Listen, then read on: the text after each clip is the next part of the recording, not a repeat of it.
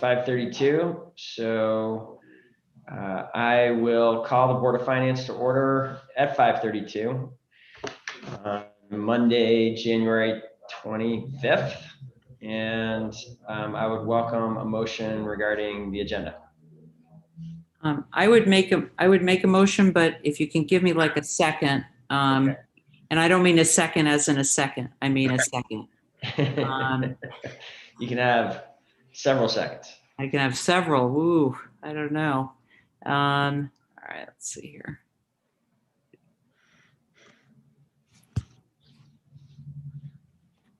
Okay, so let's see here.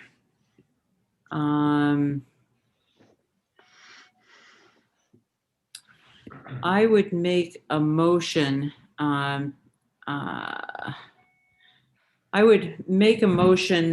To adopt the agenda with the following amendment, and that would be to remove from the agenda item 3.02, which is the approval of the public safety continuity plan, for the simple reason that we are likely to have a lengthy discussion about that at the city council meeting.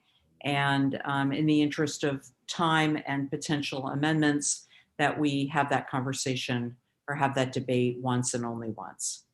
So with that change, I would then move the agenda. I'll second. Councilor Paul, seconded by Councilor Pine. Any discussion of the motion? We'll go to a vote. All those in favor of the motion, please say aye. Aye. Aye. Are there any opposed? The motion carries unanimously. We have an agenda. Thank you, Councilor Paul. That brings us to 2.01, which is the public forum for the Board of Finance. Is there anyone who is seeking to address the board? Not that I'm seeing, Mayor. Okay, thank you for the help on that, President Tracy. At least I'm not seeing any hands raised either. I don't believe, Jordan, we had anyone signed up, right? No.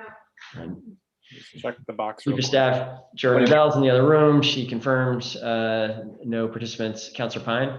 Just a point of information, I think our motion to adopt the agenda was intended to include another small amendment that I see in that item. Did we not?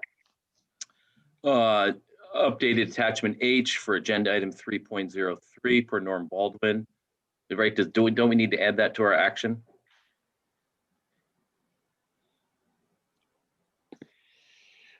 That is a good question. Why don't we, I don't know, are you suggesting that it's maybe not captured in that enormous recommended action? What was added now? It may have been anticipated. Oh, okay. If it was anticipated, that's fine. Just wanted to make sure we were all aware of that. And I just didn't want us to not have it be reflected in the record and all that. Yeah. Mr. Mayor, probably should have done it. I think Councilor Pine is right. I probably should have made a motion to amend the agenda with the following amendment, and then probably should have read that, and then made the additional amendment of 3.02. I don't know, is Attorney Blackwood on the? Yeah.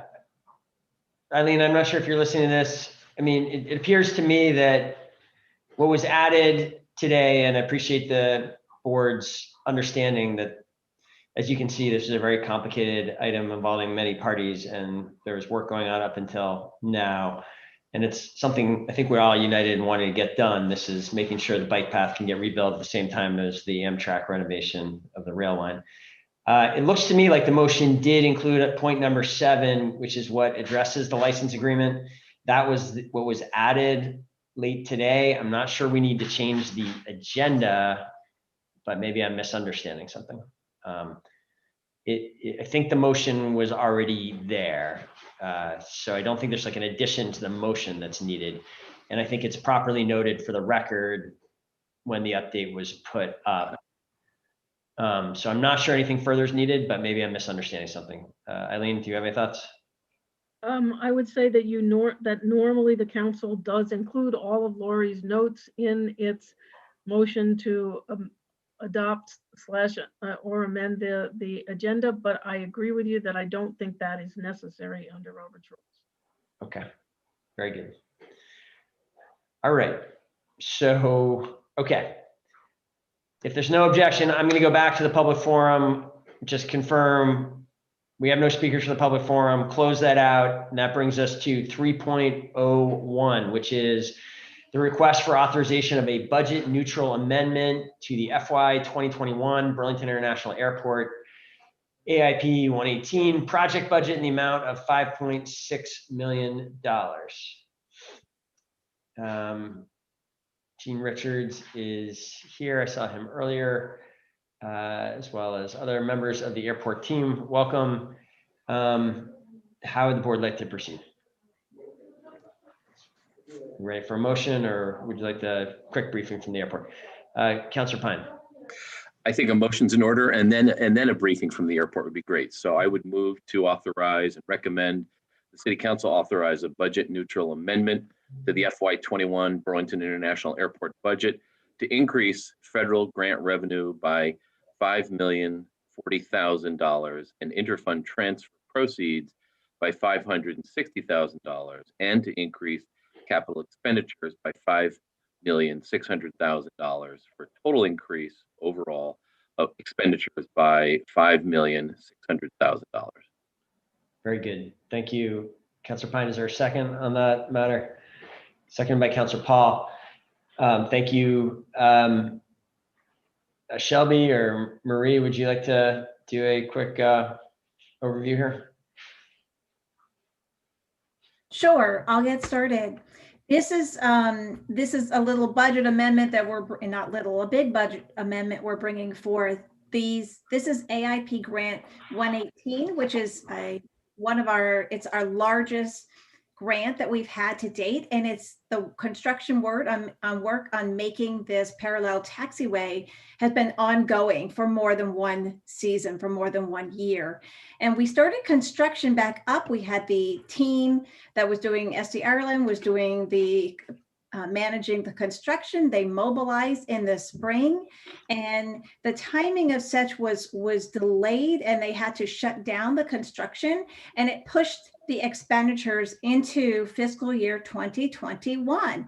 So we were unable to proceed the way that we thought we were timing wise. We had already sort of built our budget due to timing. We were building our budget for 2021 and didn't realize how much of the expenditures were going to make it into this year when the construction did restart. So we are adjusting to reflect when the actual construction, the bulk of the construction is happening in this current fiscal year. Thank you, Marie. Shelby, were you looking to add something there, or? Okay. Great. Any further discussion, questions from the council? I think we're ready for our vote. All those in favor of the motion, please say aye. Aye. Aye. Any opposed?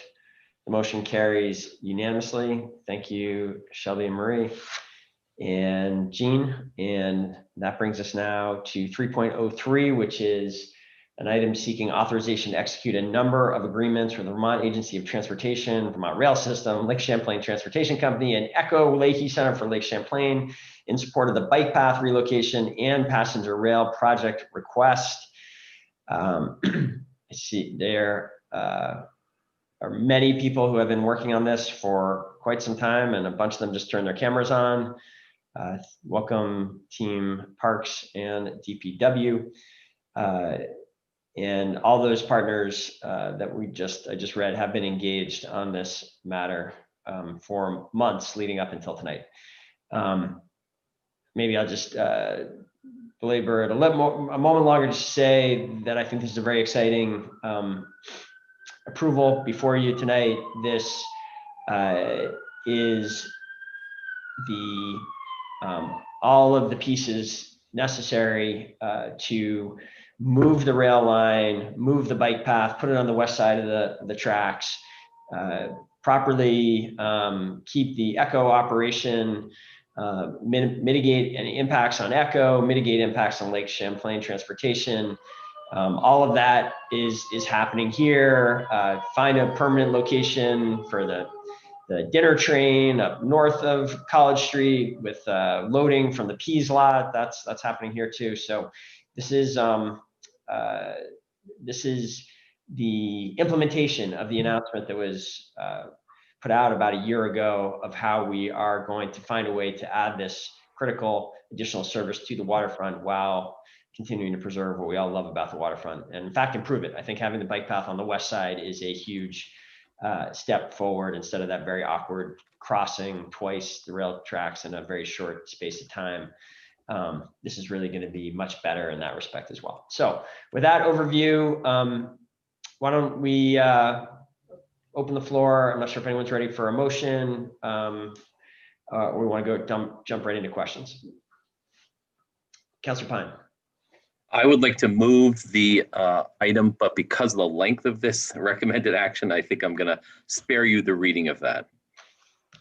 I am supportive of that, and it is seconded by President Tracy, I believe. And you're comfortable with that, City Attorney Blackwood, right? We can just reference the printed motion, right? Yes. Okay, excellent. Good. Very good. Are there any questions? Discussion. Excellent. Oh, Councilor Pine. I think just a brief comment, and then just ask if the staff would like to call any highlights to our attention, and just for the public as well to understand what we're accomplishing here. I think it would be good to give ourselves a little bit of time just airing it, because I think it's something as a community we should be excited about and embrace. And I just thought, rather than let this moment slip, it was a good opportunity to do that. So no, you're quite right, Councilor Pine. Who would like to kind of give a overview and with a little more detail than I provided? Chapin? Okay, great. Yeah, I can start off by just saying, Councilor Pine, we do have a short presentation queued up for the council meeting tonight, as we very much agree that this is not only a historic moment, but an important moment for Burlington citizens to understand what is being done here, as there are many legal documents on the attachments tonight. So this has been a great partnership. What I think we'll do, if it's friendly, is have City Engineer Norm Baldwin and Comprehensive Planner Sophie Sauvé highlight two of the slides from tonight's presentation and really run through very quickly what each of the legal agreements aims to do tonight. So Chapin, I need actual authorization to share the presentation. Okay. I'm not sure. Jordan, can you help us out with that? Norm's having trouble sharing his screen. Okay, I think Jordan should be able to fix that in a moment. What's that? You should be all set now, Norm. Okay. Look at that. IT problems solved. Okay. Can you see that?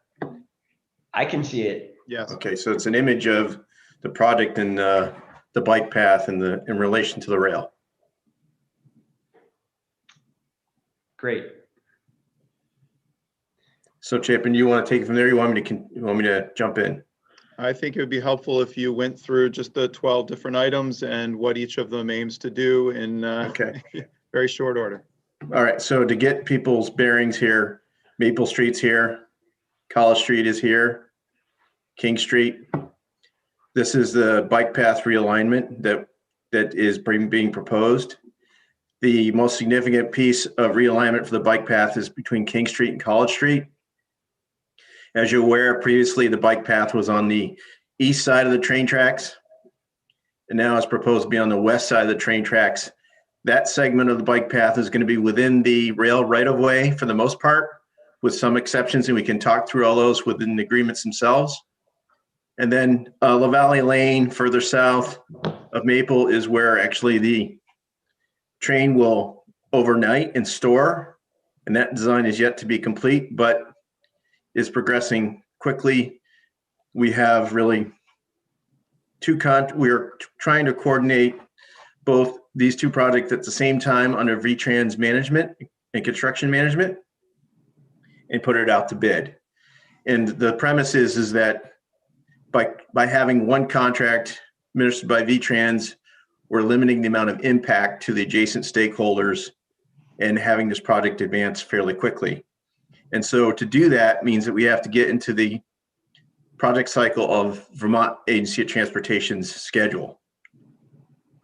What is most important for the council to understand is VTrans has a very narrow window of time to act, both to get under the construction admin, to develop the bid docs and put them out, or work windows of opportunity for them to do that. And also, they have federal dollars from the Federal Rail Administration that are due to expire as of December 31st of this year. So a lot has to be done in that time. The work has to be complete and build. And so we've been working very closely with Vermont Rail Systems, Vermont Agency of Transportation, and all the various stakeholders. As a result, we've identified a number of things that legally we need to have in place for them in order to bid that work. So you've got your bearing on this project and where things are. The next slide is really the kind of inventory of the various documents that we're asking both the Board of Finance and Council to review. I can quickly go through all those. The first is Attachment A, which is an amendment to the lease agreement between the City of Burlington, VTrans, and VRS. Effectively, we were asked to move out of the rail right-of-way itself this past year. This is to reestablish our rights to be within the rail right-of-way. Though not permanent, still allows us to develop and build a bike facility within that right-of-way itself. Attachment B and C are finance and maintenance agreements with Vermont Agency of Transportation, which allows us, which basically, in summary, authorizes VTrans to work within our right-of-way. It creates a clear understanding of what we will do in terms of maintaining our right-of-way that they are currently occupying during the off-season. For instance, plowing and sweeping. When contractors are not active, we would be doing that. It also establishes what we will be paying for non-participating costs. In other words, it's items that are associated with our bike path realignment are considered non-participating costs. And in these finance and maintenance agreements, they reference that detail of what we should expect to pay based on estimates. Following along, Attachment D is resolution for easements for Pease grain, really actually D, E, F, and G. These are 3 easements that are needed to establish property rights for VTrans to maintain 2 things.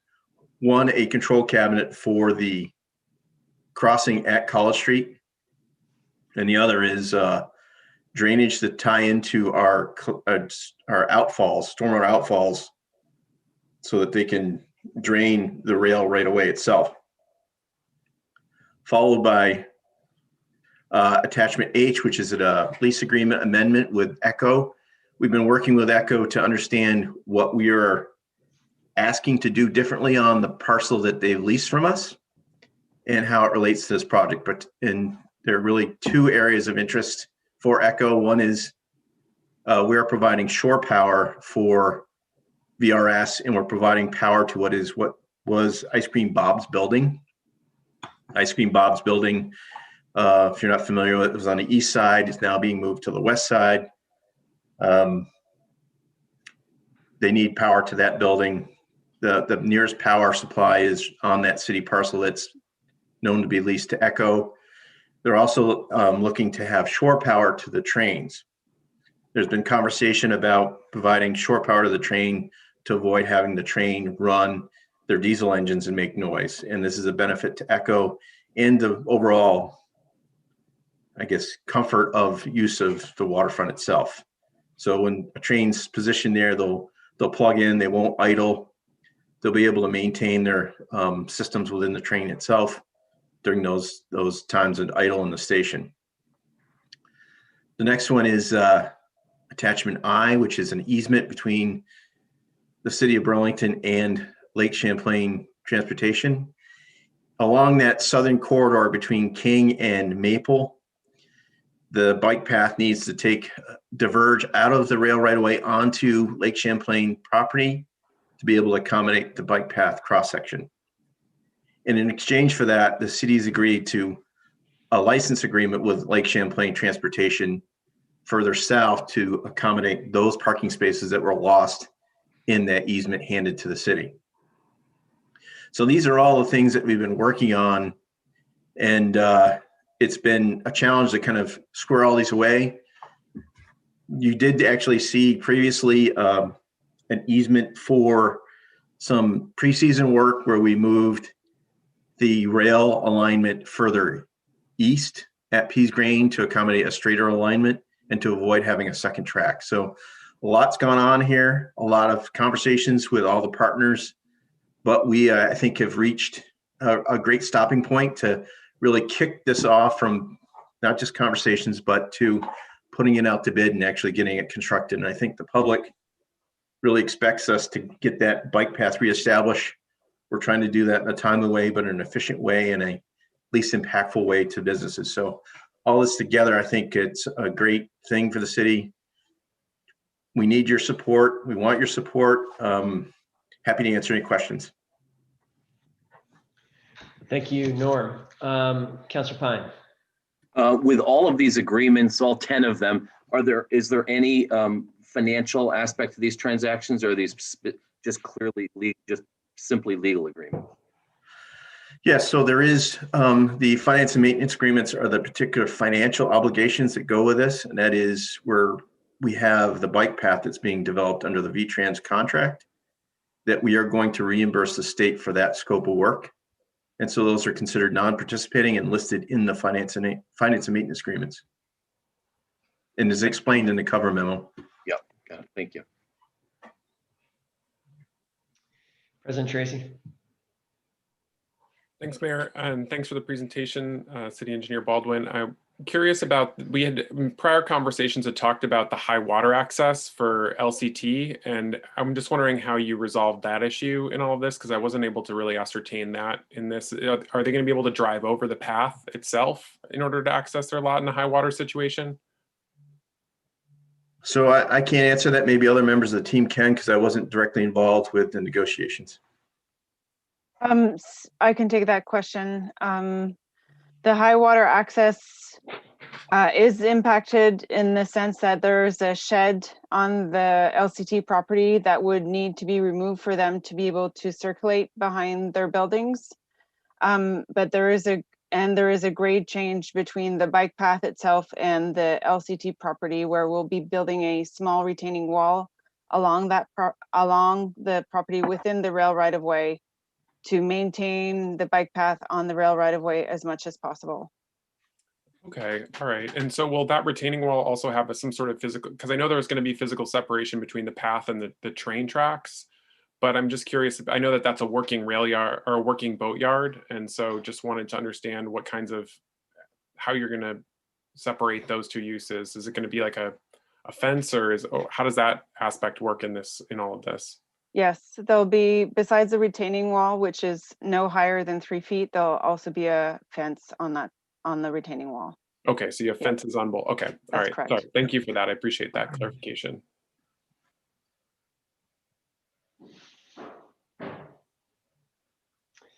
Okay, it's hard for me to see everyone now. Norm, do you want to remove the presentation mode?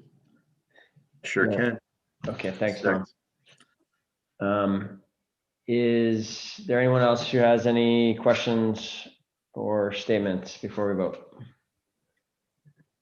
Councilor Paul. Thank you.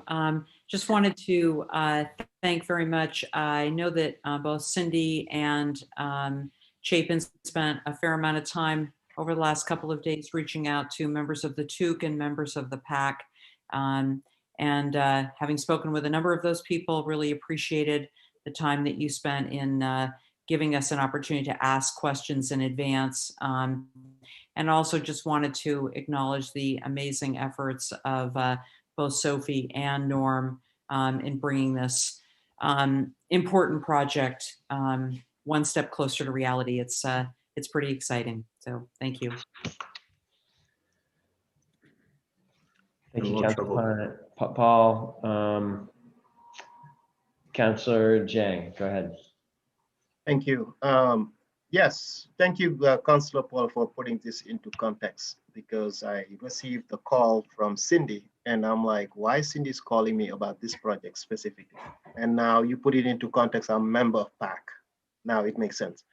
Now, I was wondering if Cindy can talk about also the cost about this. Was it budgeted? And I think it will be valuable for those who are listening. Nick, so I'm going to pass off to Sophie. It is budgeted, but she'll have the current figures at her fingertips. Okay, thank you. Yes, we had the realignment of the bike path budgeted in fiscal year 21. And I don't know if, did you want the figures for that? Okay, when? No. No? Yes. Okay.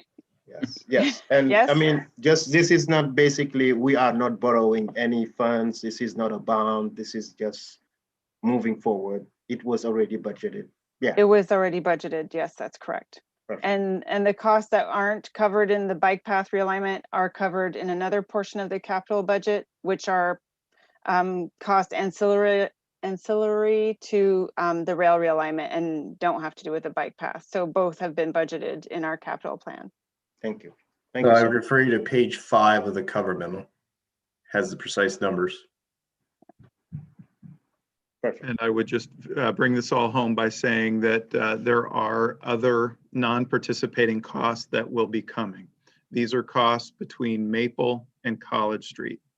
In order to achieve this grand solution with storing Amtrak in the rail yard, VTrans needs to build a second siding, an additional siding into the rail yard, which will push La Valley Lane further to the west. And the state and the city have yet to develop the design for that. We have preliminarily budgeted money in the capital plan that you all approved to pay for that, but that design work is still underway and we'll be coming back to you for that last phase here in a month or two. Okay. And thank you. And I think in terms of timeline, when do we think with what you, the new addition you just stated, when do you think this will be all done and the trains will be here? When exactly in terms of timeline? Approximately. So, yeah, I can tell you that VTrans is hoping, if with your approval tonight at the council, to start bidding this next phase of the work as early as February 3rd. And they need your approval tonight in order to get that out and achieve some of the pre-season work to avoid peak season disruptions on the waterfront. All of the work is intended to be completed, if possible, this calendar year. With hope to start service on Amtrak, we understand either very late this year or in the early part of 2022. Thank you so much. No further questions. Councilor Pine. I have to confess, I've looked at all the documents and I don't see an attachment that is the cover memo that Norm has referred to. So I'm just trying to locate that. Can someone direct me to it? Because these are all legal agreements. I don't see a memo, cover memo here. Really? No. I mean, I've looked through every one of them and I couldn't find it. So maybe I'm. Councilor Thank you. Pine, it looks like from reviewing this here that the cover memo is only listed in the city council item, Okay. but not in the Board of Finance item. And we can certainly pull it over, but that is a good catch. Thank you. Yeah, thank you.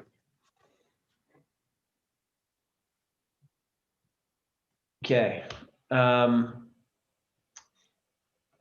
Looks like there's no more questions. I'm hoping the board is ready for action. If there looks like we are, we'll go to a vote. All those in favor of the motion, please say aye. Aye. Aye. Are there any opposed? The motion carries unanimously. Great. Thank you. Excellent. Thank you. Good work, Great, thank you. everyone who worked on this. Thank you. Okay. And now I guess so we still are, these are related items 3.04 and 3.05, but we need action on each of them independently. Is that right? That is correct, because these are easements. And as easements, they needed resolutions. And Yeah. so they are listed separately. The others were approved by motion. Okay, so we're on 3.04, which is an easement to the state of Vermont Agency of Transportation over the Pease grain lot. Are we ready for a motion here? Councilor Pine, I would move to recommend the city council approve the attached resolution. thank you. Is there a second? And second by Councilor Paul. Is there any discussion? We will go to a vote. All those in favor of the motion, please say aye. Aye. Any opposed? The motion carries unanimously, and that brings us to 3.05. The grant of an easement to the state of Vermont Agency of Transportation over the waterfront park, parcel number 2, to install and maintain a railroad signal control cabinet. Ready for a motion here if the board is ready. Councilor Pine. I would move to recommend the city council approve the attached resolution. Excellent, thank you. Is there a second? Second from Councilor Paul. Discussion. We will go to a vote. All those in favor of the motion, please say aye. Aye. Any opposed? Motion carries unanimously. And great. Thank you for working through all of that. And that brings us to one more item, which is a Board of Finance approval only item, which is the retitling and reclassification of the Code Compliance Officer 3. And I see Danielle and Bill Ward here to help us with this. How would the board, are we ready for a motion?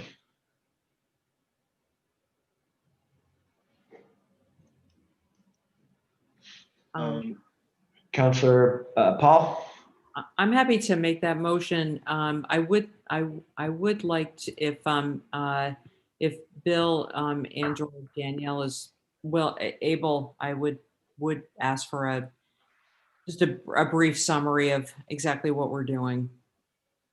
Great. Thank you, Danielle. Sorry. Thank you, Councilor Pine. Councilor Paul, Danielle or Bill, would you like to, sorry, I got distracted. Councilor Paul was saying you were making the motion. So first, let's get a second to that motion. Is anyone ready to make a second? Thank you, President Tracy. So now, Bill or Danielle, would you like to do a short summary of why we're doing this? Yes, I would be happy to, and I apologize. I must be having some problems. I've turned on my camera, but I'm not seeing myself on the screen. So I'm assuming you can't see me. We cannot. Okay, I will try to be brief and be happy to answer any questions. So the Permitting and Inspections Department and the Human Resources are asking for a reclassification of a full-time exempt non-union position, grade 17, to a position that would be a grade 17 full-time union member. Same code compliance position. This code compliance position is affectionately known around the office as the zoning specialist, because this is a legacy position from the code enforcement department. And this position is responsible for basic zoning enforcement across the city. The job is to investigate and resolve zoning violations, and they are responding to and handling complaints from citizens and other city departments and guiding property owners through full compliance. The position was previously supervising one junior inspector or I will say a code compliance officer, one of our housing inspectors who did part-time zoning work, and an administrative support person. Now that was part of the original design. Upon the creation of the Permitting and Inspections Department, the position fell into direct supervision from the zoning division manager. And as a result, the position no longer had the supervisory responsibilities for supervising the junior inspector and the administrative staff person, because those people were also supervised by the zoning division manager. So in a discussion with our city attorney and the chief administrative officer, working with the Human Resources Department, we've decided that it should be reclassified to an AFSCME bargaining unit position due to lack of supervision and responsibilities. So we're respectfully requesting the change of this position to be a AFSCME position. And the net financial impact is $253.76 annually, which would be addressed within the existing Department of Permitting and Inspections budget, therefore effectively budget neutral. Very good. Thank you, Bill. Further questions for the team? All Yes. right, Councilor Jane. Question. Yeah, I just want to understand the dynamic between the city department and also the union. And it seems that fee of 250 will be paid from the city's perspective and not the staff that is joining that union. Do I understand it right? So the staff members' salary would increase by that amount annually. And that's simply because there's a difference between the grade and step within those two. So it's basically a lateral transfer from the non-union position to an AFSCME position, but the resulting change is a minor hourly rate change, which gives that overall annual difference. So that goes to the employee on an annual basis. Okay, thank you. And the staff involved, is 100% in compliance. He likes it. It's all good, right? That's correct. Perfect. All right. Thank you so much. Good. Thank you again, Bill. I think we're ready to go to a vote. All those in favor of the motion, please say aye. Aye. Any opposed? The motion carries unanimously, and that is the last item on our agenda. So if there's no objection, yes, thank you, Bill and Danielle. Without objection, I will adjourn the Board of Finance at 6:09 p.m. and see everybody 7 o'clock start, right, President Tracy?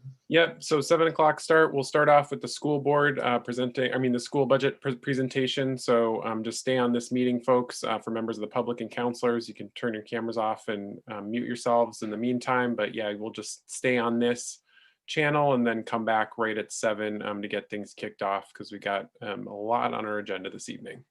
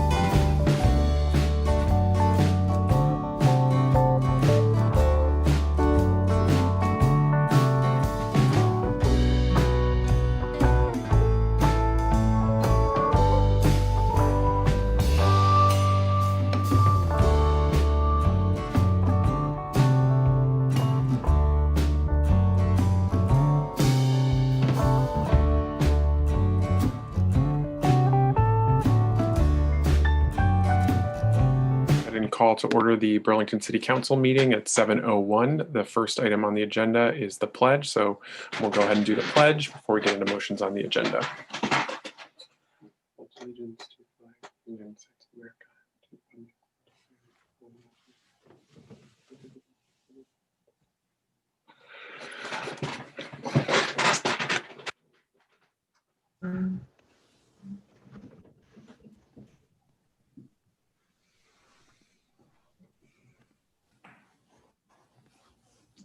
Okay, next item on the agenda is the agenda. I don't see Councillor Stromberg on, so Councillor Pine, are you able to make a motion on the agenda?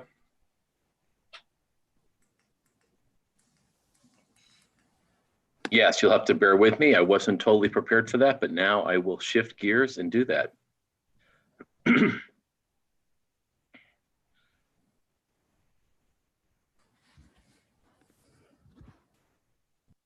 Okay, motion to amend, adopt agenda as follows. Add Councillor Carpenter as a co-sponsor for consent agenda item 5.07, resolution authorization to permit the mailing of 2021 annual city meeting day absentee ballots to all active registered Burlington voters. Councillor Tracy per Councillor Carpenter, semicolon. Add to the consent agenda item 5.08, communication, colon, 20 former elected representatives of Burlington, Ray, maintaining 24-hour public safety services with the motion to waive the reading, accept the communication and place it on file per Adam Roof. Add to the City Council agenda item 5.09, communication Rebecca Schwartz and Adam Grunt regarding spot at Hula outdoor entertainment permit application with the action to waive the reading, accept the communication and place it on file. Note written materials for agenda item 6.05 per Norm Baldwin. Note updated attachment H for agenda item 6.05 per Norm Baldwin, and drafts of the license agreement attachment I and easement agreement attachment J for agenda item 6.05 per Assistant City Attorney St. James, removed from the agenda item 6.08 resolution granting an easement to Vermont Railways Systems Inc., DBA Vermont Rail Systems, over the 1-3 College Street parcel to install and maintain electrical service connections, Board of Finance per Assistant City Attorney Devlin, per DPW Director Spencer. Note proposed amendment for agenda item 6.04 per Councillor Hightower. Note proposed amendments for agenda item 6.09 per Councillor Hightower. Note proposed amendments for agenda item 6.10 per Councillors Hightower and Hanson. So moved. Thank you for the motion, Councillor Pine. Is there a second to the motion on the agenda? Second. Seconded by Councillor Stromberg. Any discussion? Seeing none, let's go to a vote. All those in favor of adopting our agenda, please say aye. Aye. Aye. Aye. Any opposed? Hearing none, that passes unanimously, which brings us into our first item of the evening, which is a presentation regarding the school budget from officials at the district and from the school board. So I will turn it over to Superintendent Flanagan, Finance Director Lavery, and Chair Wool. Thank you so much for joining us this evening. Really looking forward to hearing about what you all have put into the budget. Thank you very much.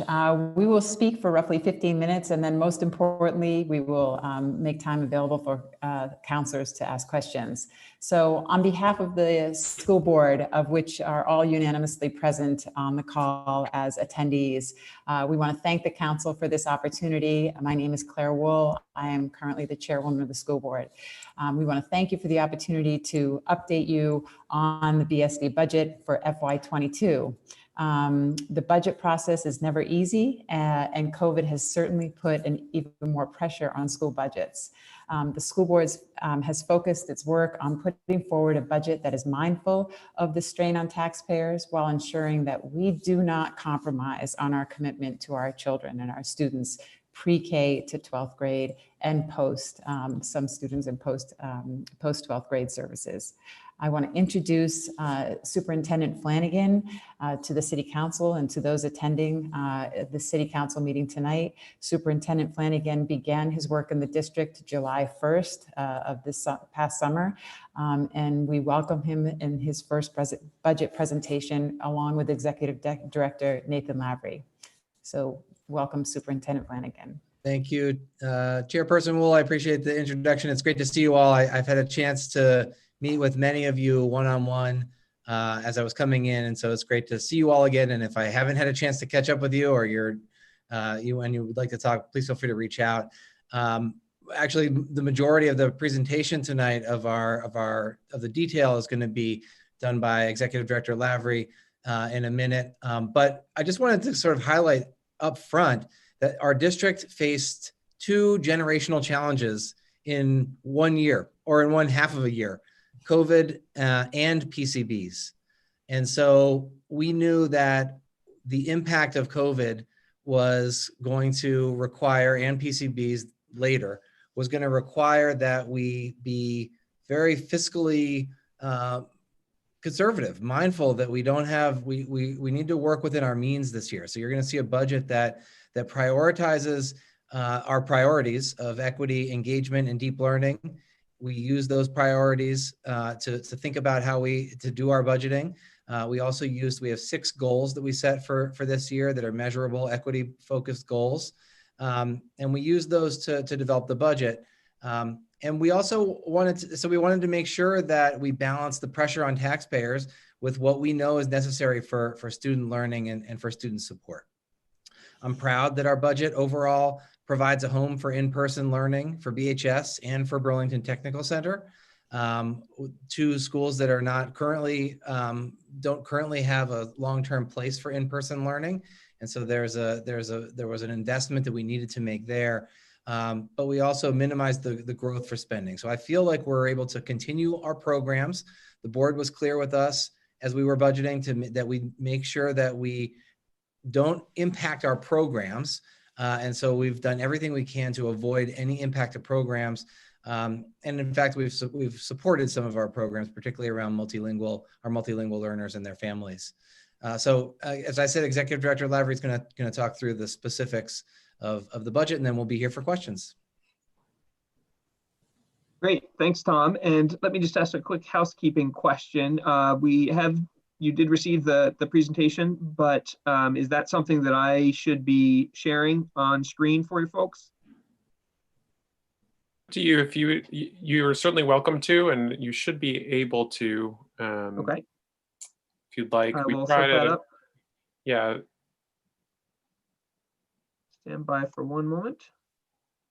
Yeah, just once you're done presenting, if you could just remember to get out of it, just so that we can make sure it makes it easier for us to call on folks, and also for the members of the public to be able to see everyone. Okay, just have to open it up here.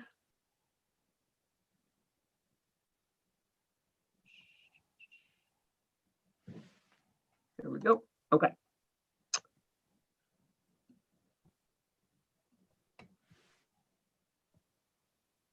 Okay, thanks for that introduction. I won't linger too long on any particular slide because it is, I know, familiar. You've had a chance to review it, but we're certainly happy to come back and answer questions as we go. I'm going to try to hit some of the high points of this year's effort as I move forward here.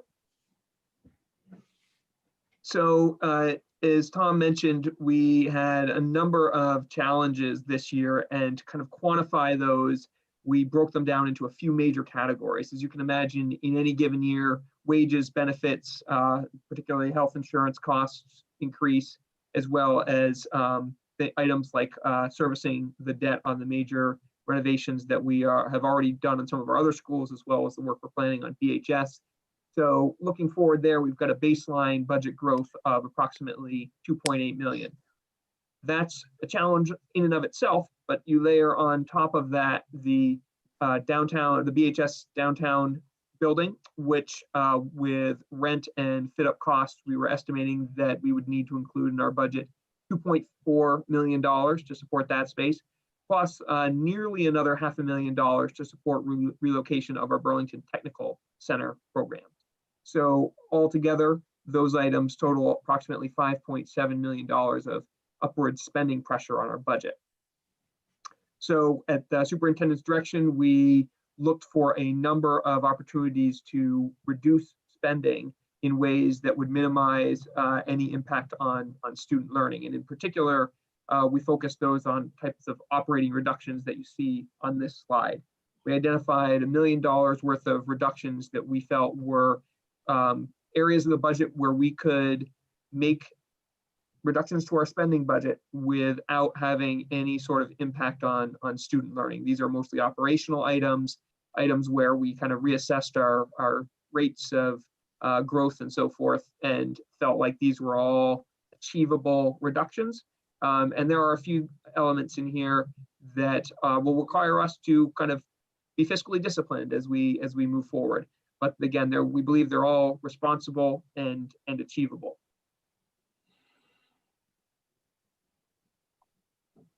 We also identified a couple modest new additions to the budget. These were items that are consistent, as Tom mentioned, with our district priorities, particularly around equity and engagement, with respect to increasing communication support for multilingual families to the tune of $120,000.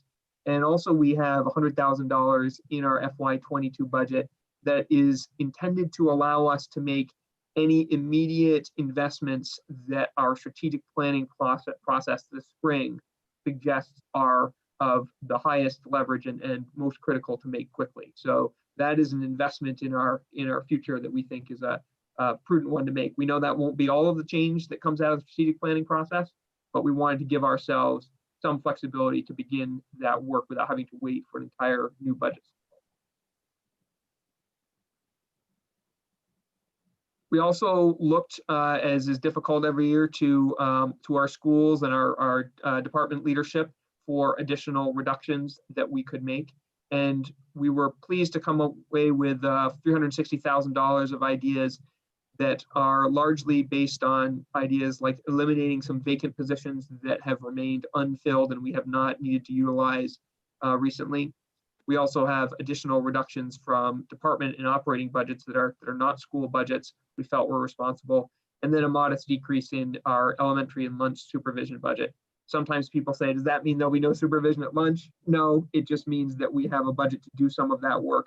But as you can imagine, lunch looks different these days in the COVID era. And so we have some extra money there that we don't need in our budget next year.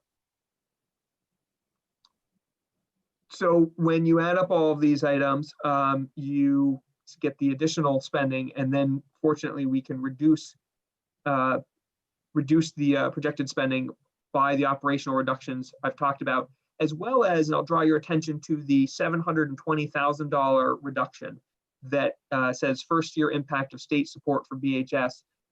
We are very optimistic, and we were thrilled when the governor included in his budget adjustment proposal $3.5 million to support the Burlington School District's fit up of Macy's. This $720,000 reduction represents the kind of first year impact of not having to pay that money ourselves. So the result of all this is we were able to reduce about $5.7 million increase down to about 3.6. So we kind of have that increase. It still results in an increase in the budget nevertheless, and you can see that at the bottom, the proposed budget of $95,100,000.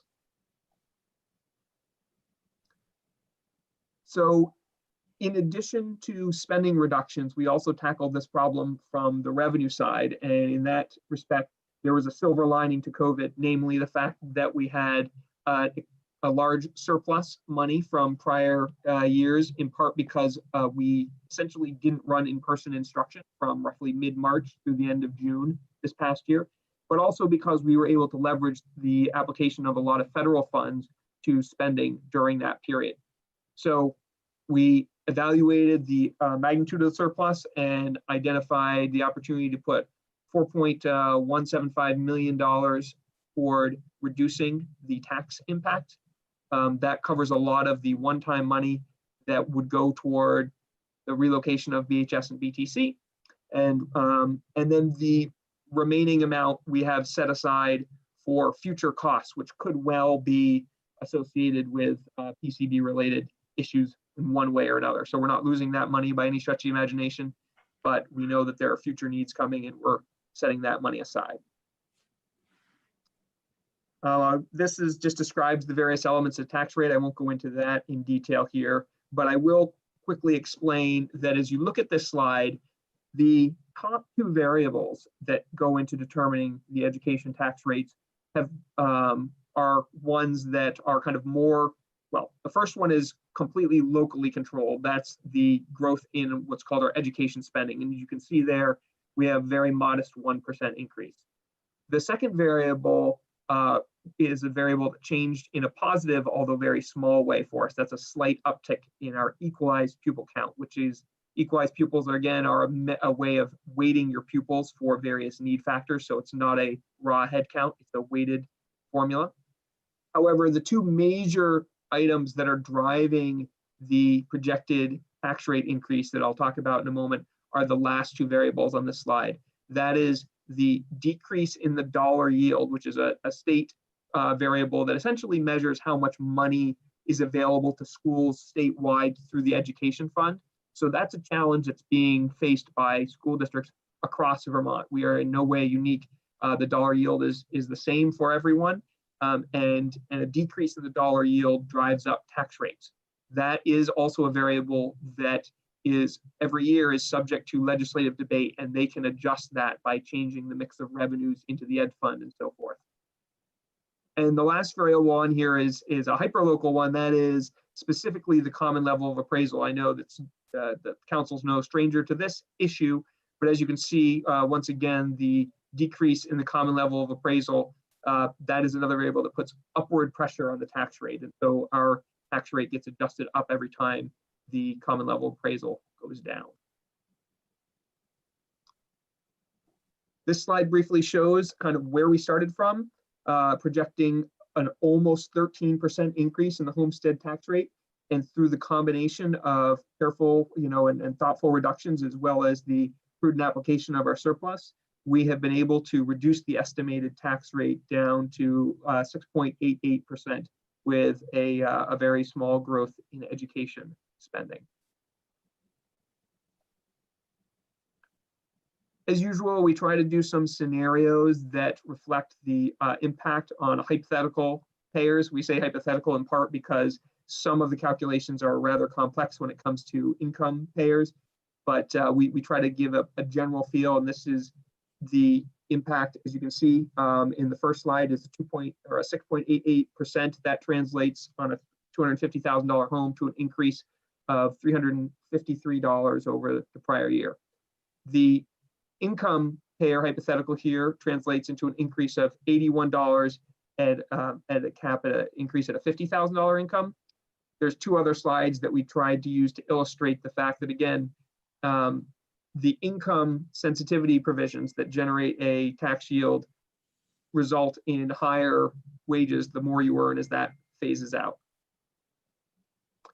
So in summary, we've made the series of efforts here to reduce the impacts, both in terms of reducing spending and applying the surplus.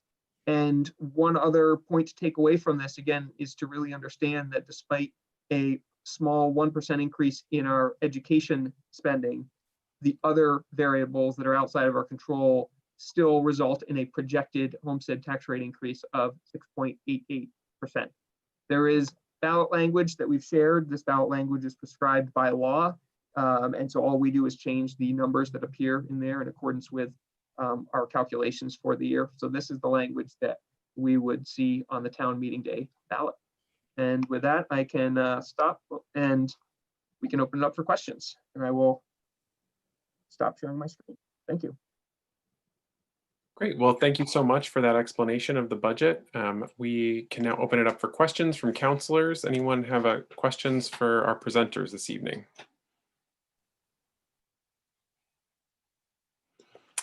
Councilor Mason to be followed by Councilor Pine.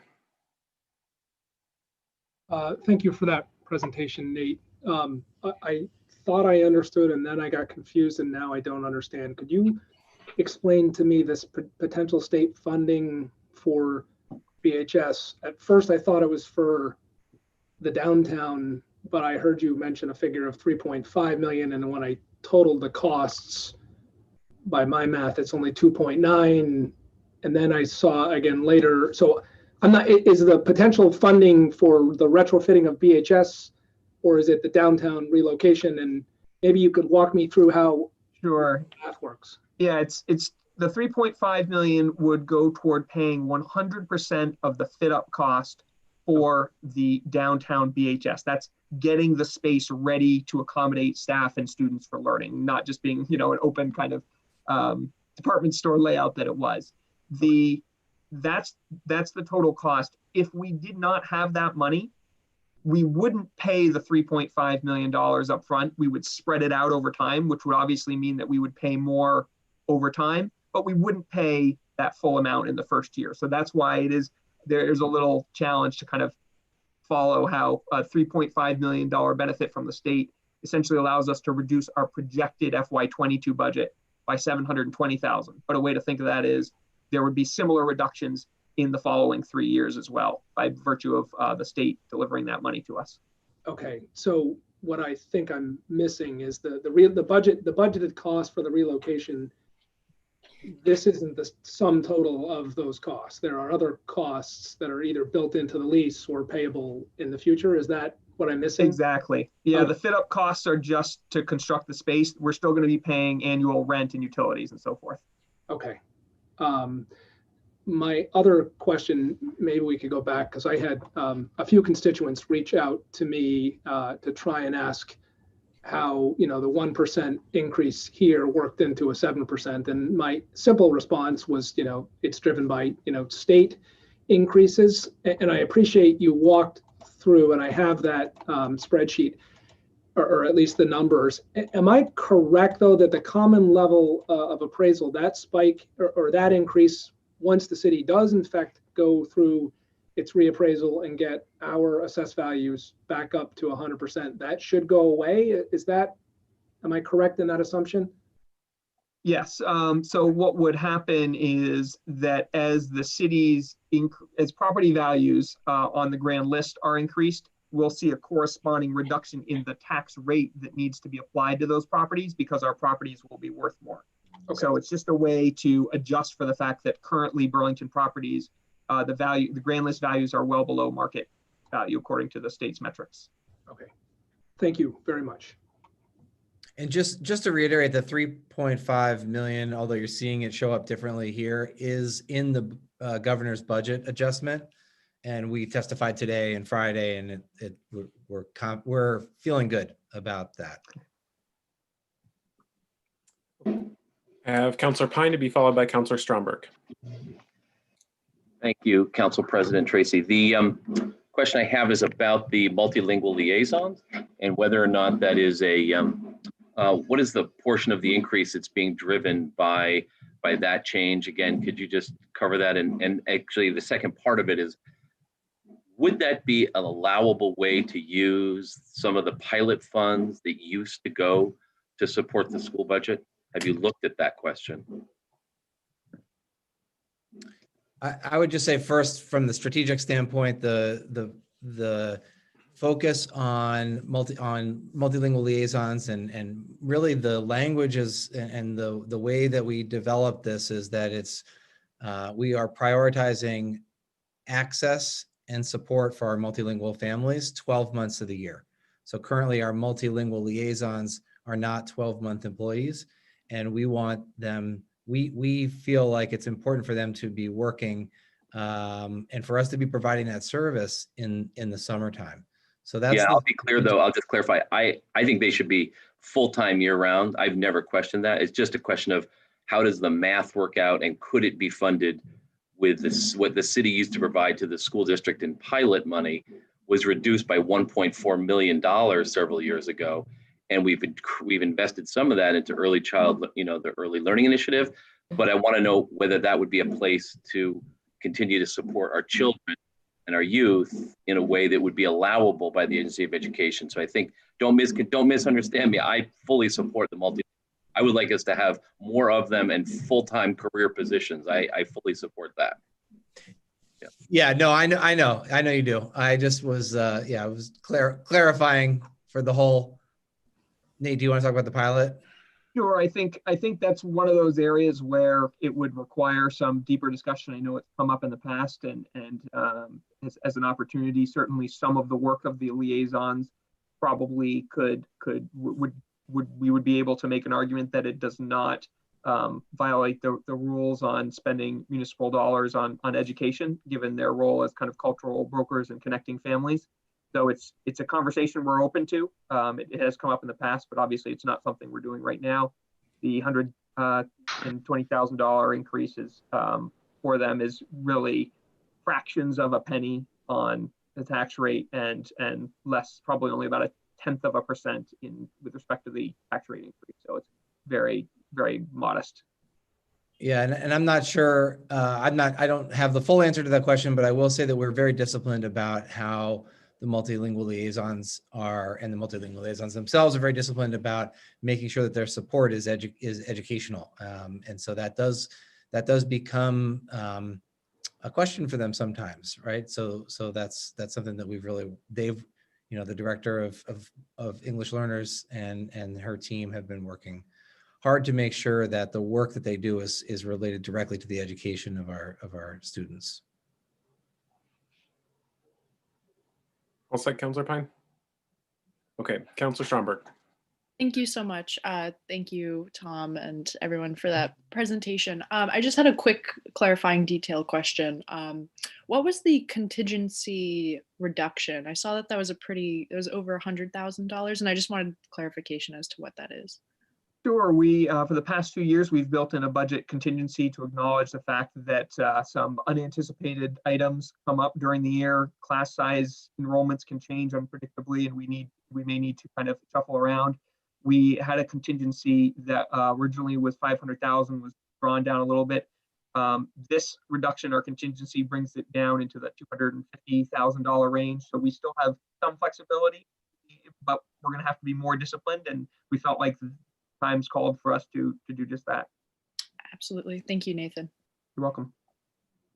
Okay, don't have anyone else in the queue. Councilor Shannon, go ahead. Councilor Shannon, go ahead. Sorry, took me a, sorry. Thank you, President Tracy, and thank you for the presentation. This is always very enlightening. And I have a question about the per pupil weightings that we passed a resolution more than a year ago, I believe, as did the school board, to ask the legislature to move forward on a study that was done that demonstrates that the per pupil weighting system, which never was based on any kind of science, it was based on rough estimates as far as I can tell. And when they did this study, they found out that there were many considerations affecting both students in Burlington and Winooski, as well as students in the Northeast Kingdom, that made our current weighting system grossly unfair, I would say. And I'm wondering what your communications have been with our legislative representation, and if there is any optimism that, I mean, we are paying unfairly currently, and until the legislature corrects this, or there's a lawsuit to correct this, we will continue to pay unfairly. So I'm wondering if you have any update on that matter. And this is, to be really clear, this is not something that I know that you don't control this. This is not your fault. We're all kind of victims of this, waiting for people in Montpelier to act. So if you have any update on that, I'd appreciate it. Yeah, on behalf of the school board, I can share with you but I'll also give the floor to Superintendent Flanagan to speak to it as well. We have a Burlington School District along with Winooski School District created a coalition and a task force group with many school districts throughout the state of Vermont to pick up where we left off, which was testifying in front of the House and Ways and Means Committee and Education Committee, along with the Senate last year in January before COVID. And Superintendent Flanagan, if you would like to express. Yeah, I mean, I think it's just great work of the board that's been happening as of over time, I think, and of late it's picked up. So we just had a school board meeting immediately before this with our legislators in the region. And there's this coalition that our school board has developed and has cultivated and has brought together. I think there are like 15 or 20 different districts pulling together. We talked to the legislators again from 6 to 7, and there's a lot of energy there. You know, we're not sure how it'll play out, but we'll be lobbying at the State House for sure, and would love your support too. And directly, Commissioner Mike Fisher and Commissioner Kendra Sowers are our board representatives and took the lead on this. And so if you have any direct questions, they would be the most appropriate to reach out to. But thank you so much, Councilor Shannon, for bringing it up. It is a statewide concern on behalf of all districts and the Agency of Education. And we really appreciated your support as city councilors in that. And we've followed up and have followed up, especially over the last 4 months, to develop this system of communication effectively down in Montpelier. And it's a major statewide equity issue. Yeah. Thank Well, you. I'm glad I trusted that you were on it, and I'm glad to hear that. I think that both, I know that the city council asked for a report back from our legislative representation, which we never did get. You know, COVID kind of hit, and that did disrupt everything, of course. But I think we now have, it's such an important issue, we now have to get this back on track, and perhaps we can work together to make sure that our expectations are clear that this is a problem that needs to be resolved this legislative session. And I think that that needs to be a really highest priority for Burlington. Thank you. Yes. Thank you. Thank you, Councilor Shannon. I do know for members of the public that we are past 7:30 here. I'm going to allow us to just finish up some of these questions because I don't want to make our presenters from the district and the board wait. I will, however, allow for a full 2-hour public forum session as is originally intended, but I don't want to split them. So I just want to make sure that we are respectful of their time. So I'm going to go to Councilor Jeng next. That's the only other councilor I had in the queue. Go ahead, Councilor Jeng. Yep, a couple of questions, and the first one would be around the homestead. It was estimated at $250,000 per household, right? And was wondering, why can't you adjust that number to be around 275? Let's estimate that. Why 250? Knowing that it is hard to find a house that's costs 250 in Burlington. Yeah, that figure we originally picked to kind of be what at the time was, and this was a few years ago now, that was actually, I believe, the median price. And we actually, I believe we did that in concert with the city just because we were trying to have a comparable number. But we certainly can project it out at other levels and be happy to do that for you if you're interested. Okay, I would be really interested in that.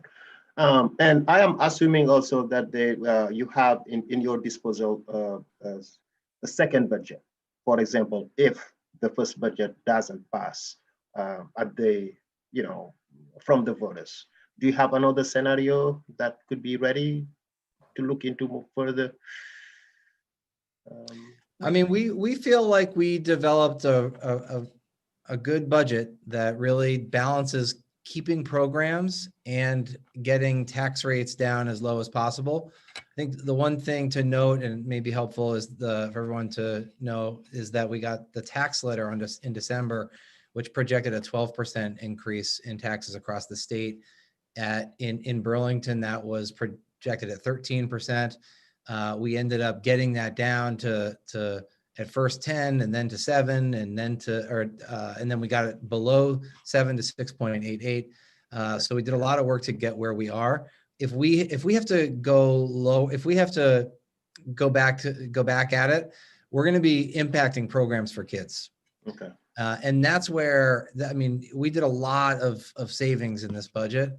It just doesn't, you don't see the savings because of all the additional costs related to the high school and the technical center and the crisis that we have there. So we're thankful for the governor's support on that, and hopefully that goes through. And we really are hopeful that the citizens will see that we've worked hard to get the tax rate down as low as we possibly can.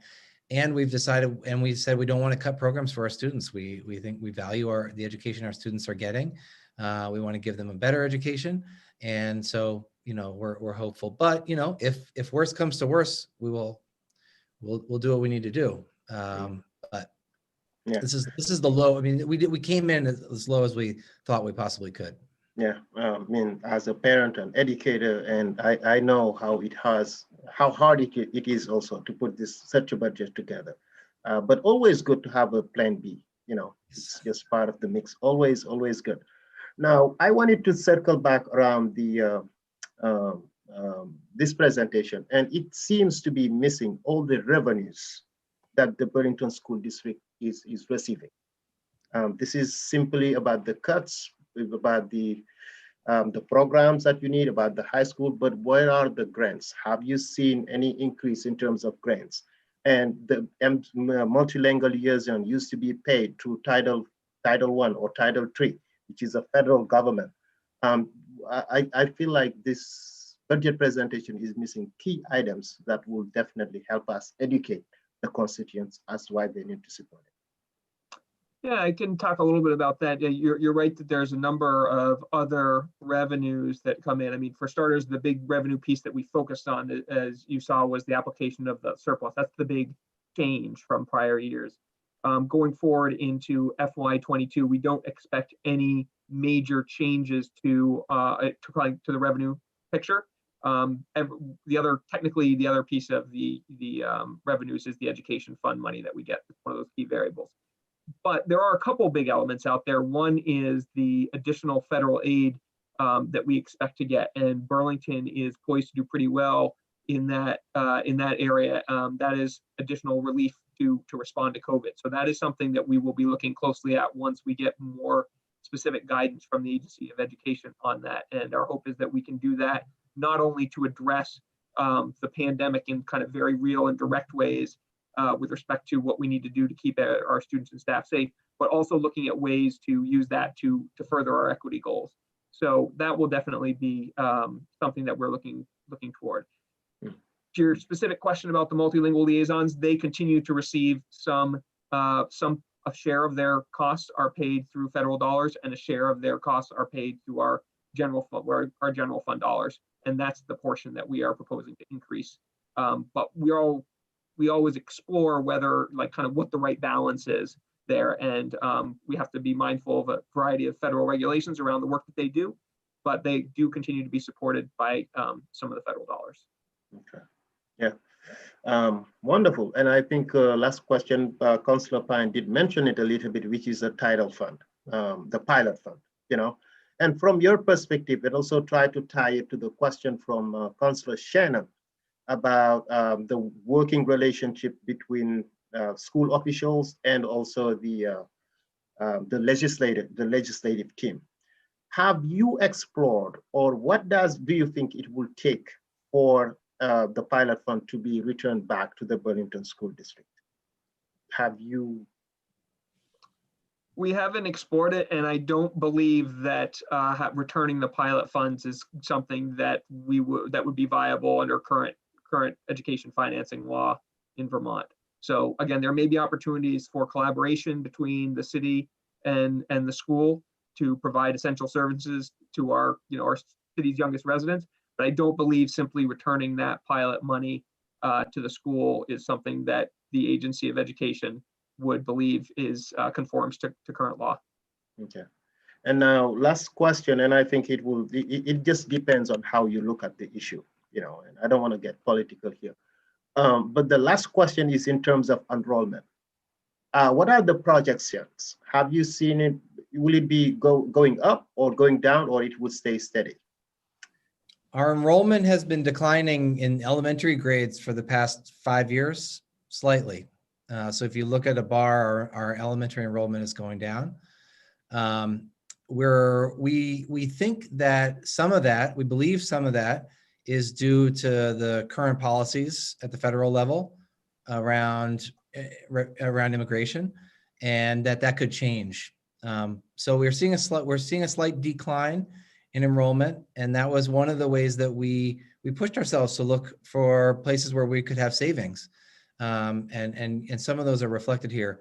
But we want to be careful because we have a thriving school system with amazing schools. I mean, I've been in lots of schools in Washington, D.C. We have 110 schools. In Providence, we had 44, and some of the best schools that I've seen are here in Burlington. So I think we want to be careful. I think the board is right to tell me to don't cut programs. And that's I agree with that 100%. And so while there's a slight decline in enrollment, I think we need to watch it for a couple of years and see where it heads, and continue to offer great programs for our wonderful community.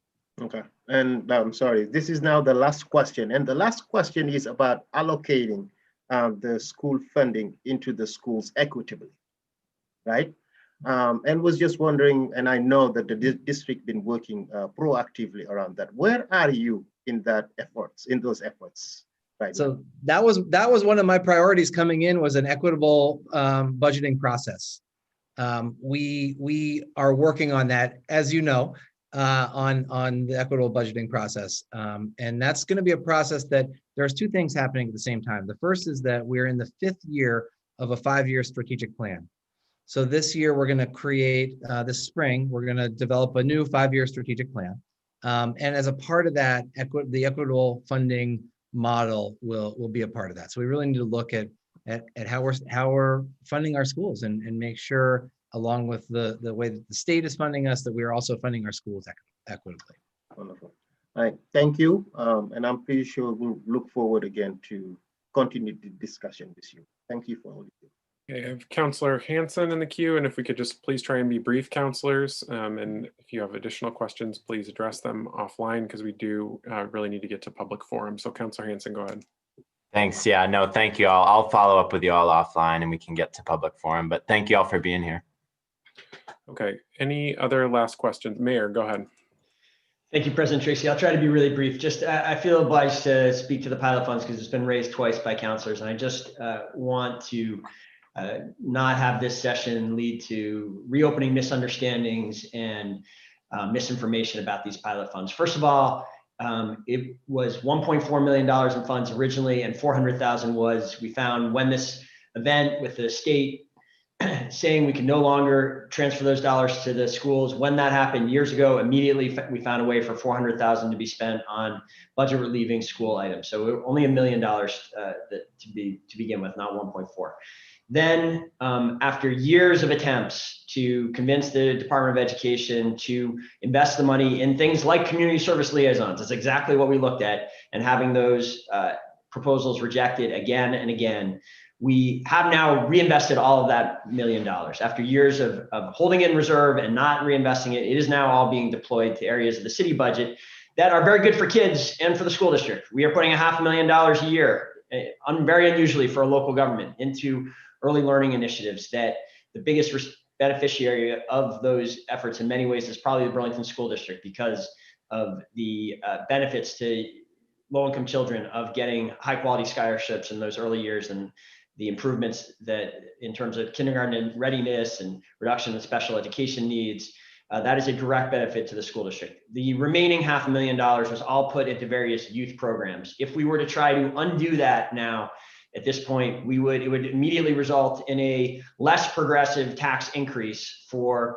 our shared constituents, because on the municipal side, we don't have progressive taxation in the same way that we do on the education side. So I've been very appreciative that after the last round of efforts with the school district, which involved me and others going down to Montpelier, attempting to get change here, for the last couple of years, we've been putting our efforts into what I think are more productive joint efforts, like everything from working together on the COVID response. The coordinated action between the city and the schools is very good there. working together, supporting the school district and making this dramatic move into reopening the high school downtown. Yes, helping with the best we can. I think we could help with the statewide education funding system. I've indicated to Superintendent Flanagan, anything I can do and Mayor Locke can do to support that effort. We're there with in full force, and we're coordinating and watching that situation closely. So I think for putting our attention in these other areas, working together on the new high school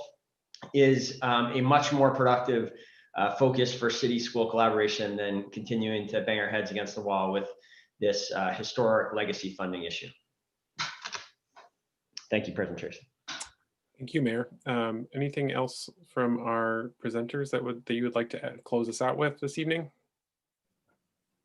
On behalf of the school board, thank you very much for your engagement and your follow-up emails individually to all of our school board members. This cycle, we have 4 district-wide school board members that will be seeking re-election. We're fortunate to have a 12-person board working and supporting our executive director, finance director, as well as Superintendent Flanagan.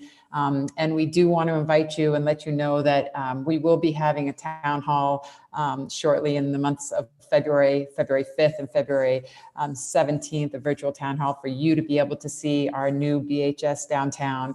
And we will follow up with communication surrounding that so you are informed. And we'll be discussing this budget along with our downtown BHS and future BHS plans at all our NPAs this month. So again, thank you on behalf of the school board, Superintendent Flanagan. Oh, and just thank you. Yeah, I appreciate the conversation. Please feel free to reach out directly to me if you have any specific questions.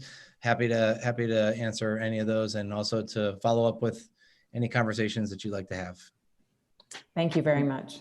Wonderful. Well, thank you. We really appreciate you being here. I know you had another meeting in advance of this, so appreciate you doing 2 meetings in one night and sharing this important information with the council and the community. Thanks for having us. Well, we are now going to move into the public forum. And so, like I said, because we went past 7:30, I will keep us at a 2-hour public forum. So we'll go till 9:48 in terms of the public forum. For members of the public interested in signing up for the public forum, the way to do that is to go to burlingtonvt.gov/citycouncil/public forum. And that will take you to a sign up sheet where you can sign up for the public forum. This evening, our forum is, we do have a little bit of an interesting setup as a result of having charter changes as well, which require public hearings. If you are interested in speaking to one of the 4 charter changes that are currently on the table, I would suggest that folks do so in the context of those public hearings, which will occur a little bit later in the meeting. You're welcome to comment at the beginning of the meeting as well, but if you want your comments entered into the record specific to those charter changes, which is necessary if we want to consider changes to those charter changes, then I would strongly advise going into the public hearing. So I'll check in with those speakers who have indicated that to just understand where they are on it.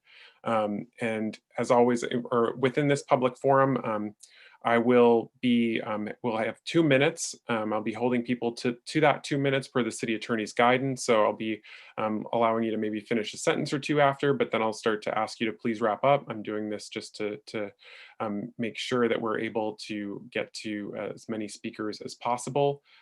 I will be prioritizing Burlington residents. The city attorney, however, has said that we are not able to prioritize do the progressive stacking that we have done in the context of a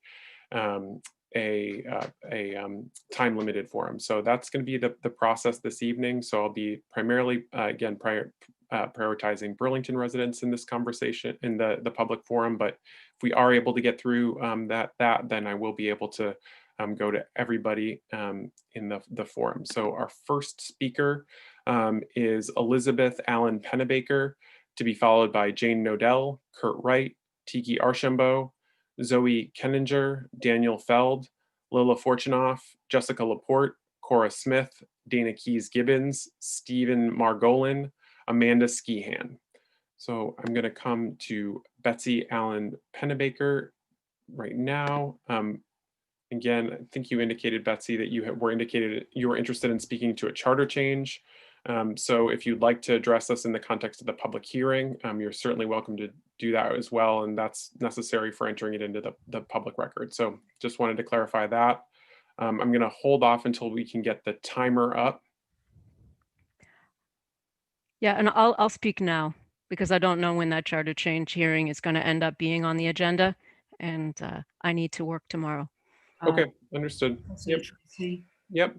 I apologize. I had offered to do the timer. I did not hear back from the CAO if she wanted me to, and I'm happy to do it, but just wanted to know whether or not we're where we are. I apologize. It would be great if you would do that. Thank you, Councillor Paul. Okay, so if you could just wait for just a moment, I'll do that. Sure.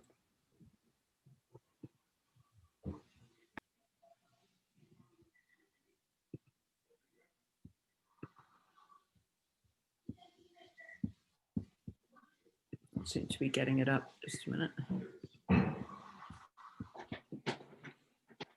And thank you again, Councillor Paul, for taking some of the load off of the CT office during this busy election time.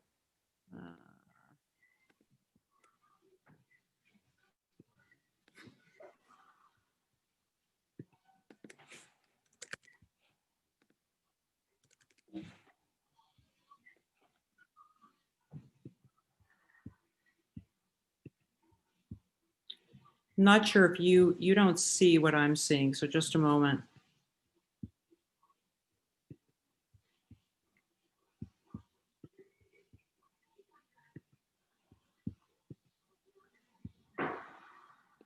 Just a minute. For some reason, it's not coming up.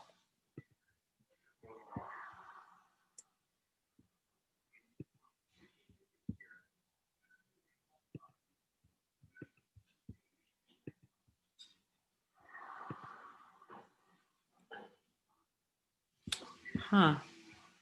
Can't seem to get it off one thing. Just give me 1 second here.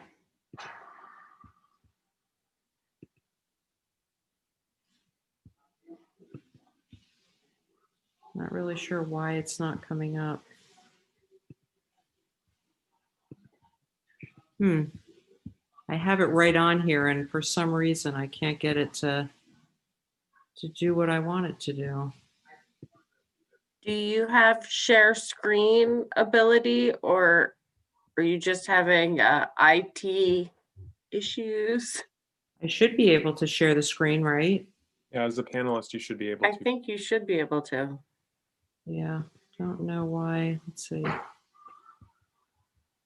Should I try? Allow Zoom to share the screen, and I've said yes.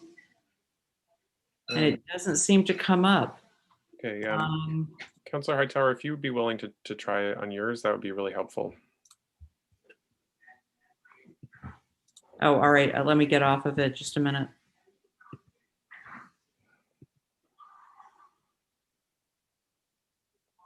I have it right in front of me. I don't really know why it's not.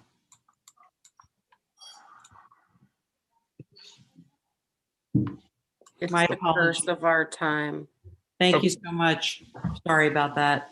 All right. You all Don't see worry. me?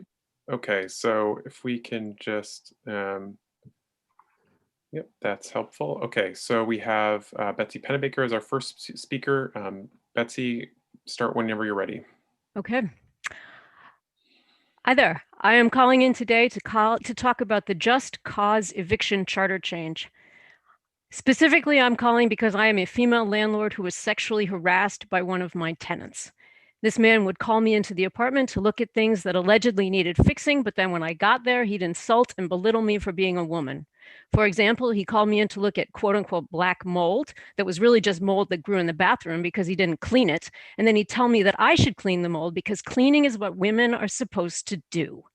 When I started ignoring his sexist comments, he'd call my husband to complain that I was being rude. I dreaded having to deal with the tenant, and I was afraid when I went into his apartment to do necessary maintenance. This tenant also refused to stop smoking in the building, even though the smoke was making its way through the vent system to a room where an infant slept in the next apartment. He told me the neighbors should move out if they didn't like it. Under the proposed charter change, I would not have been able to get rid of this tenant ever, because leases would effectively have no expiration date. Thus, under the proposed charter change, a young family would have to move to keep their baby healthy, and a female landlord being harassed by and frightened of a tenant would have to hire a lawyer and go in front of a judge to prove microaggressions. Imagine if the landlord were a person of color and the tenant was making racist slurs. Do you really want to force a landlord of color to go to court to get a racist to stop microaggressing against them?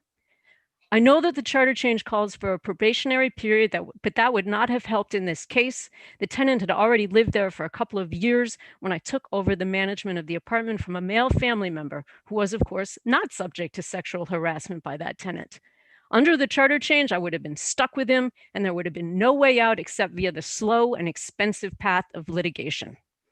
You have good intentions, but this policy is deeply flawed and could harm landlords who belong to marginalized groups. Thank you. Thank you. Our next speaker is Jane Nodell, to be followed by Kurt Wright. Are we going to try and get into the... We just went out of the timer. Thank you. All right. Jane, I have enabled your microphone. It looks like you're muted on your end. Very good. Good evening.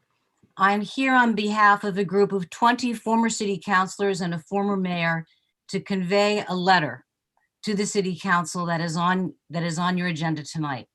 We represent every political affiliation with over 100 years of combined experience.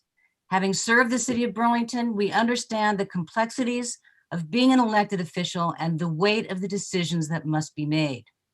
We implore the city council to adopt the proposed public safety continuity plan and ensure that adequate public safety services are reliably available 24 hours a day, every day. The safety of the public is the most important function of a local government, and the city council is central to ensuring it. We recognize that public safety is more than just policing and agree that there should be robust debate about how policing and public safety generally can be improved. At the same time, abandoning reliable 24-hour service does not meet basic public safety standards, nor does it advance a responsible conversation about reform. Please do not lose focus of the acute impact a no vote tonight will have and the undue and needless risk it poses to all residents of Burlington.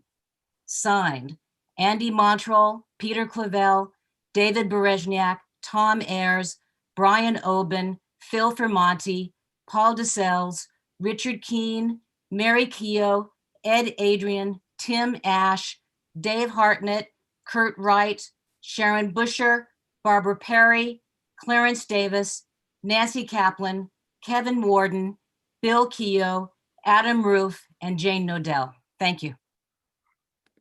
Thank you. Our next speaker will be Kurt Wright, to be followed by Tiki Archambault. Kurt, I've enabled your microphone. You should be able to speak.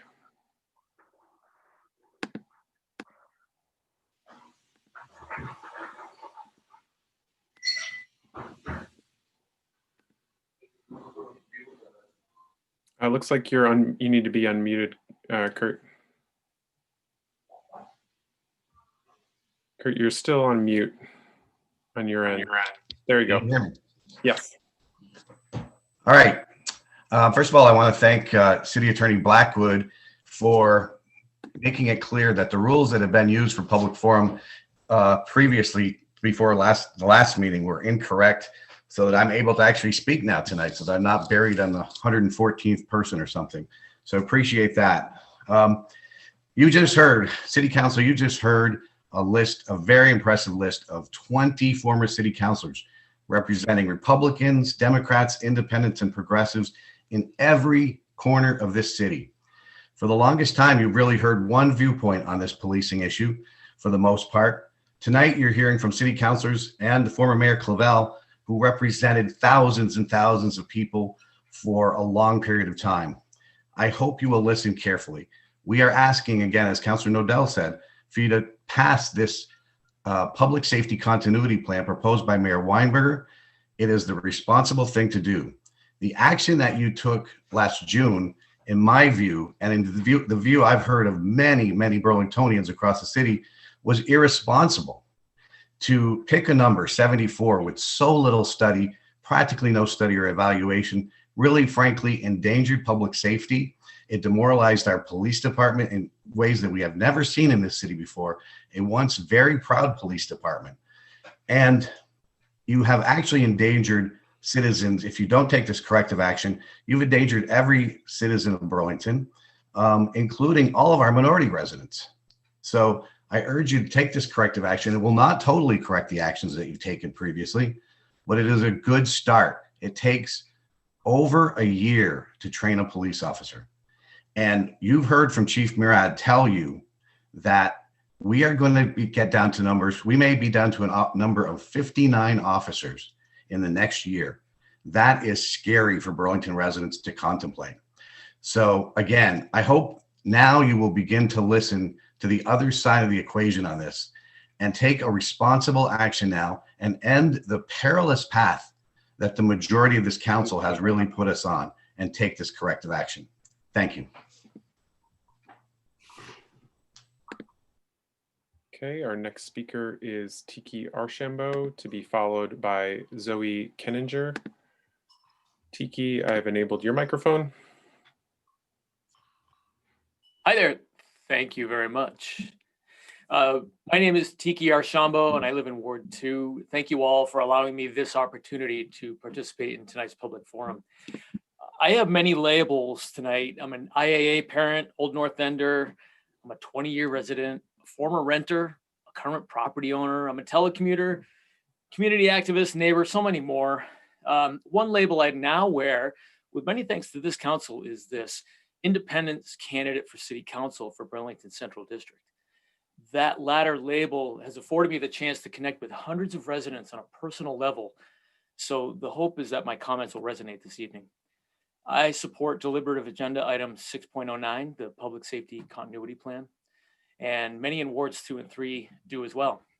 Truth be told, if the council chooses to oppose this plan tonight, you're actually doing my campaign a favor, but nobody wins if this resolution fails. And I'm here because I care about Burlington. I care about my son's future. I care about a community that has never caused me to regret living here until now. Supporting this resolution is just the right thing to do in the name of basic governance. Here's one more truth. This entire community supports police reform, including the police themselves. So for just a moment, I'm pleading, is it possible to put down the party sunglasses and recognize the genuine public safety concerns of our community? Can we look at the police from a rehabilitative vantage point instead of a punitive one? Do you not see the basic need for a destination city with an airport like Burlington to have around-the-clock patrols?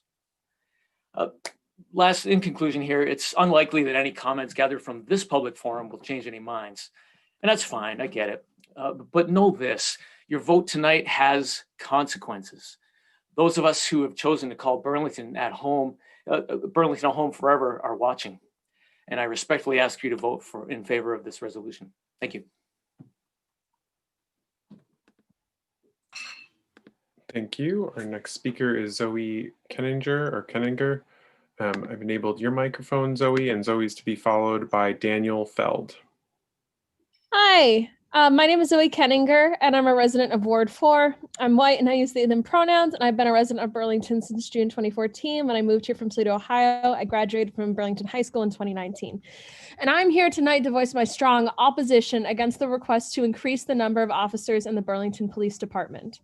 This proposal goes against the ideals and spirit of the racial justice resolution passed in June 2020, and frankly is a slap in the face to every counselor and citizen who supported the resolution and worked to change the role of policing in Burlington since.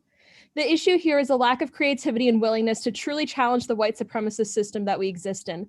The council voted to reduce the number of police officers, but has not made any significant efforts to continue this radical change in public safety that this could create.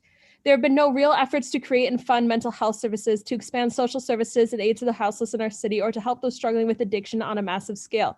There have not been movements to remove school resource officers from the Burlington School District, something that would definitely help reduce spending on the Burlington Police Department budget, while also ensuring students feel much more safe and welcome in their schools.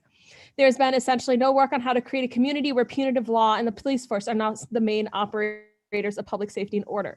I've seen that there are attempts in the public safety continuity plan to try and create some of these institutions. However, this falls flat because these solutions are still located within the police department. It is impossible to create truly helpful, equitable, and liberatory systems if they are still under the control of the police. This plan will not keep the BIPOC of our community or the most vulnerable members of our community safe. It just ensures the continuation of police power.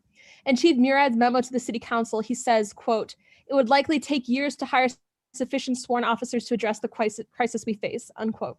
Instead of taking up those years hiring officers to uphold a racist and unjust system, I call on the City Council to develop a new vision of public safety during those years instead. One that is not focused on law and order, but on restorative justice and mutual aid. This is the work that needs to be done, not taking steps back and claiming that the work was too hard in the first place and that you want to stop. And finally, I want to ask all white people on the council, white people have called in tonight or are planning on calling in tonight to talk about their own safety, to consider the levels of privilege that this definition of safety perpetuates. The argument has been made that many people will be unsafe if the police department is forced to drop their night shift patrolling. However, the fact is that many people in Burlington will in fact be far more unsafe if the number of officers in the community increases. Ultimately, true public safety is impossible unless it can no longer be defined by police. Thank you. Okay, if folks could do their best to please stay to 2 minutes. I'm going to go to Daniel Feld to be followed by Lila Fortunoff. Daniel, I've enabled your microphone. Hi there, can you hear me? Yes, go ahead. Hi, my name is Daniel. I'm white. I use he, him pronouns, and I live in Ward 2. I'm calling about the resolution regarding the changes to police staffing. I hope that we can all agree that police violence is a systemic issue. If not, please wake up. That means what you're considering here is giving a systemically harmful institution more power. The 30% cut is already a compromise, meant to bring us in line with a national average. Haven't we already established that we have a national problem? Some of you may be trying to represent the best interests of your constituents in the North or South District. But the greatest impact of changes to policing is going to be felt by people in the Central District. And to be clear, I'm talking about people here, not stakeholders, okay? Because your responsibility is to the people of the city. The resolution mentions concern about maintaining the current level of service, but the point of defunding is to reduce the level of service, which will mean fewer officers, less time patrolling, and yes, less policing. I understand your concerns may be about safety, but so are ours. We're trying to reduce the amount of contact people have with violent police and the incredibly harmful criminal legal system that has not fixed issues of violence within our community, but instead has led to the greatest prison population in the history of the world, not to mention the countless other forms of carceral control that can ruin people's lives. When Jane Nodell speaks about long, reliable public safety options, that is what they have led to. We are asking you to get creative in working towards real solutions for public safety, ones that don't result in cages or death, ones that actually support the people who need help. Thank you. Thank you. Our next speaker will be Lila Fortunoff, to be followed by Jessica Laporte. Lila, I have enabled your microphone. Hi, can you hear me? Yes. Hi, my name's Lila. I'm white. I'm 25 years old. I use she, her pronouns. I live in Ward 3. I strongly oppose Councillor Jang's resolution to add a ballot question advising the decrease, or maybe that means it's supposed to be increase, in authorized number of police officers to only 44. I disagree for many reasons, but I quickly want to point out that the language of the resolution, shall the city of Burlington maintain a minimum of 84 sworn police officers, assuring adequate adequate staffing levels to sustain 24-hour police patrols in the city, is not in line with even what Chief Murad is asking for, which is a cap of 84 officers, not a minimum of 84 officers. Please don't overlook this detail, which is actually very important should the amendment go forward, though I hope it doesn't. I hope it's voted down. I do support the amendment from Councilors Hightower and Hansen. Their amendment is in line with the well-documented fact that police do not make our city safer for the most marginalized of us.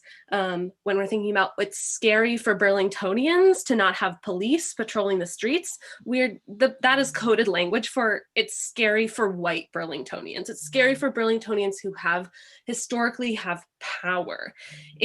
What is scary for the most marginalized, including BIPOC residents of Burlington, is having police patrols. We need to be very clear about that. Police respond to crimes with escalatory and excessive force, despite the fact that since 2005, the BPD has conducted over 46 training modules designed to, quote, reduce bias and build cultural competency. In the first 10 months of 2020, there were 149 cases of excessive use of force perpetrated by police officers, and 42 were against Black people. That's 28% of the cases, even though Black people only make up about 5 to 6% of the population of Burlington. An important detail that I hope we all know is the reason that Murad wants to cap it at 84 officers is that so BPD can continue proactive patrol during the hours when call volume is lowest. But this would still mean, even with 74 officers, in-person response to calls would be limited, but would still exist. It's not having 74 officers does not mean that there wouldn't be nobody in the office from 3 to 7 a.m., 7:30 a.m. Thank you. Thank you. Our next speaker will be Jess Laporte, to be followed by Cora Smith. Jess, I've enabled your microphone. Good evening. My name is Jess Laporte. I'm a Burlington resident. I'm born and raised Vermonter, and think it's necessary to introduce myself again, seeing as there are so many new people who are interested in engaging in conversations around public safety reform, in strong support of the police. And if you don't know my name already, I hope you understand where I'm coming from after this public comment. To point out what has actually already been touched on by some other residents, the veiled language of lack of patrolling should really be described as lack of surveillance. The role of policing in Burlington is far overstated for a city of its size. And the 74 officers, the cap at 74 officers that was in the racial justice resolution is more than good enough. It's actually more than somebody like myself, a Black resident of Burlington, would want to see. I'm deeply concerned about the calls for further analysis when over 9 months has gone by and there hasn't been meaningful action to create innovative solutions to restructure public safety. There have been RFPs, there's been money invested into a director of police transformation, but there has not been actionable change to restructure public safety. I work for an organization that has a farm that typically has about 40 to 60 people in the height of the season available, some of them not very skilled high school workers. This season, we grew as much food, if not more, with a team of 12 and a maximum of 20 people on the farm each and every day.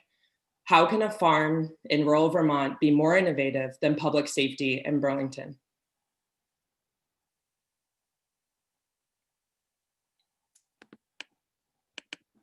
Thank you. Our next speaker will be Cora Smith, to be followed by Dana Keys Gibbons. And I'll read off a couple more names just so that folks know who else is in the queue. Stephen Margolin, Amanda Skihan, Jorge Rios Garcia, Grace Field, Nell Carpenter, Kelly Devine, Paul DeSell, Robert Bristow Johnson, Grace Horlick, Mark Hughes. So Cora, I'm going to come to you and enable your microphone. Hi, my name's Cora Smith. I'm a white resident of Ward 8. So as I'm sure you all know, in the Public Safety Continuity Plan, Police Chief Murad starts in his letter by saying, the Burlington Police faces a staffing crisis.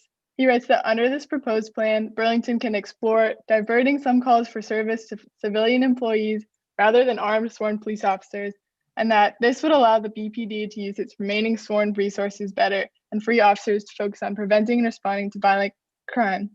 However, violent crime in Burlington has been in decline. According to Dr. Seguino, a member of the Police Commission, from 2012 to 2019, there has been a 37% decline in robberies, a 73% decline in burglaries, and a 34% decline in sexual assaults. So why now? Why is BPD suddenly worried about their numbers to prevent and respond to violent crime?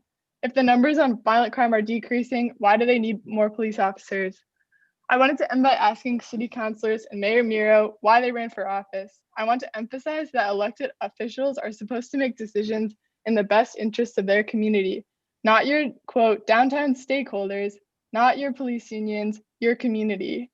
Maybe you truly believe that you're doing the right thing by raising the cap on police, but this makes me think that you simply have not been listening to your community. This makes me think that you have not been paying attention to the numerous counts of police violence on Black bodies.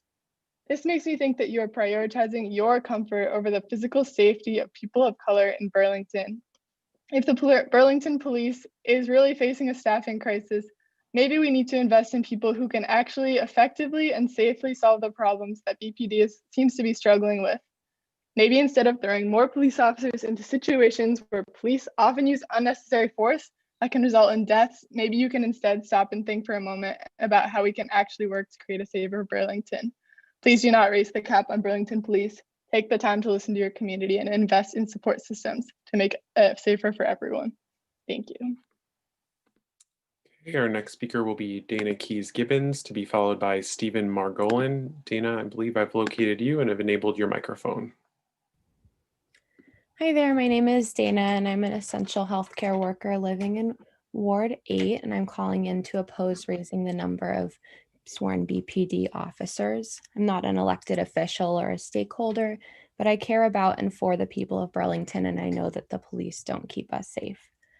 And I don't think that adding additional community service positions will work within the police department out either, because the culture of the police department is inherently racist. And I'm just really worried that these resolutions are an attempt to undo the work of the historic racial justice resolution, which you passed in June. It's clear that members of the Burlington Police Department are threatened by the resolution, as 5 officers have left since June, citing city council decisions. I see this as a sign that the resolution is working and just how important it is to uphold the resolution. Officers who leave due to recent council decisions are saying loud and clear that they do not want to work in a city that is committed to ending white supremacy and holding police accountable. Those are not officers that I want working here or anywhere. I've heard a lot of fear mongering around the issue of police staffing, but 74 officers is in line with the FBI recommendations for a city of our size, and a lot of work and research did go into picking that number originally. There hasn't been a spike in crime in Burlington recently, as Dr. Seguino's data shows us. And another thing that data shows us is that the Burlington Police Department disproportionately uses force and weapons against Black individuals. So councilors, please uphold your commitment to addressing racism as a public health crisis and do not hire more police officers. Invest in alternatives that center BIPOC, houseless folks, and people with mental illnesses. Take this sense of urgency that you've created around public safety, but put the energy and the money into developing new systems so that we can all feel safe. Thank you. Thank you. Our next speaker will be Stephen Margolin, to be followed by Amanda Skian. Stephen, I've located you and have enabled your microphone. Hi, can you hear me? Yes. Great. I'm prepared to talk tonight about item 6.10, the proposal by Councillor Dang to add a question to the March ballot. Mostly I'm here because last week I told you I would be here to talk about this, and now I am. Fulfilling the things you have said to do is called accountability, and that's really what we want to talk about tonight. When the racial justice resolution was passed, there was a promise made to reduce the number of officers by 30%, down to 73. What we're discussing now is going back on that. That's not really accountability, is it? And if you're interested in learning more, there's BPD Accountability on Instagram, which you can follow, or for those more Joan Shannon-y folks, our comrades do post a Front Porch Forum as well. So specifically, I want to talk about why that question is misleading and how it does not properly represent the needs and goals of the people in Burlington. But mostly, I want you to listen to my tone, because I'm a white resident of Ward 8 and I'm angry. And as a cis male, my white anger is valid.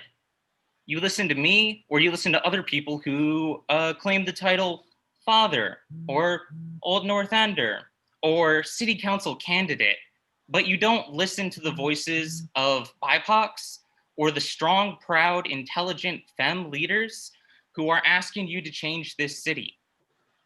So I'm just going to refer to what they have to say. Please support Councillor Hightower's amendment to Councillor Dang's resolution, and at least let the people learn what they're asking about in truth and vote with confidence. Thank you. Black Lives Matter.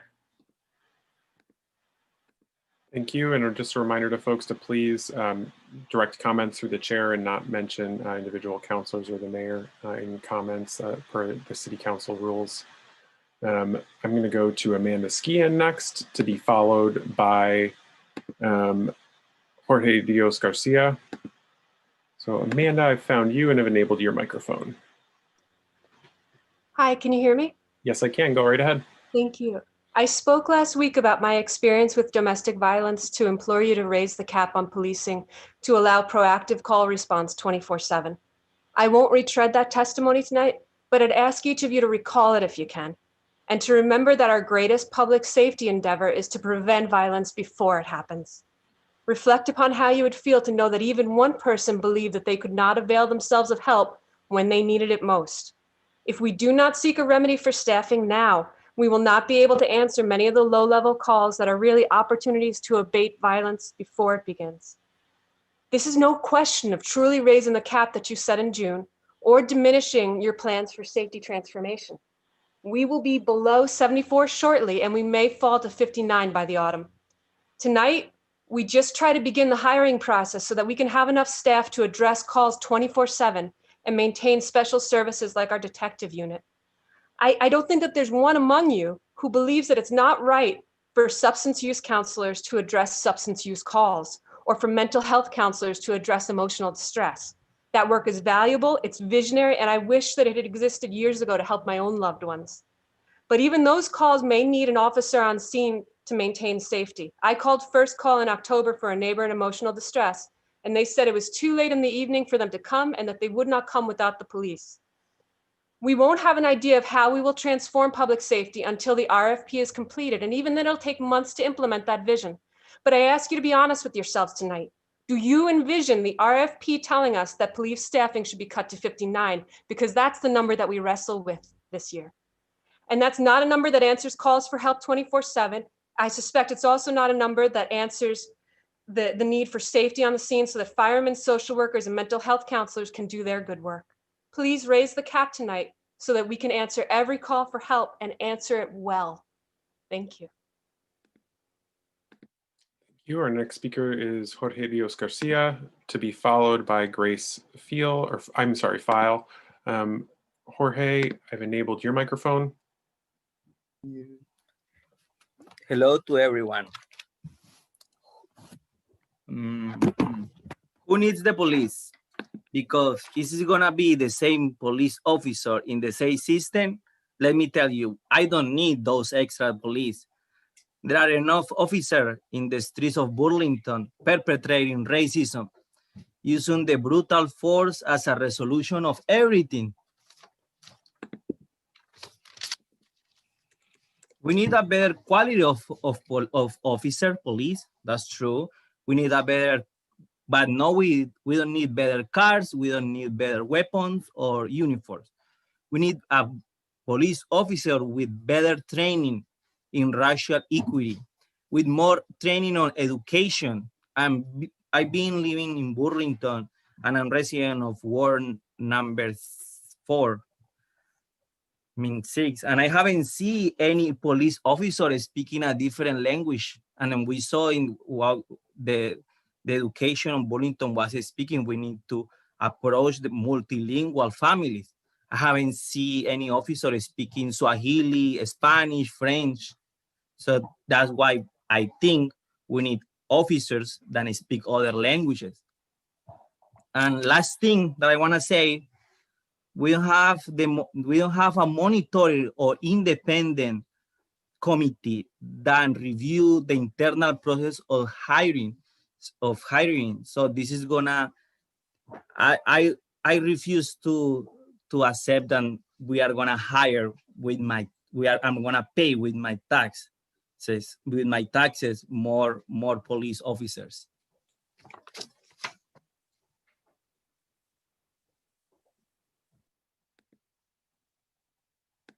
Thank you. Our next speaker will be Grace Filed, to be followed by Nell Carpenter. Grace, I've located you and enabled your microphone. Hi. I am struggling against increasing the number of police officers, and I agree with what others have said, and I wanted to run through some things real quick.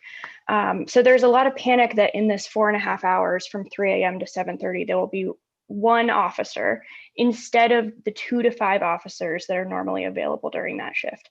This is the lowest call time. Overall, calls have decreased 36% since 2016. Crime and the amount of crime that happens fluctuates regardless of the number of police officers, because overwhelmingly, police do not prevent crime. Police respond to crime that has already occurred or respond to calls where there is not crime occurring, like noise complaints and mental health calls and intoxication calls, which together make up a majority of the calls BPD receives. I wanted to highlight a couple things from the mayor's memo, which I actually thought was directly from the police department. I was disturbed by his threat to, quote, reassign our domestic violence prevention officer a role that coordinates enforcement, prosecution, and services-oriented follow-up for one of the most complicated, fraught, and unfortunately common crimes we confront. I am, like lots of people, someone who has experienced sexual violence. Why is there only one person whose job it is to help us? Why is that person a cop? Why can't we support our community with better solutions? The mayor acknowledged police violence against BIPOC community members, and then in the same breath says, overworked and under-resourced, demoralized police officers are more likely to improperly use force. 27% of use of force cases in the first 10 months of 2020 were against Black people. So basically the official city position is that having less cops will increase police violence against our BIPOC community members who already experience disproportionate police violence. A healthier, safer community is not one with more cops, it's one with more resources. If we are really concerned about crime and public safety, we should be asking how we can better care for our community. How can we better meet the needs of the people that you are elected to serve? You could please wrap up. Thank you. Our next speaker will be Nell Carpenter, to be followed by Kelly Devine. Nell, I've enabled your microphone. Hi there, can you hear me? Yep, go ahead. Awesome. Good evening, Council. My name is Nell Carpenter, and I'm a white resident of Ward 4. I've lived in Burlington since 2015 when I came here for school. I'm calling in tonight to urge you to not approve the public safety continuity plan put forth by the mayor. And I also just want to uplift something that Jess alluded to, which is there are so many of us on this call tonight who have called in weekly to council meetings or committee meetings, for almost 6 months now or more. And so I think I just want to start by naming the blatant disregard for community voice, or at least a blatant acknowledgement that community members' voices matter less than those with power done unto them by the city, or have historically had power within the city system. And the continuity plan, when it's mentioned what happened this summer, the mayor fails to mention that over 1,000 people called in support of the racial justice resolution, an effort which was backed by significant research, heart, and work led largely by BIPOC. You also fail to mention the hundreds of Burlingtonians who have tuned in week after week since the resolution was passed to engage with discussions about police and work to hold this council and city accountable. Once again, you're showing up well after the people organized and brought a solution to the table to use your power to block our meaningful efforts and propose your own ideas. Along similar lines, I want to address the selectiveness broadly and the data that is incorporated and highlighted in plans such as this one. This proposal and other discussions are leaning on scare tactics about what might happen during the midnight shift, while turning away from data from Dr. Stephanie Seguino about a steady decrease in calls for the last almost decade, while turning away from data that shows that this department, the exact one you are trying to grow, disproportionately draws guns and uses force against BIPOC. while turning away from data that shows that officers disproportionately patrol the Old North End, section of the city with the highest number of BIPOC residents, while turning away from anecdotal data that has been building in the public comment for the past 7 months as folks tell their horror stories about encounters with BPD. I struggle to understand your words about public safety after you declare racism a public health crisis, and data continue to demonstrate the lack of safety BIPOC and other marginalized folks experience at the hands of the Burlington Police Department. Thank you. Okay, our next speaker will be Kelly Devine, to be followed by Paul DeSell.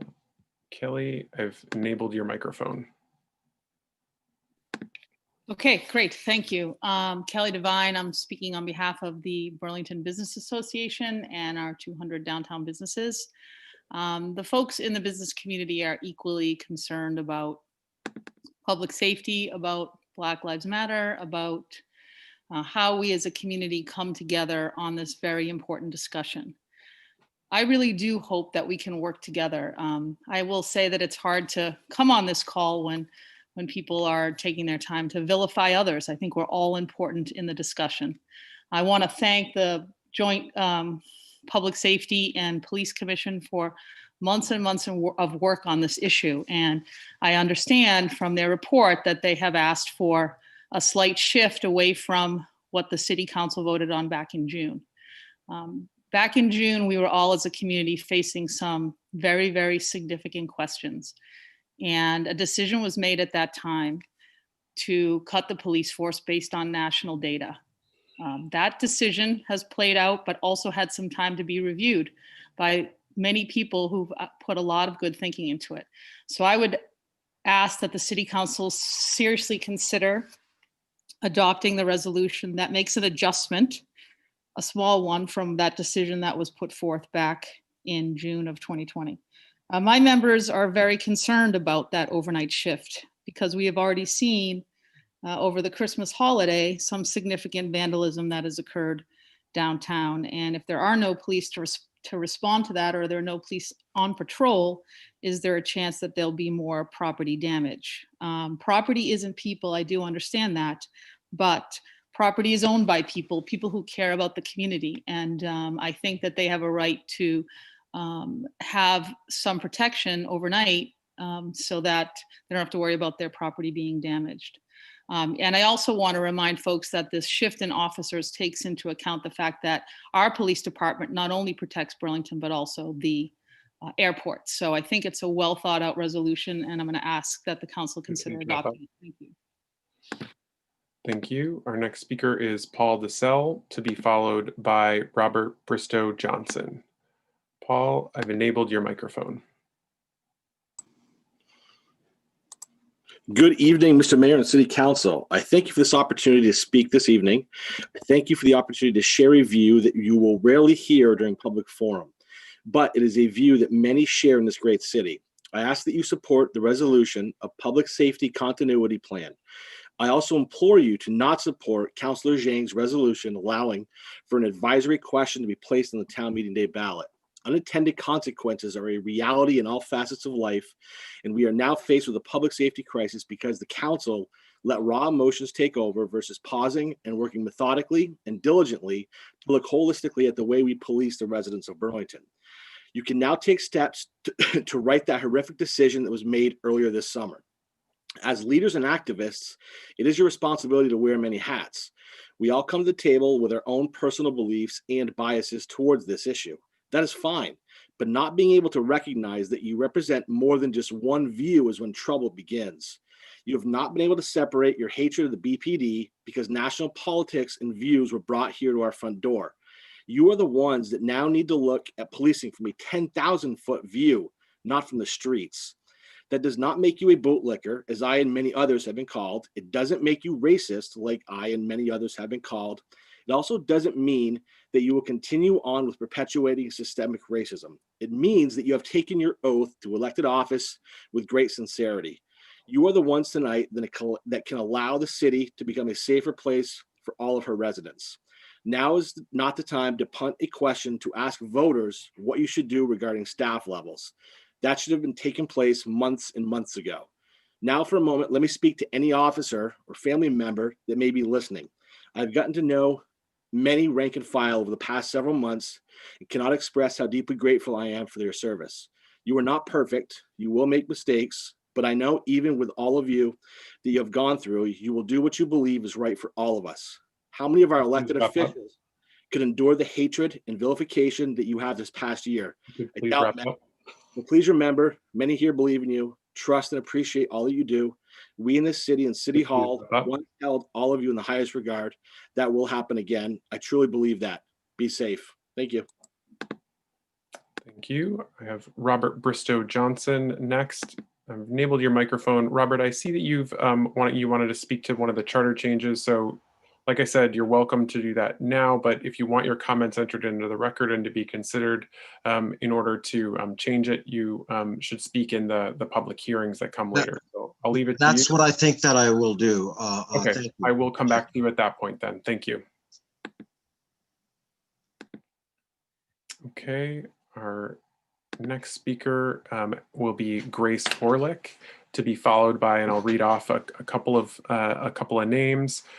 Grace Horlick, Mark Hughes, Annie Lawson, Phoebe Perrin, Julia Pupko, Maria Ogden, Julie Masuga, Danielle Shaw, Dale Tillotson, Betsy McGavisk, Charlie, Oscar Flemmer, Janice Ellis. So I'm going to go to Grace Horlick now. Give me 1 second. Grace, I've enabled your microphone. Can you hear me? Yes, I can. Go ahead. Thanks.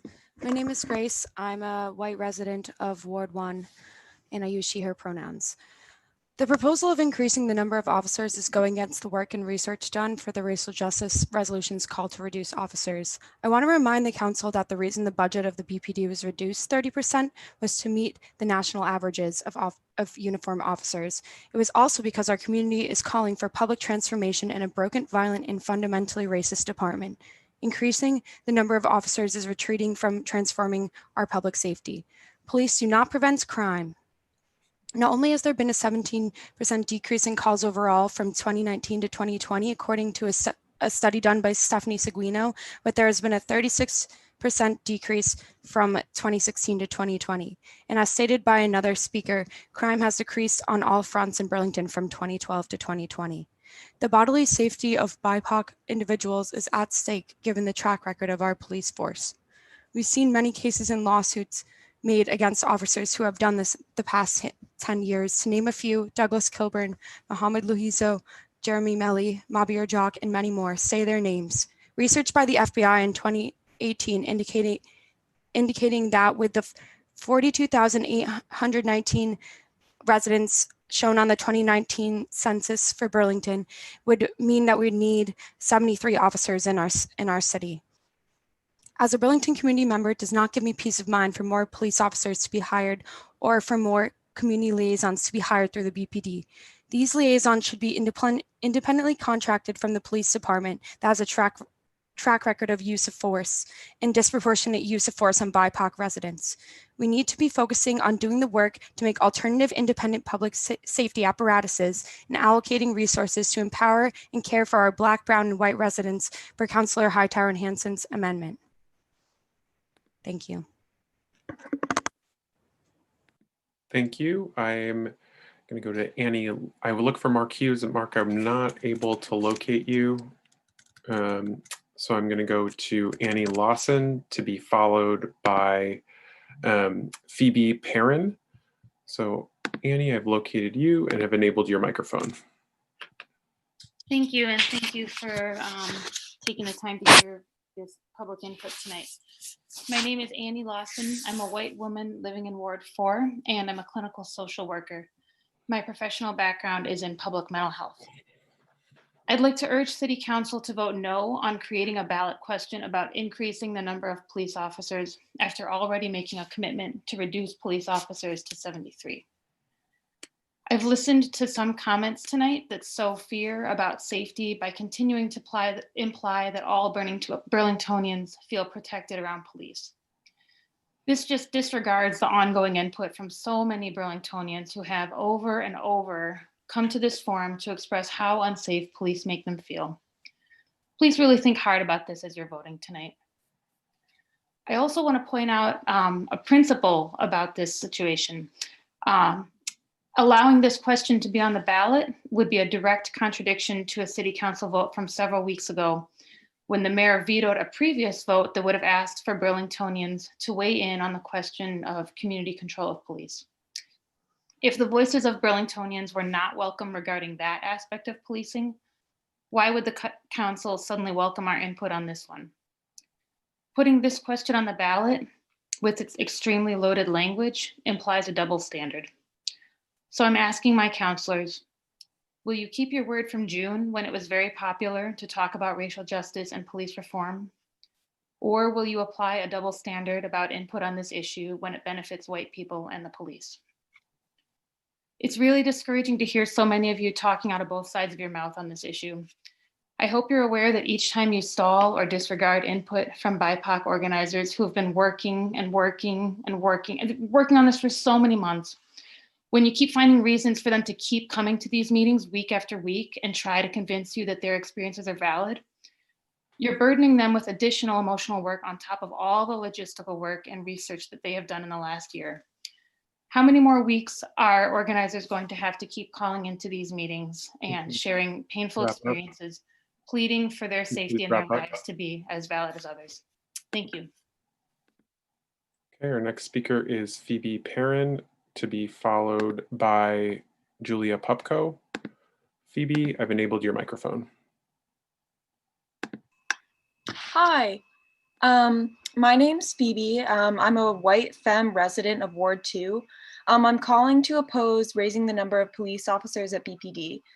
This would be going back on the racial justice resolution that was passed back in June, and going back on this resolution feels really scary. And the conversation around the proposed charter change has been even scarier because all of the fear mongering and spreading of misinformation about the Burlington, about the police and policing in Burlington. It's clear that the police do not keep many of our residents safe. That is a fact across the US, and Burlington it's the same in Burlington. Let's use this time as an opportunity to reimagine public safety. Please do not vote in support of Ding's proposed ballot question. Thank you. Thank you. Our next speaker will be Julia Pupko, to be followed by Maria Ogden. Julia, I've enabled your microphone. Hello, my name is Julia Pupko. I use she, her pronouns, and I'm a former resident of Burlington, Vermont. I'm still connected to the Burlington community through one of my jobs and plan to move back to Burlington in the near future. I am voicing my opposition to agenda number 6.10, raising the number of cops on the BPD force. In Muro's memo posted on January 24th, 2021, Muro claimed that failing to increase the number of officers will increase crime. There is no factual basis for this claim. Muro specifically spoke to the fact that reduced officer numbers will mean that they cannot handle burglaries and robberies. These have fallen by 73% and 37% respectively from 2012 to 2019. Despite 2020 being an exceptionally hard year due to COVID-19, overall call volume to the police has dropped by 17% in 2020 alone. The BPD disproportionately uses excessive force against Burlington's BIPOC community members, specifically Black community members, and causes harm to our houseless neighbors. Muro stated that reducing BPD numbers will cause greater harm to BIPOC community members, as officers would be overworked and likely to make mistakes. This ignores the fact that use of force against Black community members represented 28% of use of force cases in 2020, even though Black community members only make up 6% of Burlington's population. These quote unquote mistakes are already happening, and it is the systemic racism in policing that needs to be addressed, and that will not be addressed by simply adding more officers. Raising the number of BPD officers caves to the fear-mongering and false information being spread by the BPD and by Muro himself. Without raising the number of BPD officers, again, officers will still be available at all hours for response, including overnight. The racial justice resolution passed in June cut the number of officers by 30% to make Burlington or the BPD the same size as police forces of cities of comparable size and crime rates, including some which have higher crime rates than Burlington. Listen to what your community has been shouting for months. There is no need to increase the number of officers. Black Lives Matter. Thank you. Thank you. And again, just please direct comments towards the chair. Maria Ogden is next, to be followed by Julie Masuga. Maria, I've enabled your microphone. Hi, I'm Mariah Ogden, a resident of Ward 7, employee of the Vermont Department of Health, and a director on the board of Steps to End Domestic Violence, and I'm representing the latter in my capacity tonight. Steps is concerned with the reassignment of the Domestic Violence Prevention Officer, a role described as coordinating enforcement, prosecution, and services-oriented follow-up for survivors of violence, and pleads the council reconsider this. The Vermont Department of Health recognizes domestic and sexual violence as a, quote, serious preventable public health issue that affects thousands of Vermonters, and we've all experienced what not handling public health crises can do to communities. STEP serves the largest population of survivors in the state. We strongly support the continued funding to maintain the DVPO role within the Burlington Police Department. The role is critical in the community's ability to react and prevent domestic violence. An ounce of prevention is worth a pound of cure. As a uniformed officer, the DVPO can educate and support fellow officers insensitively in working most effectively with an already traumatized group of individuals by modeling behavior, improving incident documentation, and reporting for survivors who choose to pursue legal action. The DVPO can develop a trusting relationship with community members that extends beyond that officer to other members of the police staff. This role is a bridge in the linkage of effective advocacy for survivors and performance of the people who we entrust the safety of our community. While we understand that officers will be available, we also think that there is a role in having a uniformed officer respond to active violence situations where it might not always be entirely safe for a mental health clinician or, another support staff person to do so alone. We know that many of the homicides occurring in Vermont are a result of domestic violence. A number of those have occurred within Chittenden County in the last few years and have been pretty high profile. So again, STEPS is asking that the council reconsiders the reassignment of the DVPO. Thanks. Thank you. Our next speaker is Julie Masuga, to be followed by Danielle Shaw. Julie, I've enabled your microphone. Thank you. My name is Julie Masuga, she, her, Ward 2. I'm here to support the continued work to defund the police here in Burlington, as well as Councillor Hightower's amendment. Frankly, I'm done with the scare tactics. The Police Officers Association and Chief Murad trying to convince us that Burlington won't be safe with a little less police presence. I'm not scared, I'm excited. I can't imagine the relief that investing in marginalized voices instead of threatening their families might bring. I was scared when Officer Coro, known for his abuse, walked into my house fully armed with 2 other officers for a mental health call, where it was explicitly requested they did not show up as not to traumatize anyone. The Burlington Police Officers Association, whose ads and postcards we've all been inundated with lately, didn't say almost anything until this summer. Look at their Facebook page. I'm not sure they even had much of a presence of any kind before the murder of George Floyd, but suddenly everyone in the city is reading a postcard full of cherry-picked and inaccurate statements. It's all a campaign for the BPD to look like some sort of victim.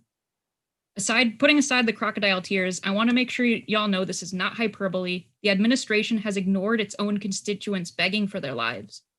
Still, the mayor insists that the public needs to build trust with the police department, despite the fact that Mira Weinberger himself has been hiding the truth about Del Pozo and the use of force from all of us. And now this PR campaign is just pushing that narrative further. Trust the BPD even though you have been given no reason to. Under the current administration, we've seen that BPD will fire someone immediately for perjury, but won't do anything when they kill a man. And now a series of scare tactics stands in the way of people just trying to ensure that the police department has a shred of accountability. We look to the council to see past our collective numbness on these issues and do something to mitigate them. Thank you to all the councilors who have been allies of justice. Town meeting day is going to tell us a lot about you. Thank you. Thank you. Our next speaker is Danielle Shaw, to be followed by Dale Tillotson. Danielle, I have enabled your microphone. Hi, my name is Danielle Shaw. I'm a Ward 2 resident and I've lived in Burlington for the past 6 years. I am a white woman. I am middle class. I am privileged enough to not experience mental health issues or to experience substance misuse disorder. Some people in my position might feel that they can go to sleep at night with a reasonable level of safety in Burlington, but I don't, because I fundamentally believe in the concept of collective liberation. If my neighbors are unsafe, I am unsafe. And if there are people on city council who don't ascribe to that view, you do not belong in city government. If you do not believe in collective liberation, you are governing for the haves and not the have-nots. And you are leaving your neighbors behind you. It's selfish, it's self-motivated, and it doesn't belong in public service. And I hope you can think about that. I see a lot of people on city council who may benefit from racial privilege, from gendered privilege, from economic privilege, and it's your responsibility to use your privilege for the benefit of those who don't experience it themselves. I can believe actually, that city council doesn't see the lesson that you are teaching the residents of this city. You are showing us that the only thing that motivates you is being publicly shamed. You will only act when there are daily marches in this city, when there are almost 24 hours of public comment, or when people are sleeping in parks for over a month. I'm going to start calling in and shouting shame at you for 2 minutes straight. Thank you. Our next speaker is Dale Tillotson. Dale, I'm not able to locate you by name on the list. If you are calling in, I can come to you, but I do need to indicate, I need an indication of what number you're calling in from. So if you could just email me at mtracy@burlingtonvt.gov, I can locate you and come back to you just to make sure. So just please let me know if you're calling in or or if you're under a different name so that I can access or find you in the public forum. And I see that our timer has gone off. Yeah, quick point of information. I believe Councilor Hanson. Great. Thank you, Councilor Hanson. Oh, wonderful. Thank you. And thank you, Councilor Hightower, for stepping in and taking that over. Appreciate it. So can you all see it properly? Yeah, I believe that I can see it, Councilor. Again, Dale Tillotson, if you just send me an email of what phone number, if you're calling in under a phone number, or if you're under a different name, I can come to you. The next speaker will be Betsy McGavix, to be followed by Charlie. I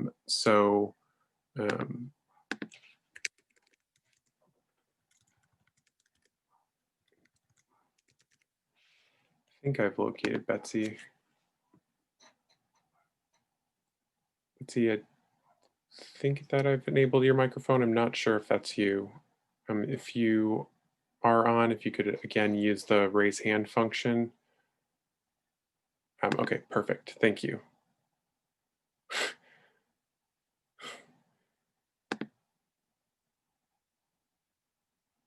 Looks like you're on under my name. I will promoted you to panelist, so there you go. You should be able to speak.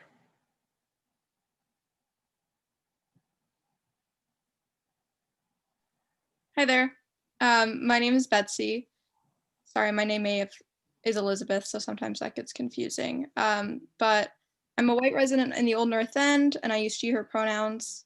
I'm really disappointed that Councillor Dang's resolution and the public safety continuity plan are being put forward tonight, despite the work and conversations where over 1,000 residents called in to council that happened months ago, and when this council decided to reduce the number of officers on the force. Many of our community members and experts in this field have done the work, they've done the research, they've done really outstanding public outreach to put forward a plan for true public safety. We know the calls for service from the Burlington Police Department have gone down 36% since 2016, according to UVM professor Stephanie Seguino's research. The number of officers initially chosen was based on research of other similarly sized cities, and the data demonstrates that our police department in Burlington is much more likely to use force against our BIPOC community.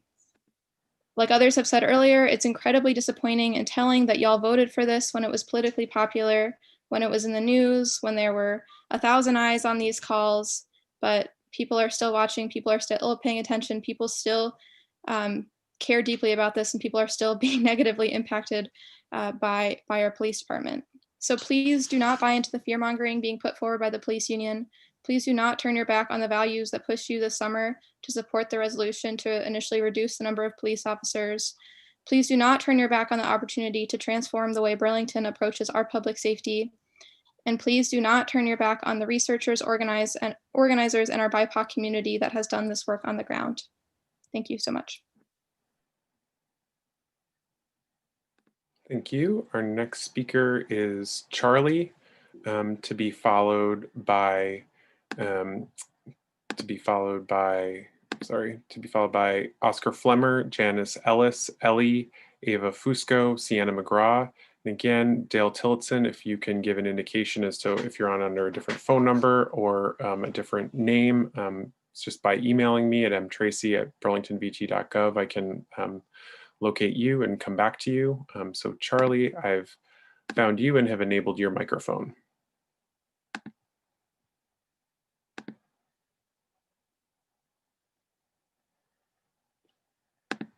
Looks like you're muted on your end, Charlie.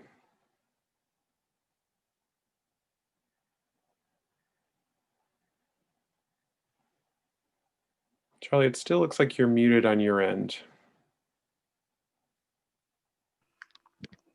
Hi, okay, sorry.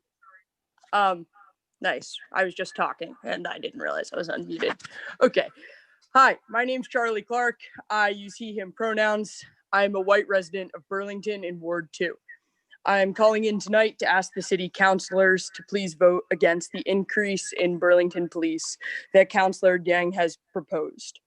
I'm in agreement with the other concerned members of our community who have called in to speak on the same topic, and hoping that you will please consider listening to us and more specifically listening to BIPOC community members. I hope that you will question the views that you currently hold, and I yield my time. Thank you. Thank you. Our next speaker will be Oscar Flemmer, to be followed by Janice Ellis. Oscar, I've enabled your microphone.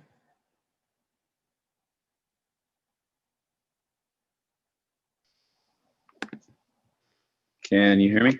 Yes, go ahead. All right.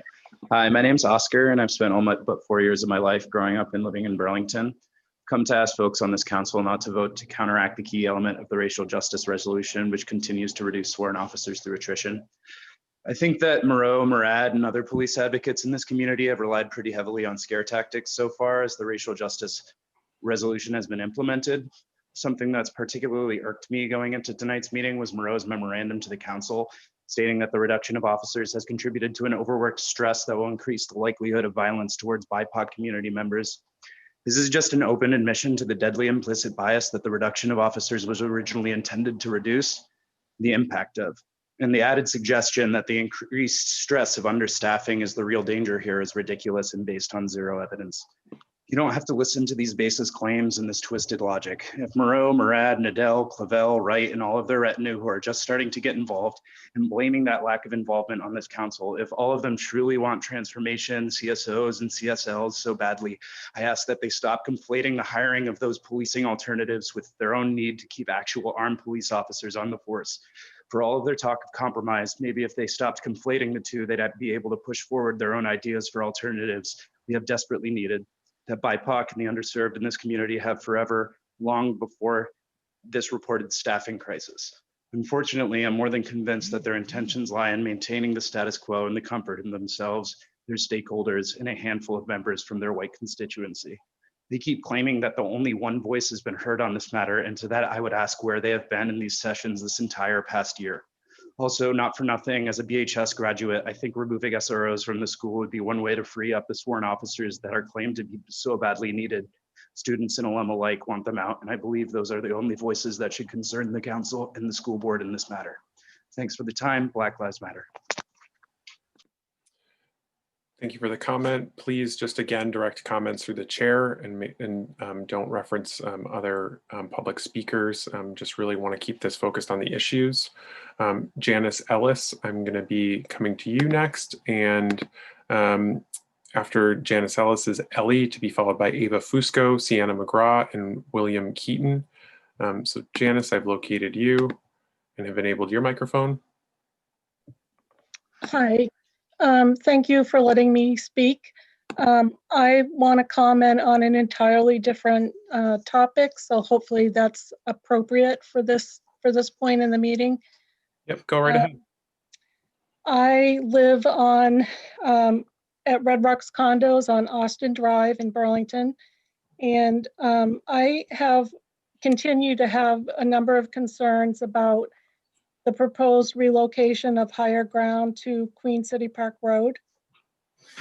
Specifically, issues around traffic, noise, the needed infrastructure, and safety. For example, the number of people coming to a venue that can hold up to 1,500 people, the majority will arrive by car. That's going to create a significant increase in traffic winding through our residential neighborhoods. And also in response to recent discussions about the reduction in the police force, I am concerned how the police force will respond to activity on Queen City Park Road when late at night. I know that their focus is probably downtown in other areas of the city. Those are a couple of my concerns. I have others. I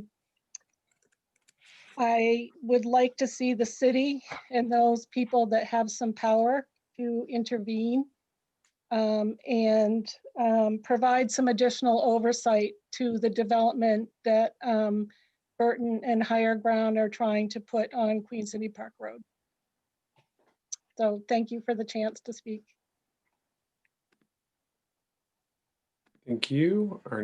I was not able to locate Ellie. If you can use the raise hand function. If you're under a different name or a phone number, you could again let me know.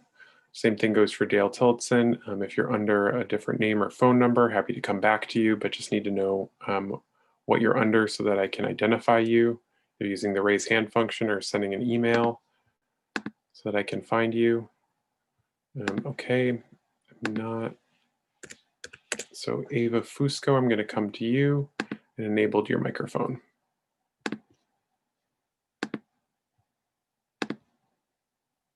Hello, can you hear me? Yes, I can. Go right ahead. Okay, cool. Hi, I'm Ava. I'm a white resident of Ward 8. I just wanted to speak against the public safety continuity plan to raise the number of officers from 74 to 84 and the proposed ballot question about it. I guess there just seems to be this myth about police preventing crime before it happens, but that simply isn't true. Police respond to crime. That's quite literally their job. Furthermore, according to Stephanie Seguino, calls for service have been down 36% since 2016. So I don't really see why it's necessary. I implore people to think of the alternatives to police that we could create together as a community of Burlington residents. Imagine a Burlington where all residents experiencing mental health crises receive compassionate and transformative care. Imagine a Burlington where residents without homes are provided them. Imagine a Burlington where BIPOC are prioritized, where disabled people are prioritized, where real life members of the Burlington community are prioritized. I think we can build this, but we can't do it with Band-Aids over systemic bullet holes. We keep us safe. Black Lives Matter. Thank you. I yield the rest of my time. Thank you. Our next speaker is Sienna McGraw, to be followed by William Keaton. Sienna, I've enabled your microphone. Hi, my name is Sean McGraw. I use she, her pronouns. I'm a white resident of Ward 2. As you've heard from You're a little soft. If you could get close to your microphone just so that we can hear you. as you've heard, can you hear me better? No, stop the timer, please. You could just stop it and reset it. Can you hear me better? Perfect. Go right ahead. Okay, my name's Shauna. I use she, her pronouns. I'm a white resident from Ward 2. As you've heard from other callers, the statistics from Sagino's study show that over 30% of calls to the police department has decreased. But even if we did need more policing, more police don't make our people feel safe. You've heard from BIPOC constituents and seen the statistics of how they feel less safe in police presence. People who don't speak English and unhoused people who often can't vote if they don't have an address. It is your job to be their voices and consider your neighbors when creating the ballot. Police is not the only option for public safety. Use your voices to uplift other resources that can exist in our community and solve problems like sexual assault and mental health crises that these police respond to. Please hold each other accountable for the statements that you have made in the past, such as the racial justice resolution, and do not increase the number of police in Burlington Police Department. I yield the rest of my time. Thank you. Our next speaker will be Will Keaton, to be followed by Leaf Taranta. Will, I've enabled your microphone. Yeah, I just have a little bit of a question. Like, what the fuck does responsible policing mean in America? What does responsible policing mean? I mean, like, sorry for swearing. I'm sorry for swearing. Yeah, please don't. Because, like, I mean, what is responsible policing in a white supremacist state? Like, oh, maybe the police should be like a little bit more low key when they're, you know, when the riot police are, like, beating up, you know, protesters in the streets. Maybe they should be a little bit more, you know, responsible. Like, we're still talking about these like reforms right now. I mean, like, you know, the racial justice resolution is, you know, pretty clear. It's pretty clear that we don't, you know, throwing more cops in the streets is not the solution. If, you know, if the city actually took action on the resolution, we probably wouldn't be, you know, arguing about all this stuff right now. All right, I'm just going to quote the resolution because it's very clear. Okay, whereas diverse approaches to public safety through the use of social workers, addiction and recovery specialists, mental health professionals, and others prepared and trained to respond to conflict challenges in our community in a variety of ways rather than solely policing have been shown to decrease crime, increase public safety, and de-escalate potentially dangerous situations for community members and police alike. And skipping down a little bit, whereas policing in the United States has its roots in the Fugitive Slave Act and continues to largely protect middle and upper class white communities and their property while over-policing BIPOC communities through disproportionate stops, contact of youth in schools, and targeted community policing, resulting in the disproportionate arrests, use of force, and incarcerations of BIPOC individuals that are creating long-lasting physical, emotional, social, and economic change. So stop, you know, advocating for your interests, for your class interests as, you know, white, you know, property owners. It's time to advocate for the community. Yeah, thank you. Thank you. Our next speaker is Leaf Taranta, to be followed by Ashley Laporte. Hi, can you hear me? Yes, I can. Go ahead. Hi, my name is Leaf, and I'm a white resident of Ward 3. A few weeks ago, I received a letter in the mail from the Burlington Police Officers Association, and it said I should get in touch with my elected officials if it alarmed me. So here I am. The contents of the flyer are definitely alarming because they contain a large amount of false information. It's super unnerving for me to receive a clear piece of propaganda that is purposely misinforming my neighbors about BPD staffing. And it's even more alarming to see the mayor and city council taking this propaganda seriously and reconsidering your previous commitments to anti-racist work and police reform in the process. I want to encourage you to stand by the resolution that you passed over the summer and not increase the cap on Burlington police.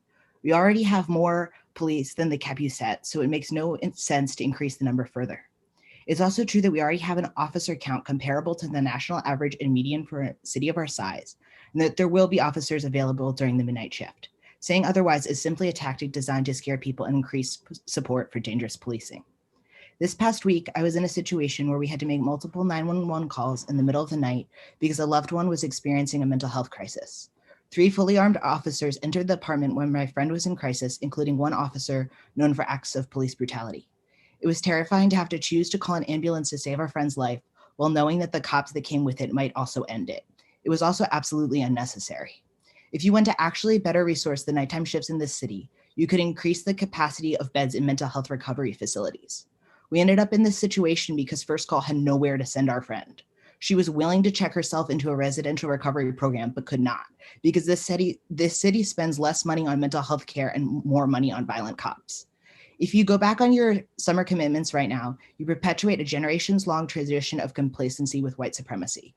And you show that you only care about anti-racist work when it is fashionable and trendy, not about actually committing to the long drawn-out work of actually ending police violence in this city. I really wish you would spend your time helping the people of Burlington, which I know some of you definitely do. I respect that. Instead of arguing over and over again about less than the bare minimum. Thank you. Thank you. Our next speaker is Ashley Laporte, to be followed by I'm going to try again with Dale Tillotson and Ellie. Ashley, I've enabled your microphone. Hello, President Tracy and council members. My name is Ashley Laporte. I am no longer a resident of Burlington. I live in Duxbury, Vermont, but I'm a property owner in Burlington. I work in Burlington, and I'm a proud member of the movement that's begun in Burlington, led by BIPOC folks fighting for BIPOC lives. The people of Burlington keep speaking up. We keep engaging in local government and in record numbers. And yet the old guard is so afraid to give up its power to the people that they're willing to silence our community. To do this, they're spinning false narratives that actually are more than false. They're dangerous. Let's talk about the facts. There was record public turnout to inform and support the racial justice resolution passed this summer that called for a 30% reduction in the police force.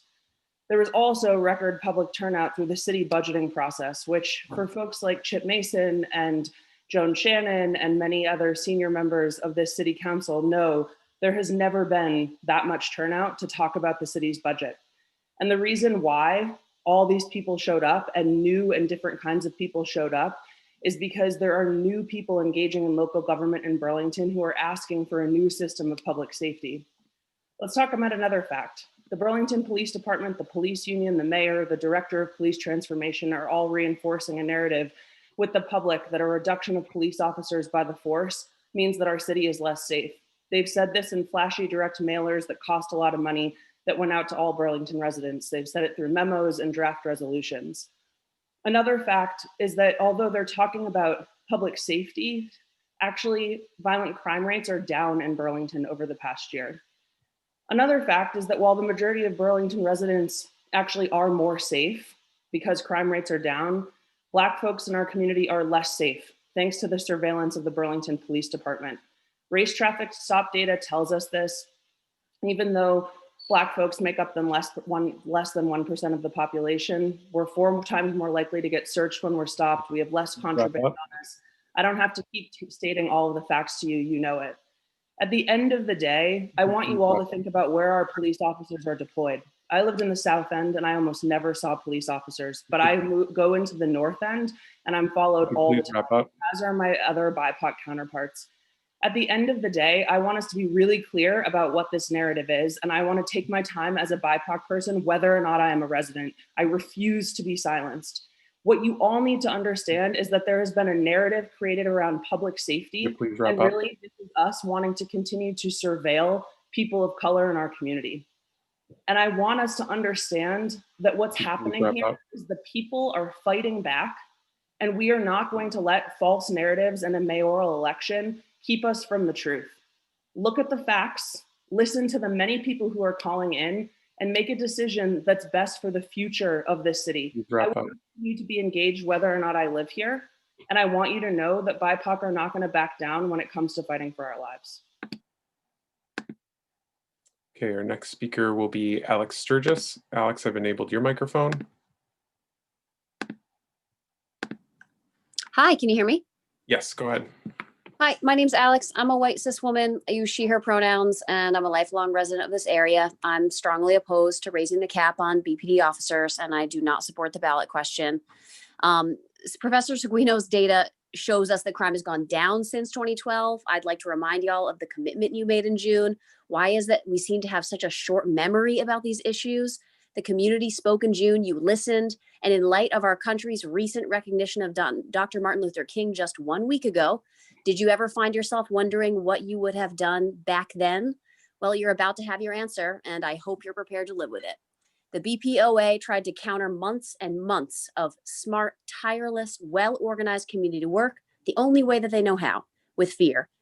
And a study back from 1990. So as long as we're going to use studies from the 90s, why not talk about the Arizona State University study that concluded that approximately 40% of the 728 police officers in the study said that in the last 6 months prior to that survey, they had behaved violently towards their spouse or children. So when does domestic violence matter? Just like hundreds of others, I called in week after week now for many months, and something keeps coming up over and over again. Public safety for who? Who deserves to feel safe in Burlington? Ask yourself that. More policing does not keep us safe. More police do not prevent crime. Say it with me. Your property is not more important than Black lives. Your property is not more important than the lives of folks experiencing houselessness. Your property is not more important than the lives of folks experiencing mental illness. Black Lives Matter. I yield my time. Thank you. I was not able to locate Angela, Dale Tillotson, or Ellie, so I'm going to go to Emily Tardy. Emily, I've enabled your microphone. Hi, can you hear me? Yes. Thank you. I just hopped on, so I don't have any super specific remarks prepared, but I just wanted to say that I'm relatively new to any sort of legitimate like civic engagement, and I've just kind of been appalled that we keep having the same conversations over and over again, and conversations that we've heard you say, yes, we want to defund the police, we want to decrease the number. And here we are having the conversation again, even considering changing that. And, I don't know, it just appalls me. And I'd like to think that you will stick with your word and continue your support as a body for the BIPOC community. But I'm worried, as I've seen that has faltered in recent weeks, specifically with the charter change that didn't get passed, with, all of the work that went into that. And I mean, so much work has also gone into the racial justice resolution too, that would be so very, very clearly disregarded if this cap were to be raised. So I just wanted to voice my support for not raising that, and for the folks that have spoken out against this as well. Yeah, I yield my time. Thank you. Thank you. That was our final speaker for this evening. So I'm going to go ahead and close the public forum. We do have a piece where I know there were a couple of folks who had signed up specifically to speak to charter changes. So I will come to you when we get to those public hearings and that aspect of the agenda, but I'm going to close the public forum, seeing as we have gotten through all of the speakers who were on the call and who had signed up. I'm going to go next to item 4, which is climate emergency reports. Are there any counselors with a climate emergency report that you'd like to offer?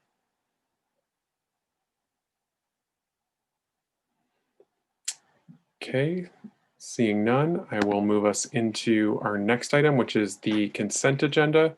Councillor Stromberg, may I please have a motion on the consent agenda? Yes, I move to adopt the consent agenda as amended and take the actions indicated.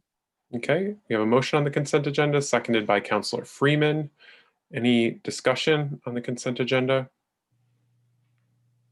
One thing I do just want to call folks' attention to is that there is an item on the consent agenda having to do with mail-in balloting and authorizing the clerk treasurer's office to send a mail-in ballot to all active voters on the checklist. Just wanted to draw people's attention to that on the on this, and that with our vote to approve the consent agenda, that is approving that action. So if you're an active voter, you will have your ballot mailed to you from the city. So just wanted to let folks know about that and call that out.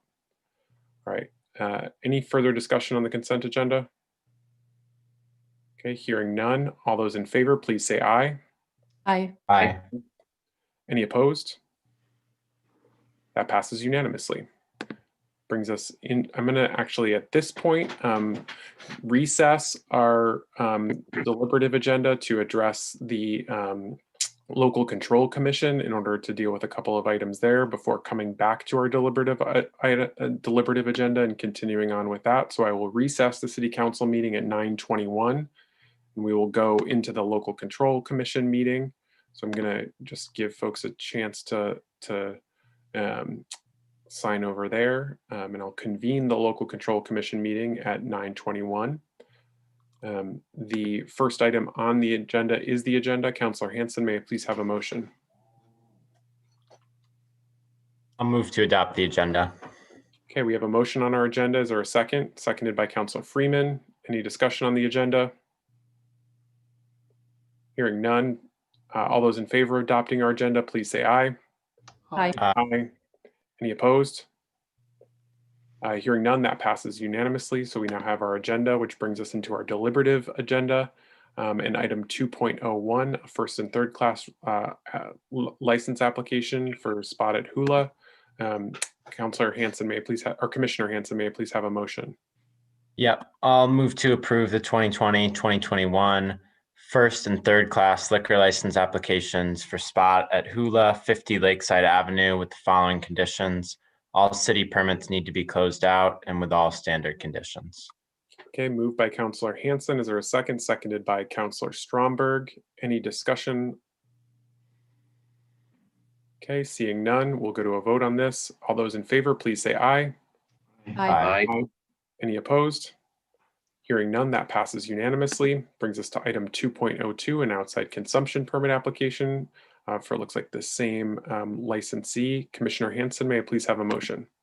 Yep, I'll move to approve the 2020-2021 outside consumption permit application for Spot at Hula, 50 Lakeside Avenue with the following conditions. All city permits need to be closed out. Okay, thank you, Councillor Hanson, for the motion. Is there a second? Seconded by Councillor Freeman. Any discussion? Okay, seeing none. All those in favor, please say aye. Aye. Aye. Any opposed? That also passes unanimously. Brings us to item 2.03, a second class liquor license application for Wilder Wines. Commissioner Hanson, may I please have a motion?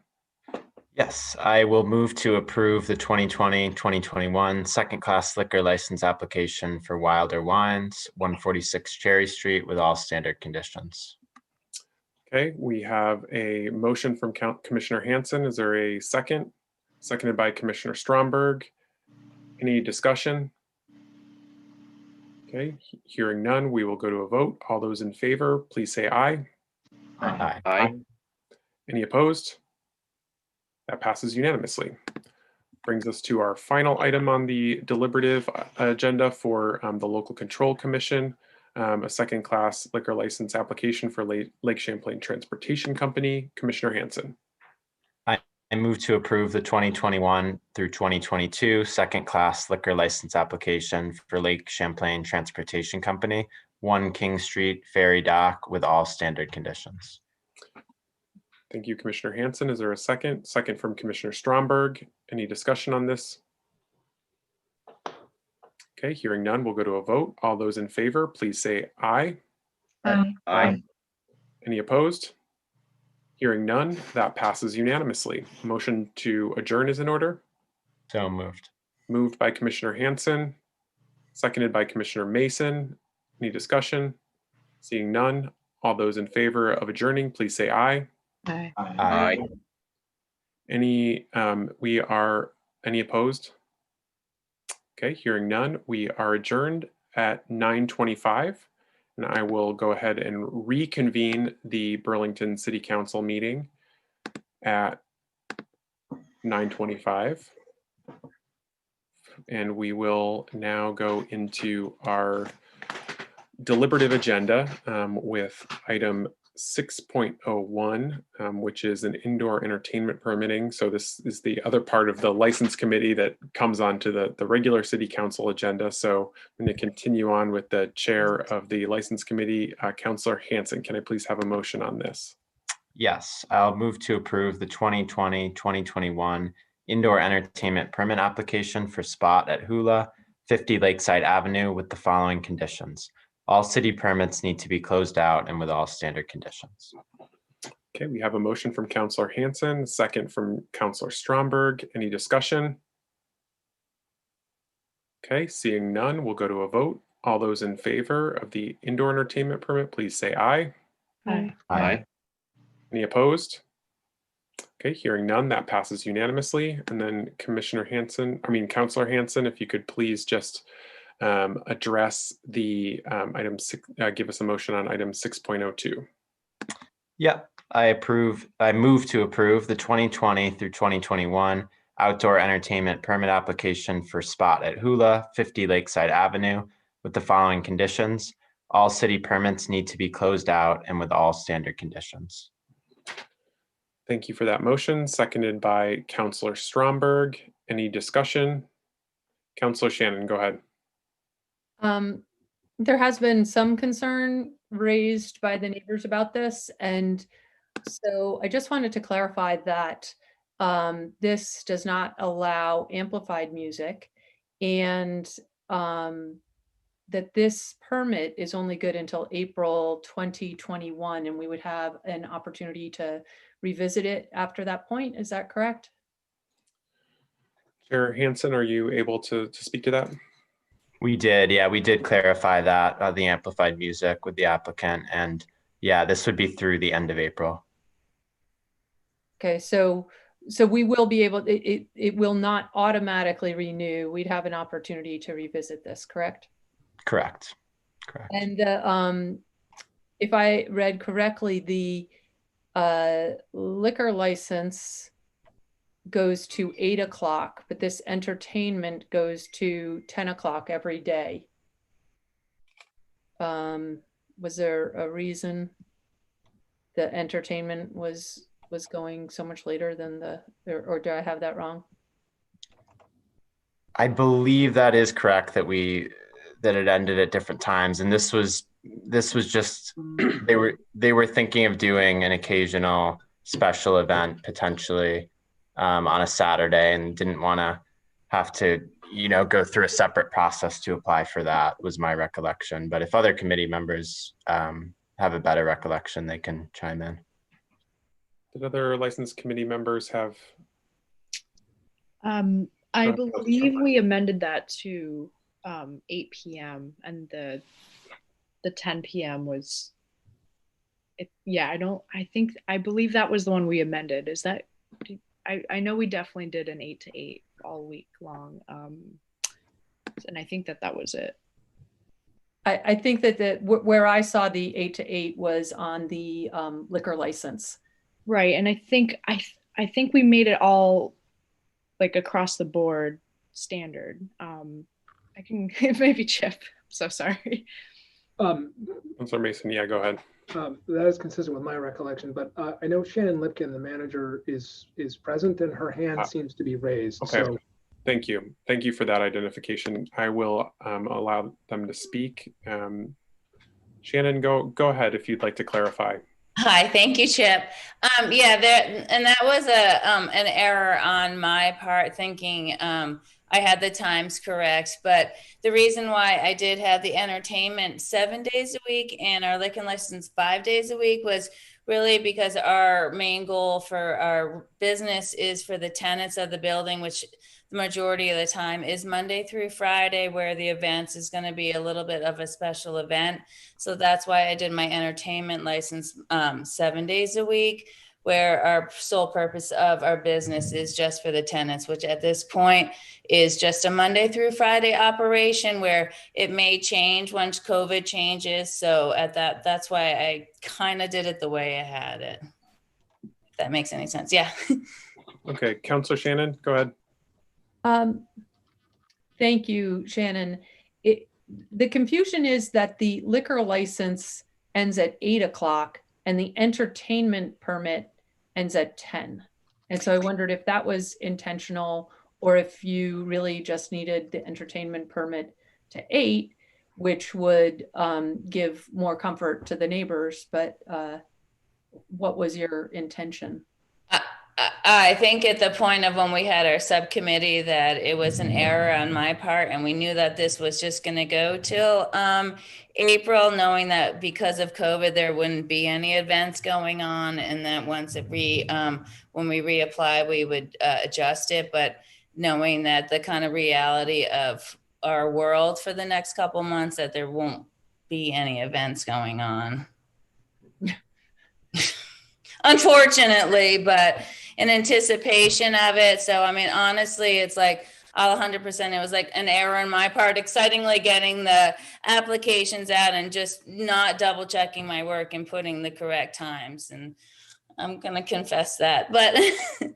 Are you okay with changing the time to 8 p.m.? 100%. I just didn't want to make, honestly, more work for the subcommittee. So I was like, I'm fine with that.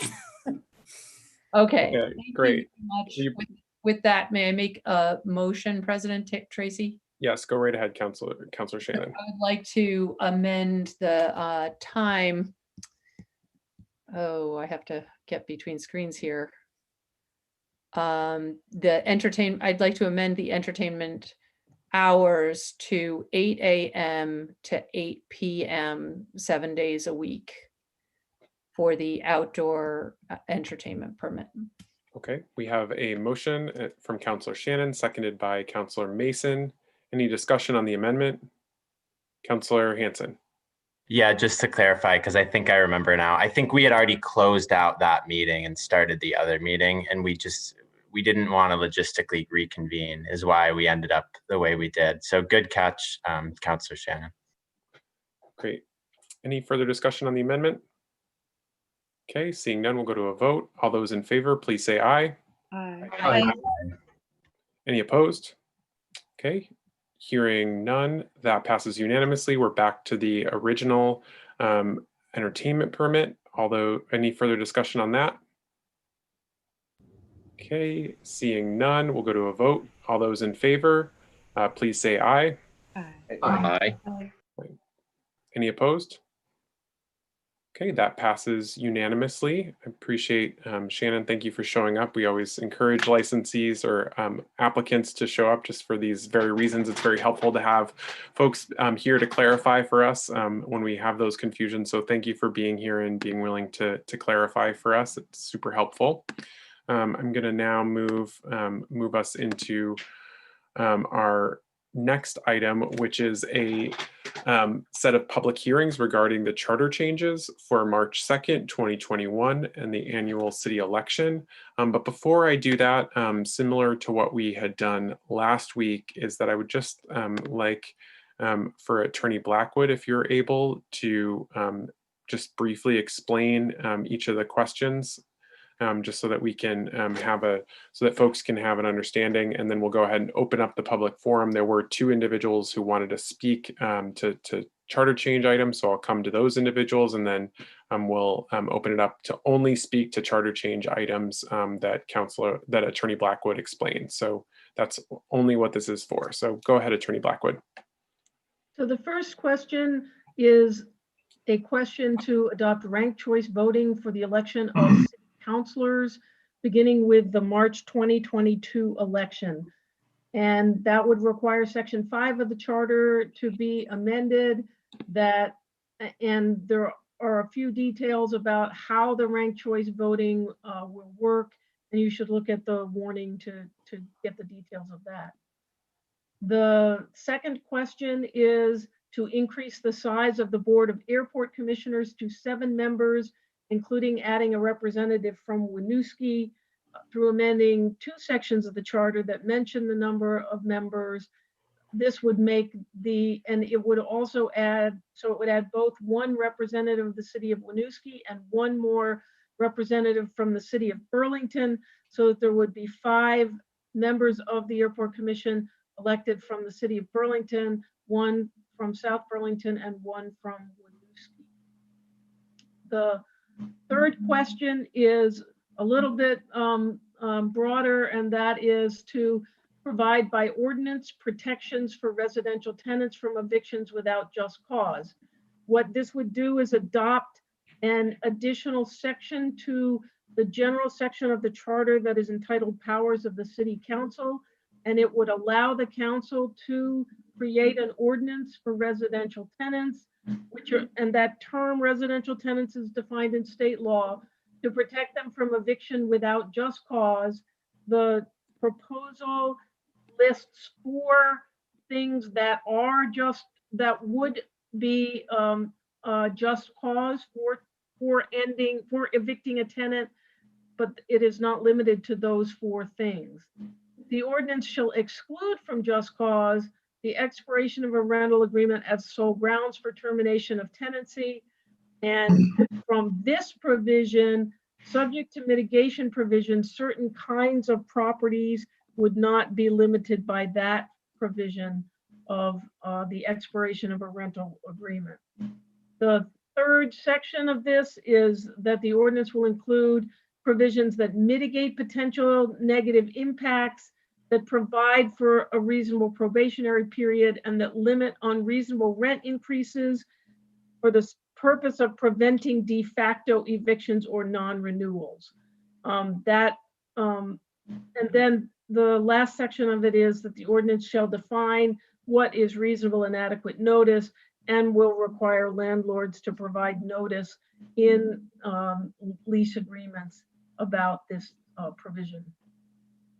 The last proposed charter change is also an addition to the powers of the City Council, and this would allow the City Council to regulate thermal energy systems in residential and commercial buildings, including assessing carbon impact or alternative compliance payments for the purpose of reducing greenhouse gas emissions. However, no assessment of a carbon impact or alternative compliance payment shall be imposed unless there is another vote by a majority of the local voters of the city who vote in favor of imposing such a payment. That's wonderful. Thank you so much for those explanations. It's really helpful to have those before opening the public forum. We have a couple of folks who had signed up to speak. I'm going to go to Robert Johnson to be followed by Kate Lapp. If you are someone else who is interested in speaking only to those items, please use the raise hand function in order to speak at this, and I will come find you. Robert, I've found you and have enabled your microphone, and Attorney Blackwood has said, and so go right ahead. Okay, so this is going to be a little bit of about a detail, but it's an important detail. And one important thing about election reform, and I support ranked choice voting, not this ranked choice voting, but I support ranked choice voting because I support election reform. But another important issue in election reform is election transparency.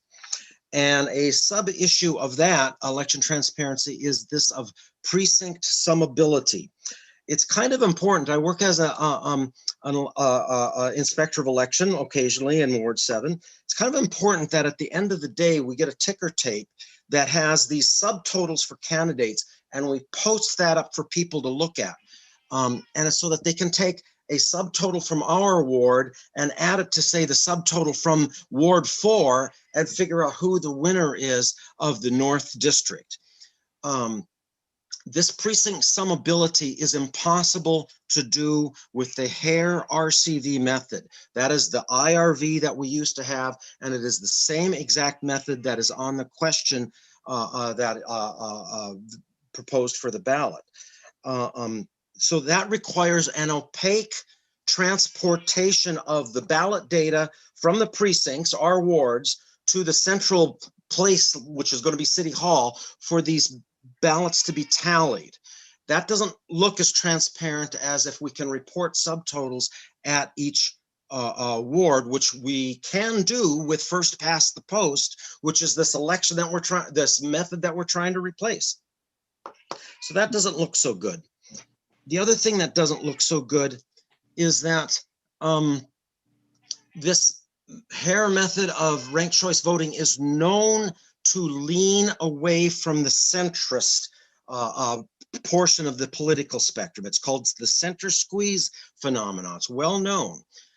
So it doesn't necessarily mean it leans left or right, but if you look in our city, there isn't a single Republican official elected to office, not one. And so if this election method leans away from the center, there's only one party to benefit from that, and that is the Progressive Party. And so we're going to be looking at a proposal to adopt a method that is known in our city to only have benefited the Progressive Party. And in 2009, it did so at the expense of the other two parties. The Democrats were robbed of the election. They had the majority candidate. The Republicans, they were promised that they could vote for their favorite candidate without causing the election of their least favorite candidate. Yet that's what happened in 2009. Simply by marking Kurt Wright as number one, they caused the election of the candidate they disliked the most. So you're going to ask the Republicans, you're going to ask the Democrats to take this expense, and the only beneficiary is the Progressive Party. That's what it's going to look like, I think, for this election. And that would not have to be the case if the ranked choice voting method that was placed on the ballot was one that favors the majority candidate and not the candidate from a particular party. That's it. Thank you. Thank you.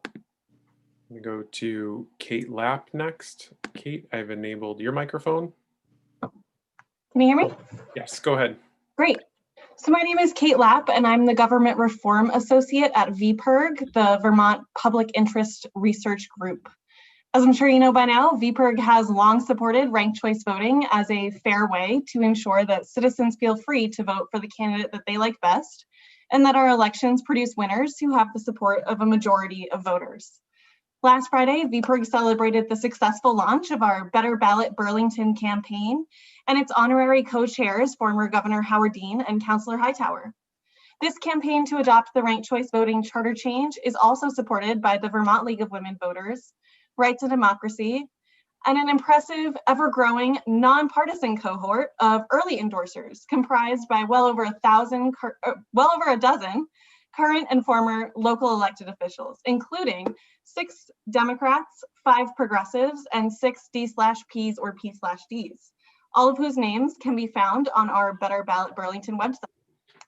I'll keep things brief and just say that VPIRG is thrilled by this broad support for the use of ranked choice voting and look forward to its adoption. I'd also like to thank the Council for your thoughtful effort to bring this increasingly popular reform to the voters of Burlington, and to express our support for the language as passed and warned with no need for further revision between now and its successful passage on town meeting day. Thank you. All right.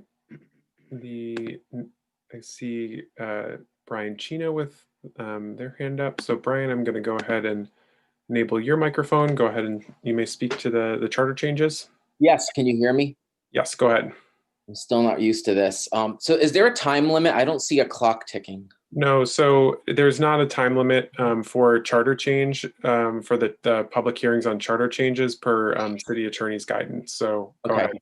Well, I promise that I won't repeat shame at you ad infinitum without there being a boundary to keep me in check. I'll try to keep it short and sweet. I was listening to the meeting and I thought maybe this would be a chance to just chime in on this topic, that I do support the just cause eviction charter change. Housing is a human right, and stable, high quality housing has a major impact on the health of a community.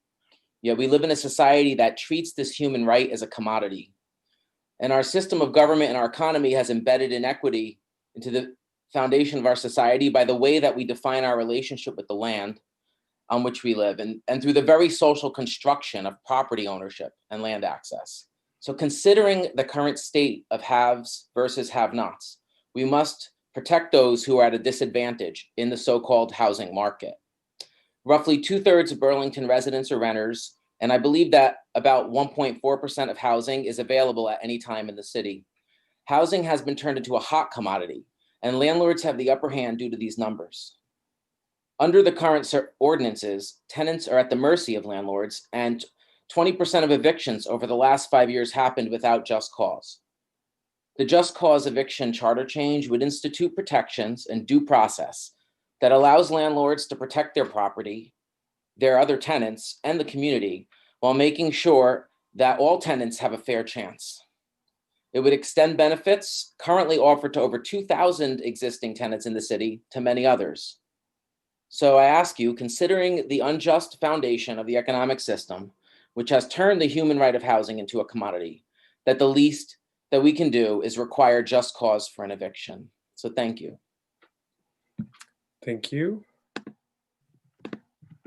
I'm not seeing anyone else with their hand raised. If you are interested in commenting in the public hearing, Attorney Blackwood, go ahead.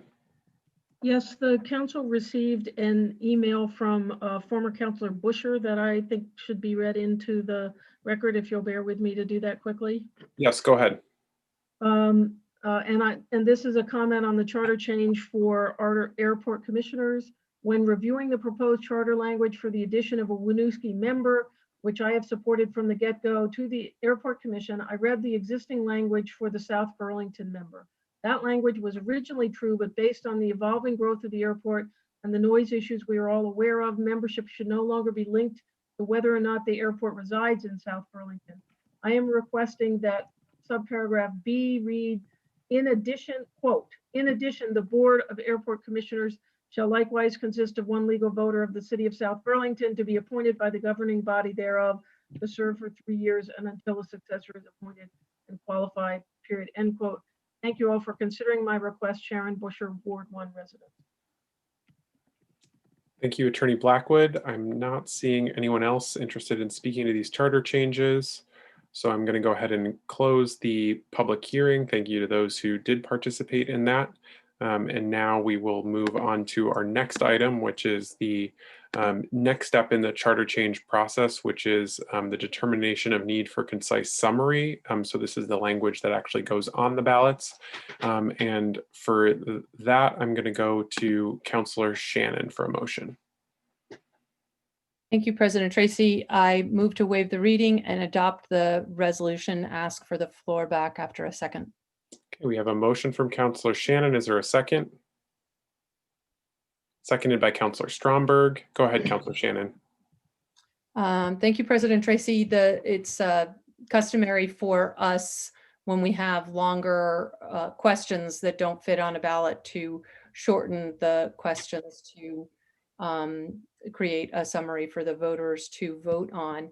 And I just want to note that I just noticed, and I apologize because I did have an opportunity to review this before, didn't catch it and may have even caused this error, but in the short form question, I noticed that the language around disallows eviction solely based because the rental agreement has expired, that is a little bit different than what is the actual words in the charter change. And so I would like to make an amendment that just cuts and pastes from that to more accurately describe that piece of the, that we're trying to convey. So I would like to eliminate disallows eviction solely based because the rental agreement has expired, and add excludes from just cause the expiration of a rental agreement as sole grounds for termination of tenancy, which is what the charter change actually does say. Okay, we have an amendment being moved by Councilor Shannon. Is there a second? Seconded by Councilor Hightower. Councilor Shannon, were you looking for the floor back? No, I think that I've explained that, and I will circulate that to the council as well as Catherine Shad for the record. Okay. Is there further discussion on this language, this amendment? Councillor Paul. Okay. Not on the amendment, I'm sorry. Okay. Any further discussion on the amendment? Okay, seeing none, let's go to a vote on Councillor Shannon's amendment to the language on just cause. All those in favor, please say aye. Aye. Aye. Any opposed? Hearing none, the amendment passes unanimously, and we are back to the original motion on the short form questions. Councillor Hightower.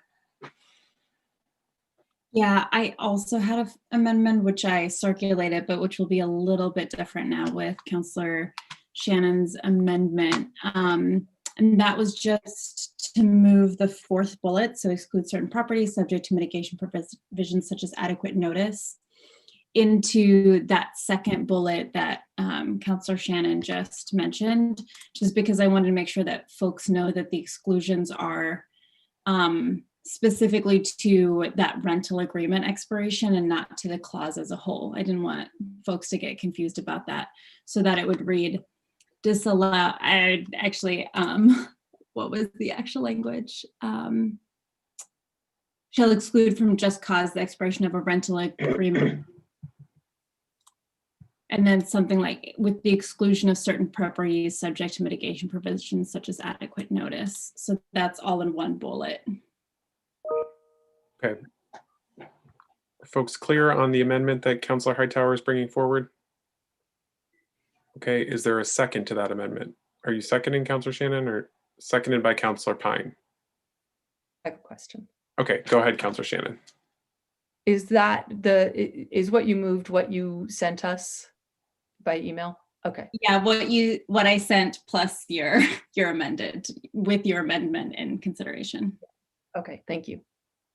Okay, any further discussion of Councillor Hightower's amendment? Okay, seeing none, we'll go to a vote. All those in favor, please say aye. Aye. Aye. Aye. Aye. Any opposed? The amendment passes unanimously, which brings us again back to discussion on the motion as now twice amended. Is there further discussion on the motion? Go ahead, Councillor Paul. Thanks very much, President Tracy. I have a question. You know, this year is a year like none other when we will have probably the vast majority of people, unlike in years past where many people do not vote absentee. This year we will have a year where the vast majority will not be going to the polls and voting. And so I'm just wondering whether or not there was any consideration given to simply mailing the language and putting it in each ballot. Thank you for that question, Councillor Paul. CEO Shad, are you able to speak to that?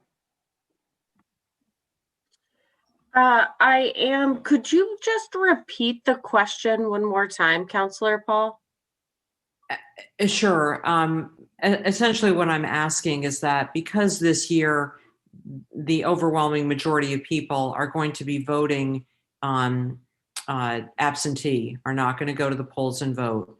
I am wondering whether or not there was any consideration given to the fact that since we are going to be mailing out all of these ballots, that we include the long form language with each ballot.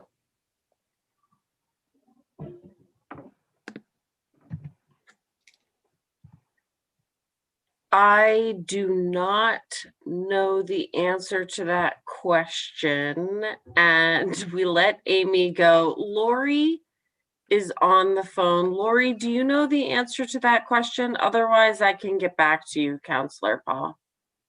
Have talked about it in our meetings that there will be some type of mailer with each ballot.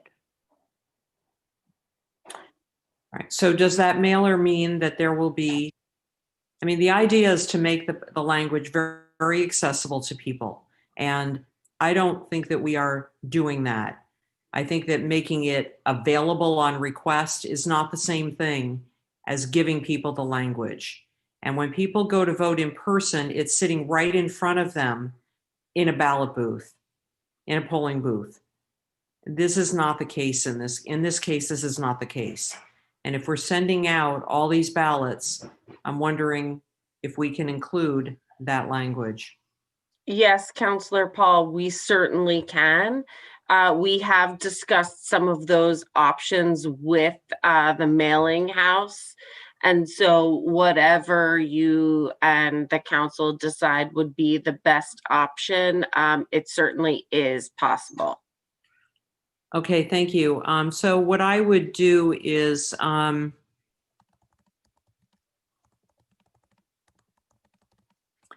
line 9 of the resolution where it says that, or line 8 where it says, in addition to posting the full proposed charter amendments in their non-concise form in every polling booth, and in certain places required by law, I would say, and included in every ballot by mail. And I would make that amendment. Okay, we have a motion from Councillor Paul, seconded by Councillor Paulino. Did you want the floor back, Councillor Paul? No, thank you. Okay. Any discussion of the amendment? Go ahead, Councillor Carpenter. We also have at least 2 advisory ballot items as well. And so I'm just wondering if your intent is to include those as well. Councillor Paul, did you want to speak to that? I don't believe that those items are going to be shortened. Okay. So I don't think that that's an issue. I don't believe. Is that accurate, Attorney Blackley? That's correct. They will be put on the ballot in the form that you approve them. Okay. Okay. Anything further, Councillor Carpenter? Okay, Councillor Freeman. Thank you. I might have missed this. Is this cost neutral? I'm just curious. Like, there's no greater expense? CEO Shad, are you able to speak to the cost of this? There is a cost to this. We have been thankful to receive a private grant that has covered a lot of our election costs, and we didn't spend all of that for the general election, so we're carrying some of that over. And so that means we didn't actually spend any of our budgeted costs that we had for the general election. So we have all of that for this election. So it is a cost we can afford. Great, thanks. Just wanted to make sure I heard that info. Thank you. Thank you. Any further comments on the amendment? Councillor Hanson, go ahead. I'm just curious to hear if there's any concerns from staff around this change of adding the long form language, and any drawbacks. Is that going to delay when ballots go out? Is it going to add staff burden? I'm just curious to hear the impacts of it. Shad, are you able to speak to that? This is something that we have planned for. I've been working with Amy and with Assistant Attorney St. James, and we are in good shape. So I feel confident in this plan. We can afford it. We have been calendaring for it. So I think it's the best way forward. Great, thanks. Okay, anyone else on the amendment? Okay, seeing none, all those in favor of the amendment to also send along the long form language with the ballot, please say aye. Aye. Aye. Any opposed? That passes unanimously, and we're again back to the original motion as amended. Any further discussion on that? Okay, seeing none, we will go to a vote. All those in favor, please say aye. Aye. Aye. Aye. Any opposed? That passes unanimously, and those questions are to be placed on the ballot. So keep an eye out for those, voters, and look forward to hearing the results on those.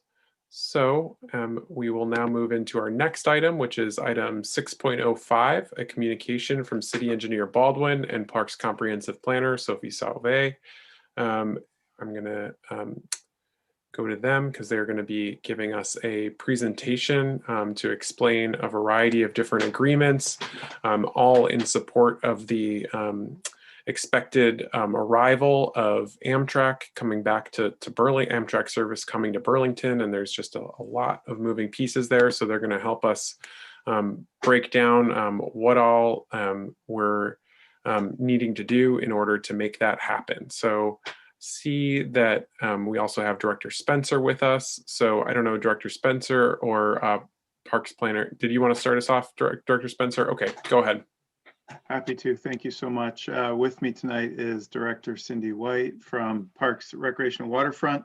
We have very brief comments, and then we'll kick it off to our technical team to give you the overviews. We're really so pleased to be bringing this item forward tonight. The Department of Public Works and Parks, Recreation, and Waterfront are seeking approval from the City Council tonight to execute a number of agreements that will advance the bike path relocation and passenger rail on Burlington's waterfront. And for decades, many of you know that the city has identified these two goals of reintroducing passenger rail and relocating the bike path on the western side of the tracks as priorities over many years in many planning documents. And while these goals have been supported by several administrations and city councils, forging a pragmatic path forward that secured waterfront stakeholder support, necessary funding, and property rights has remained elusive. And with that, I'll turn it over to Director Cindy White to finish off. Great.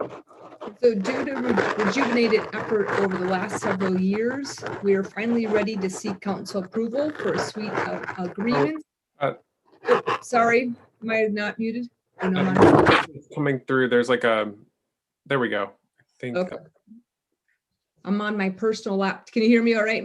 Yeah, you're better now. Thank you for that. You are so welcome. All right. So due to rejuvenated effort over the last several years, we're finally ready to seek council approval for a suite of agreements, licenses, and easements that will begin to unlock the opportunity to make millions of dollars of sustainable transportation improvements on our Burlington waterfront. Lastly, it is so important to recognize the incredible hard work of our team. I'd like to especially call out our city engineer, Norm Baldwin, and our Parks Comprehensive Planner, Sophie Sauvé.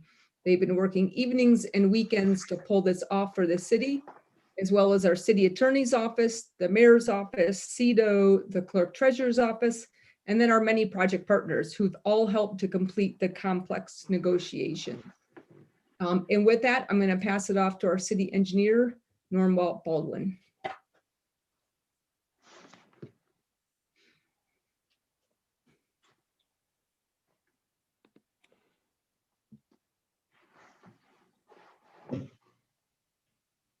Is the engineer muted? Yes. For everyone else? Okay. Sorry about that. So here we go, Norm.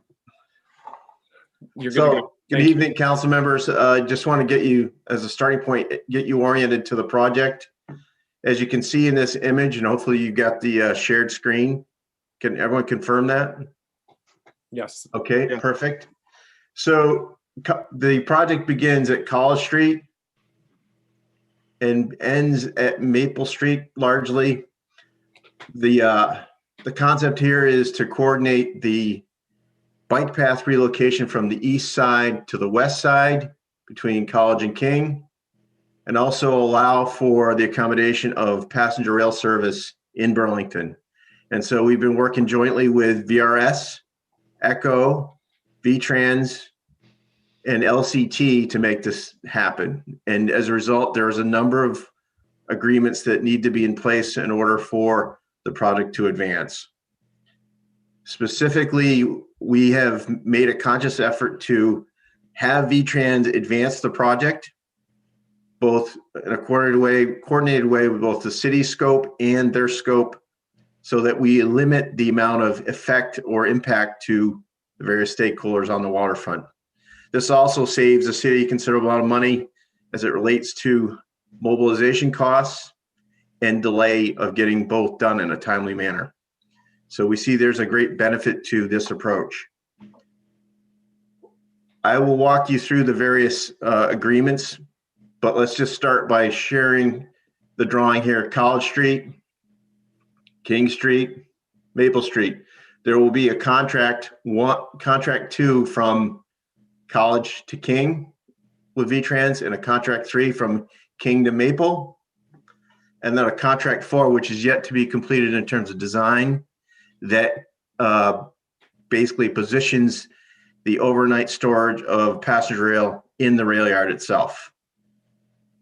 So moving on to the next slide, you'll see a long inventory of all the various finance and maintenance agreements, and I'll walk you through at least many of these, and then at some point I will hand this off the presentation to Sophie to continue forward. So beginning with the first slide, this is just a representation of the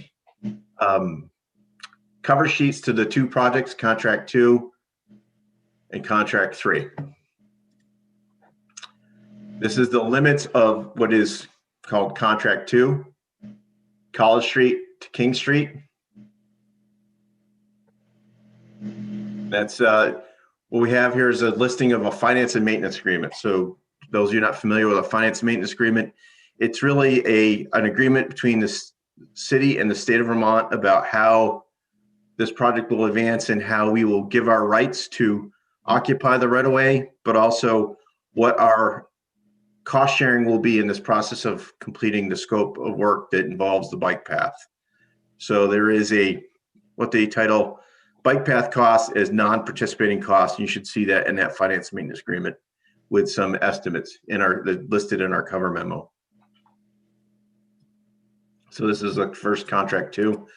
This is contract 3, which is between King and Maple. And here are the project limits, just depicting precisely where we're talking about here. And then the 6th slide,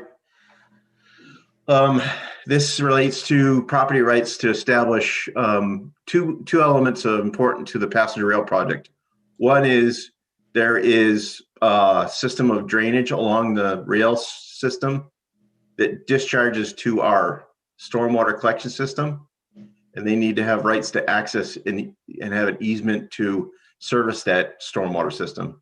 The second piece of this puzzle is, you can see this structure here. This is a control cabinet for the rail system. It's on, in fact, I don't know if you can position or orient yourself to this, but this is on the northwest corner of College and the rail crossing itself. So there's an easement to allow access to create this control cabinet or position this control cabinet on our city parcel, but there's also access over the city right of way to service that control cabinet. And then I will actually hand this over to Sophie, who's more familiar with the agreements working with ECHO. So for the agreements working with ECHO, we're seeking a 5th amendment to their lease agreement on city property that they lease from us. Some of the main points in that agreement change includes the location of a transformer on the ECHO property, which will limit shore power, which means the train will not idle with diesel being emitted when it's at the station overnight, the dinner train. And it'll benefit not only the residents in the adjacent neighborhood, but also ECHO specifically, as the noise and the fumes will be reduced, or will not be a case because they'll be connecting to the transformer. The other thing to point out is because the alignment here of the bike path that you can see, it seems odd. It's like a bubble shaped. We are following the rail right of way in this throughout the bike path as much as possible. And we are at the extreme western side of the rail alignment in this location, which means it comes to the edge of the Echo property, affecting the corner, specifically the northeast corner of the intersection with Echo at College. And then the red hatch, you can see where the greenway overlaps onto the Echo property. And along that edge, because of the proximity to the several trees, there will be some tree removals there. But also you can see the circles that are added in. Those are trees that we'll be planting in to replace the ones that need to be removed due to the construction in that location. And then in the next agreement is with an easement provided by Lake Champlain Transportation Company with the city of Burlington. The alignment comes from the Echo property north, goes south towards the King intersection. And as we approach the King intersection, there is no longer room within the rail right-of-way for the bike path to be fully there. So we have negotiated an easement with LCT on their property for the alignment of the bike path on the west side of the rail around King and south of King Street. And also with that easement comes temporary easements to be able to construct the bike path safely because of the close proximity to the rail in this location. And due to the impact to LCT, we've negotiated a license agreement with them where they have lost several parking spaces along their eastern edge of their parking lot because of the bike path realignment. So we are offering them parking spaces from Perkins Pier, and it's a license agreement due to Land, Water, and Conservation Fund conditions that are on that parcel, the city parcel. So there's several considerations that LCT has had to make, including removal of their own parking so that the bike path could come in, and just balancing the easements that are already in place at Perkins Pier. And then in terms of next steps, VTrans is, as Norm was mentioning, contract 2, which is College to King, is scheduled to be bid out in early February, as soon as next week. The the King to Maple section, which is contract 3, will be bid out a few weeks later. Then the construction will begin as soon as the contractor is secured and under contract by VTrans. And then while those steps are happening, the contract 4, which is the design of La Valley Lane passenger overnight siding in the rail yard, will be ongoing. And then that contract will be released later on the year.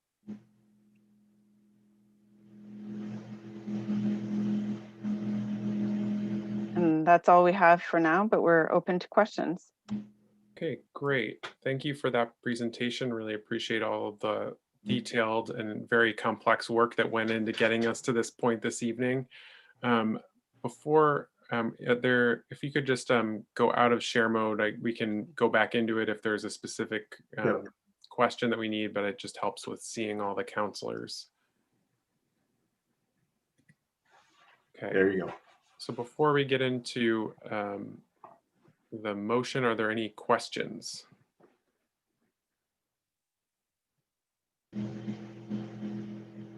Okay, seeing no questions from counselors, I'm going to go to Counselor Paulino for a motion. Thank you, President Tracy. Given the preceding presentation by Parks Department as well as Department of Public Works, I move to authorize the mayor to execute an agreement in substantial conformity with the attached lease agreement amendment between the City of Burlington, Vermont Rail Systems, the Vermont Agency of Transportation for the city, to relocate and redevelop the bike path to the west side of the rail right-of-way between College and King Street to bring passenger rail service to Burlington, subject to final approval by the city attorney's office. Secondly, to authorize the Director of Public Works to execute an agreement in substantial conformity with the attached finance and maintenance agreement with VTrans for the bike path relocation and passenger rail project. within the right-of-way corridor between College and the north side of King, subject to final approval by the city attorney's office. Thirdly, to authorize Director of Public Works to execute an agreement in substantial conformity with the attached finance and maintenance agreement with VTrans for the bike path relocation and passenger rail service project improvement within the right-of-way corridor between the north side of King and south to Maple Street, subject to final approval by the city attorney's office. The fourth motion would be to adopt the attached resolution relating to the granting of an easement to VTrans over the waterfront park parcel near the intersection of College Street and the railroad right-of-way to install and maintain a railroad signal control cabinet. Fifth, to adopt the attached resolution and to grant an easement to VTrans over the Pease grain parking lot parcel near the base of College Street to install and maintain an underdrain. Six, to authorize the mayor to execute an amendment in substantial conformity with the attached lease agreement amendment with Leahy Center Echo, Lake Champlain, to provide the installation of a transformer, electrical services connection on leased premises at 1 and 3 College Street parcel, an expansion of the Echo Plaza into College Street intersection. Seventh, to approve and recommend the city council authorize the mayor to execute an agreement which would be in substantial conformity with the attached licensing agreement with Lake Champlain Transportation Company. And eighth, to accept an easement in substantial conformity with the attached easement with Lake Champlain Transportation Company. Thank you for that very extensive reading that entire motion, Councillor Paulino. Very much appreciate it. Is there a second to the motion? Seconded by Councillor Stromberg. Any discussion? Councillor Pine, go ahead. I just think it's good for us once in a while to step back and remember what we're accomplishing after so many years of trying to do this, and really want to congratulate all the staff from all the departments, Norm, Cindy. I'm sure the attorneys were very involved in this, and LCT, I know that Kyle Bostwick was involved, and I'm sure the folks at Echo were deeply involved, as well as our partners at the state level. And just, it's a great thing to be able to both accomplish the relocation of the bike path and to return passenger rail to our city. I think these are huge accomplishments, and we should just be really grateful that our city staff has stuck with these goals for really what has been at least probably 3 decades, really. So thank you. Huge monumental accomplishments here. Thank you very much for that. Thank you, Councillor Pine. Any further discussion on the motion? Councillor Shannon, go ahead. I just really want to thank the team and tell you how impressed I am with all of the work that you've done to put this very complex puzzle together. And this is a generational improvement for our bike path, which is, one of this city's great prides is really that bike path. And this is a massive improvement that I think that it's really nice and somewhat miraculous that we're here tonight and nobody came to public forum to talk about this tonight, because this is not easy. So thank you so much for everything you have done and for delivering this to the citizens of Burlington. Thank you, Councillor Shannon. Mayor Weinberger, did you want to comment? Thank you, President Tracy. Yes, I just wanted to say briefly, the council is exactly right. The whole team did work extremely hard on this. I also do want to make sure that all of the many partners who were necessary to pull this off are also recognized. If you recall, there were earlier points in this, there was a lot of calls for the city to start litigation or to take combative action versus the railroad or versus the state. And instead, we took a different course and kept everyone at the table, had lots of conversations, and kept working this issue until we found some solutions that broke it free. So This is really the moment at the council where this is all coming together, where all the details are coming together. There was considerable work happening by numerous people through the weekend to get us here tonight. And the work continues from here. This will be a very busy construction season in 21 to get this done. But the action you're about to take is a huge step towards finally realizing this, yes, generations long goal of resolving the bike path as it passes through this part of the city, and doing so, and is also achieving Amtrak service. So thank you to the team and all of our partners who helped make tonight possible. Thank you, Mayor Weinberger. Anyone else? Okay, seeing none, let's go to a vote. All those in favor, please say aye. Aye. Aye. Any opposed? That carries unanimously. We do have one more element of, actually a couple more elements of this. Just continuing on with some of the agreements that were already described, so that we have a resolution, item 6.06. Councilor Paulino, are you able to please move that resolution? Yes, thank you. I would move to grant the easement to V-Trans over the Pease Green lot, parcel number 1, to install and maintain an underdrain. Okay. We have a motion. Is there a second? Seconded by Councilor Hanson. Any further discussion? Councilor Shannon. Is the appropriate motion to adopt the resolution or that specific action? Attorney Blackwood. Sorry, I was slow getting on my camera, but yes, I think the motion should be to adopt the resolution. Okay, so Councilor Paulino, are you able to remake your motion? Yes, so I'd move to adopt that resolution as stated and waive the reading. Okay, thank you for that. Did you want the floor back after a second? No. Okay, we have a motion and a second. Motion by Councilor Paulino, seconded by Councilor Hanson. Any further discussion? Councilor Hanson.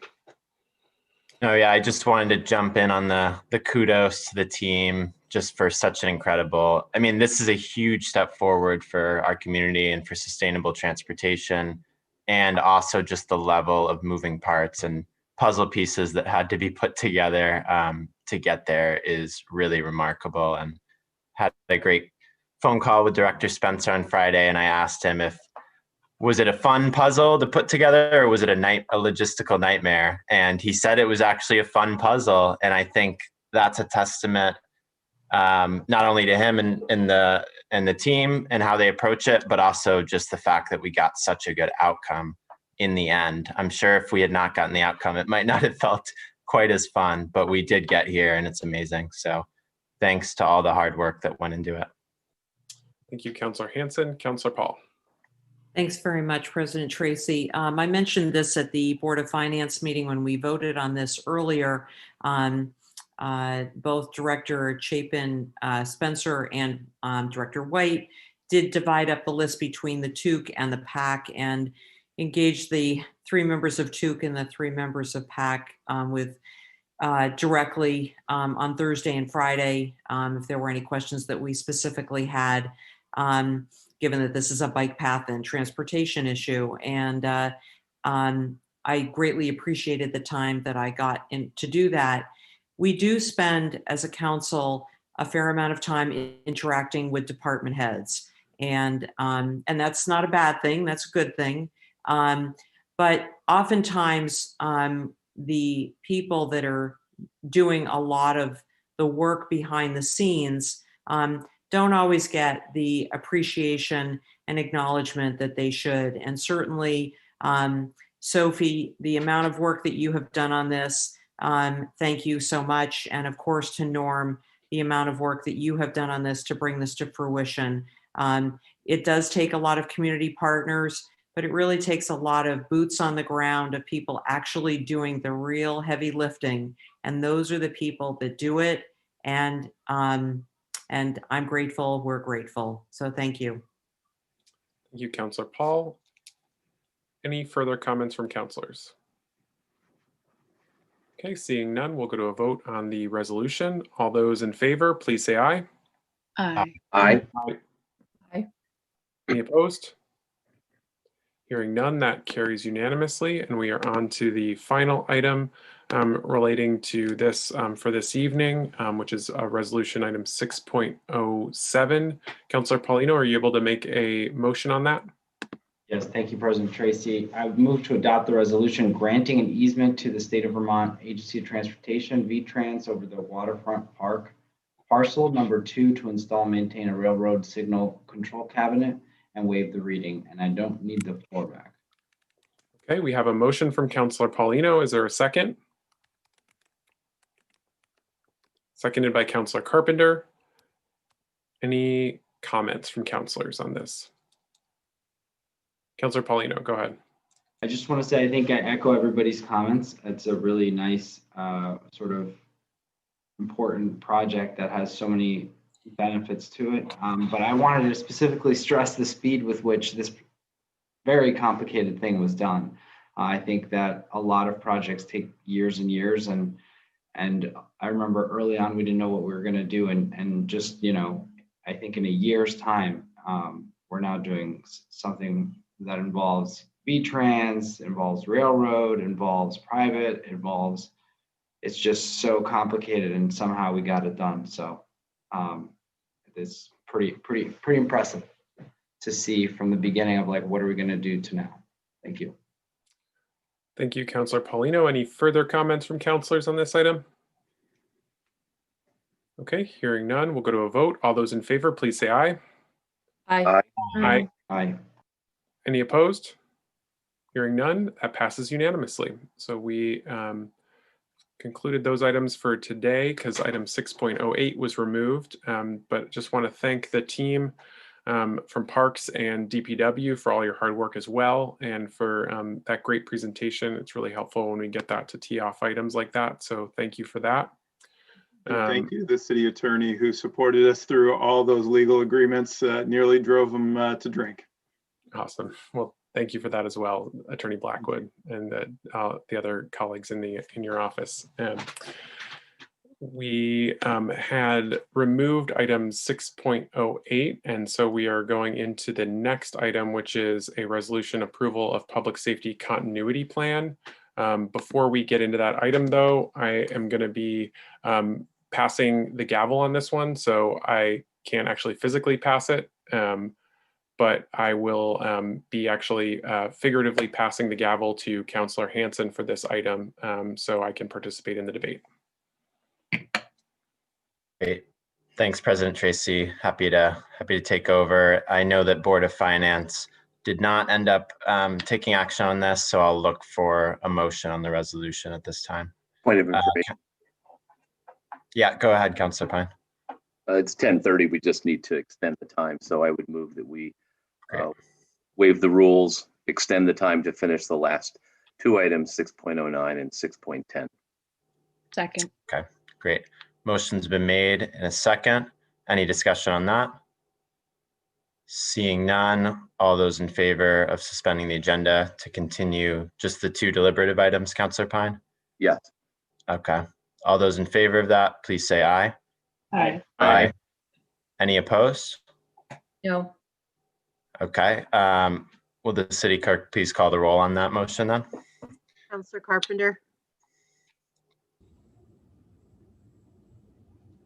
You're muted, Councillor Carpenter. Aye. Councillor Jang, Yes. Councillor Freeman, Yes. Acting City Council President Hanson, Yes. Councillor Hightower, Yes. Councillor Mason, Yes. Councillor Paul, Yes. Councillor Paulino, Yes. Councillor Pine, Yes. Councillor Shannon, No. Councillor Strongberg, Yes. Councillor Tracy. Yes. 11 ayes, 1 nay.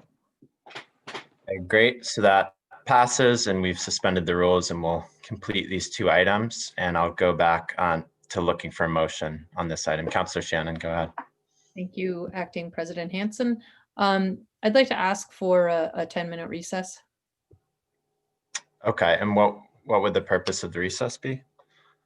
Well, I'm a little confused by where we are as this wasn't taken up by the Board of Finance. So just want to have 10 minutes to kind of figure out where we are here. Okay, can we, could we do that in 5 minutes? Is that all right? Let's shoot for 5. Okay, all right. Yeah, I'd be happy to grant that. So it's 10:30 now, so we'll just reconvene at 10:35. Thank you. All right, thanks.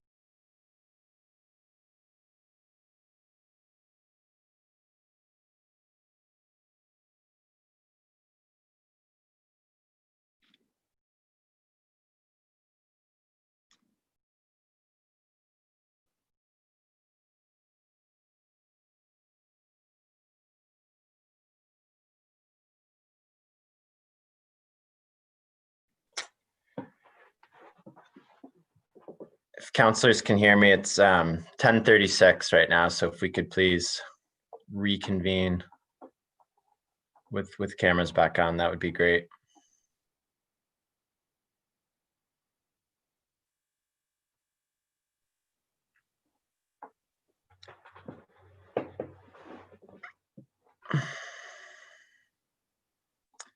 Great. Thanks, everyone. Welcome back. I don't have anyone in the queue at this point. Okay, Councillor Shannon, and to be followed by Councillor Hightower. Go ahead. I'm sorry, did somebody make a motion? Because We have not had a motion yet. No. we're looking for a motion. Yes. I would move to postpone this item to our next meeting. Okay. The motion to postpone the item has been made. Is there a second to that motion?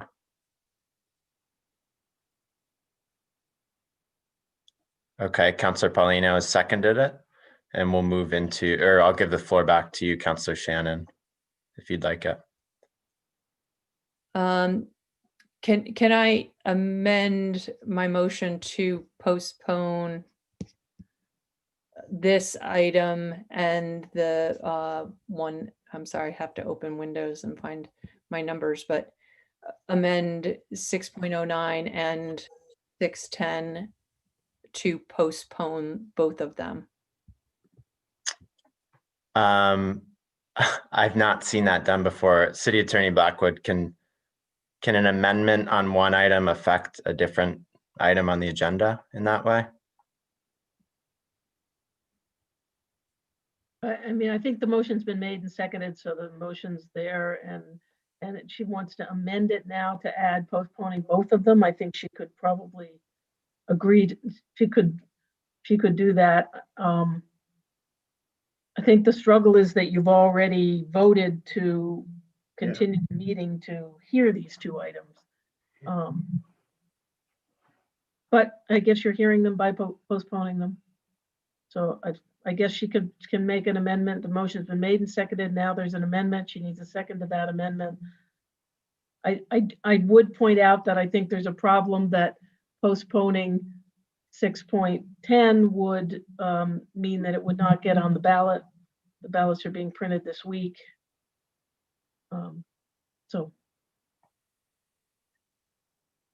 Okay, so, but the motion is in order, Attorney Blackwood, or? Well, I think you have to determine whether you think it's in order. If it were not in order, it would be not in order because it isn't, a postponement would be in effect a denial of the motion. Okay, yeah. I'll withdraw the motion. I think that we can get through this item and then we can take up the next item and decide what we want to do with I think that. that was cleaner. Yeah, I appreciate it. All right, so you've made the original motion. There's been a second. Did you want the floor back, Councillor Shannon? Is a motion to I don't believe a motion to postpone is debatable. Is it, Attorney Blackwood? Attorney Blackwood? Sorry, I was checking. Yes, it is debatable. Sorry. I would just say that I think that there are some discussions happening at this point that may be helpful to the council in reaching some decision that I don't think councilors are ready to make tonight. Okay, great. Is that all, Councillor Shannon? No. Okay, great. I have Councillor Hightower to be followed by Councillor Tracy. Yeah, I guess I'd like a little bit more explanation of the move to postpone. I think councilors, and so I'll explain for the public, know that I made a motion to amend the resolution as is because I think there's consensus, or at least I'm hoping there's consensus on at least two of the items to move forward in terms of what the administration's proposal has been. And I think there is not consensus on the third item. So I was hoping that we could move forward with the parts that there were consensus on and continue to negotiate on the parts that weren't. And I guess I would like to hear a compelling reason why that wouldn't be a better option. Great. Thanks, Councillor Hightower. Were you looking for a response now or just putting that out for the debate? I'll put it out for the debate. Okay. All right. Great. I have Councillor Tracy next. I just wanted to say that I think that we should debate both of these items tonight and address them this evening. We are probably going to have a very packed agenda for the meeting on the 8th with potentially city place issues coming back to that meeting. And so that's going to be a large item on our agenda. And so I just want to make sure that we are planning reasonable agendas. And so I just wanted to put that out there that I think there's going to be some significant items potentially coming down the line on the 8th as well. And so I would prefer that we debate this item tonight and deal with it this evening, and then take up other business at our next meeting. Thank you. Thanks, Councillor Tracy. Anybody else wishing to speak to? Okay, Councillor Paul, go ahead. Thanks so much. With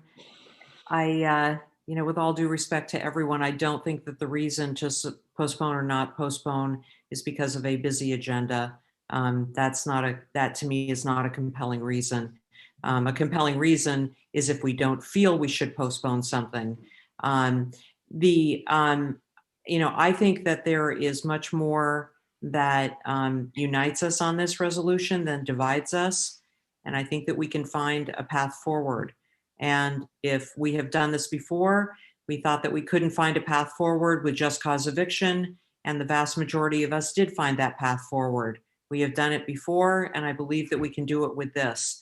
And the difference of 2 weeks is an opportunity for us to engage with one another and see if we can't find that. And I am willing to give that a try. I'm more than willing to give that a try. And I think that I just hope that people will agree to support postponing. Thank you. Okay, thank you, Councillor Paul. Councillor Freeman.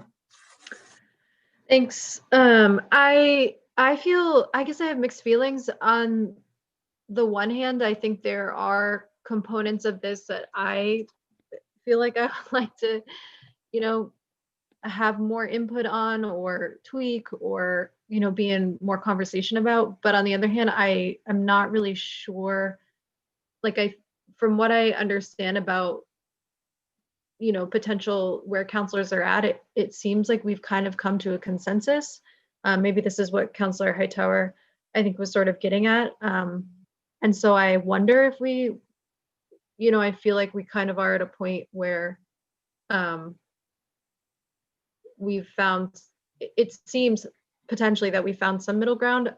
I don't know. I'm surprised by the motion to postpone.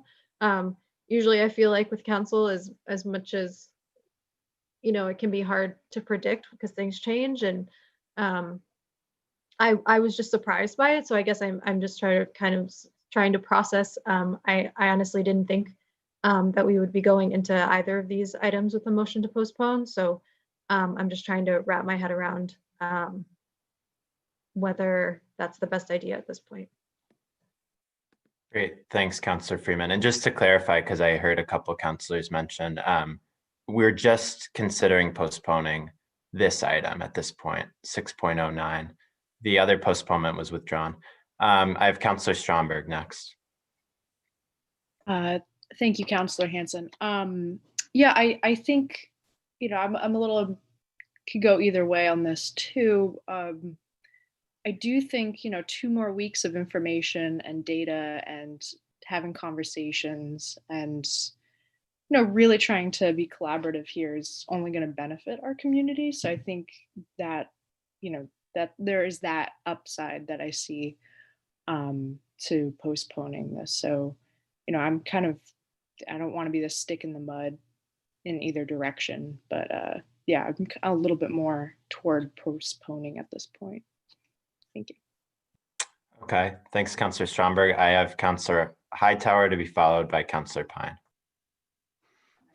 Yeah, then regardless, I guess I just want to bring up for the public and for point of information, just so we're all talking about the same thing, is there's really 3 things we're talking about here, which is fully sworn officers, community service officers, and community service liaisons. And my amendment had been to move forward with the piece on community service officers and community service liaisons, and to some degree postpone the conversation on sworn officers, both until we had, per Councillor Stromberg's point just now, a little bit more data, a little bit more information, a little bit more time, especially because the Joint Committee is kicking off its process with Talitha Consulting next Monday, and we're hoping to get some quick public input.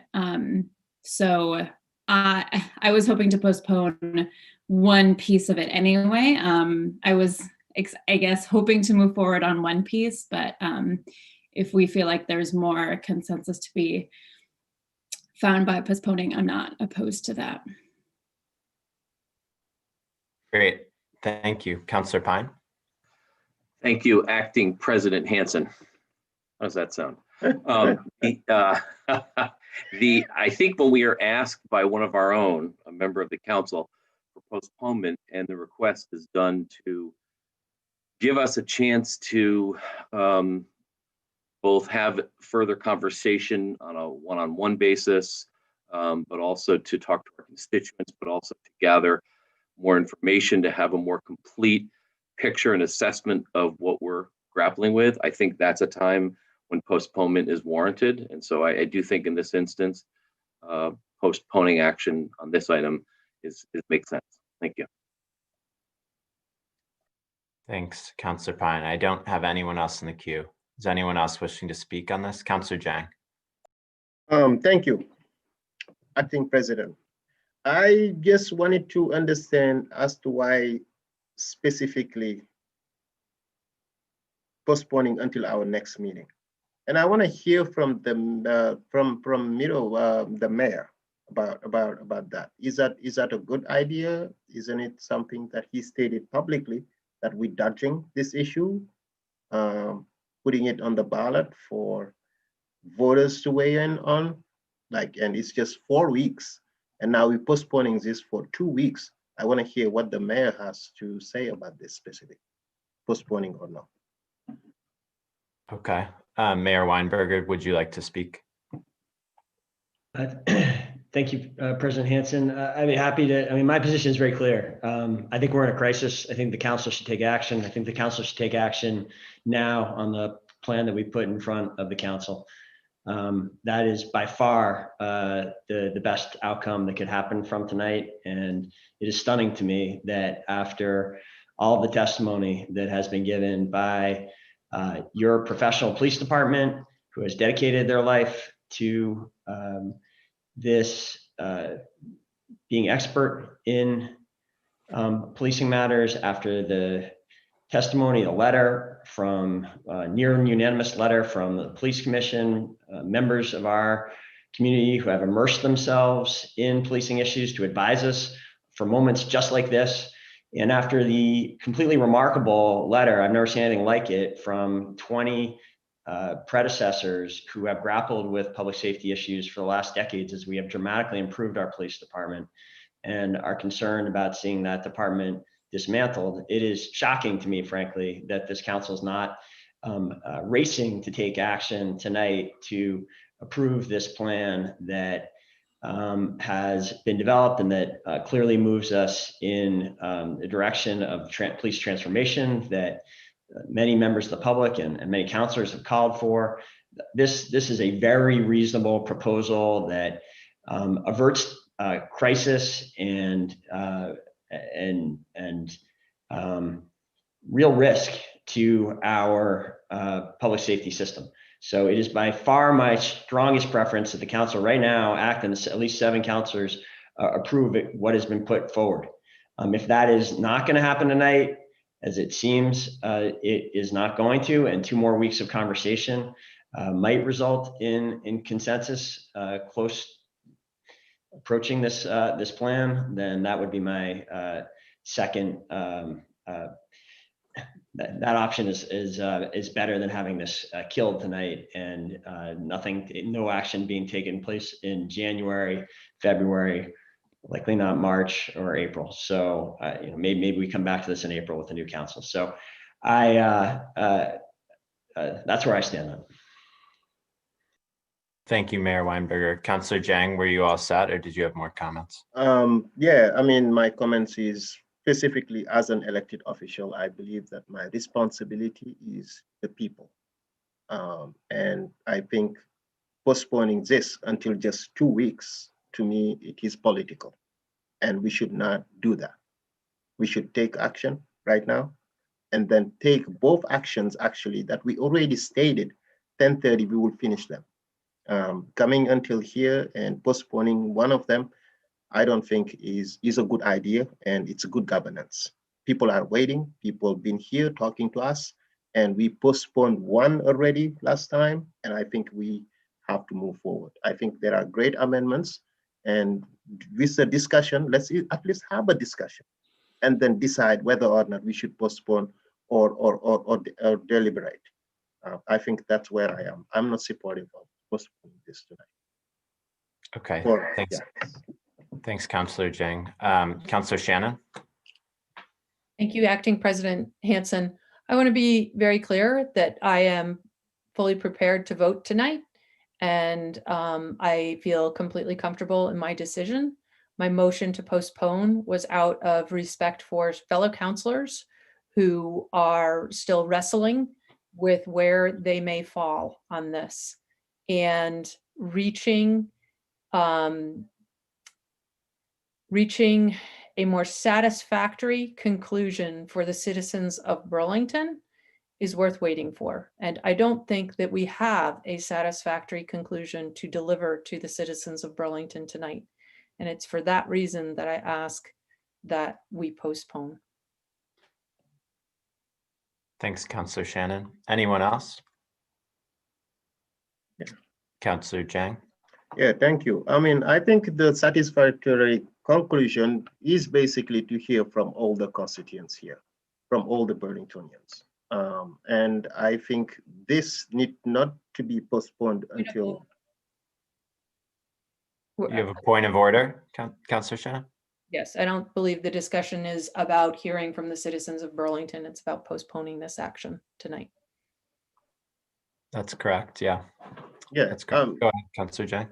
Yes, I mean, I think it is based, we talking about the same discussion, and I think I'm responding to some comments that I hear about the same discussion.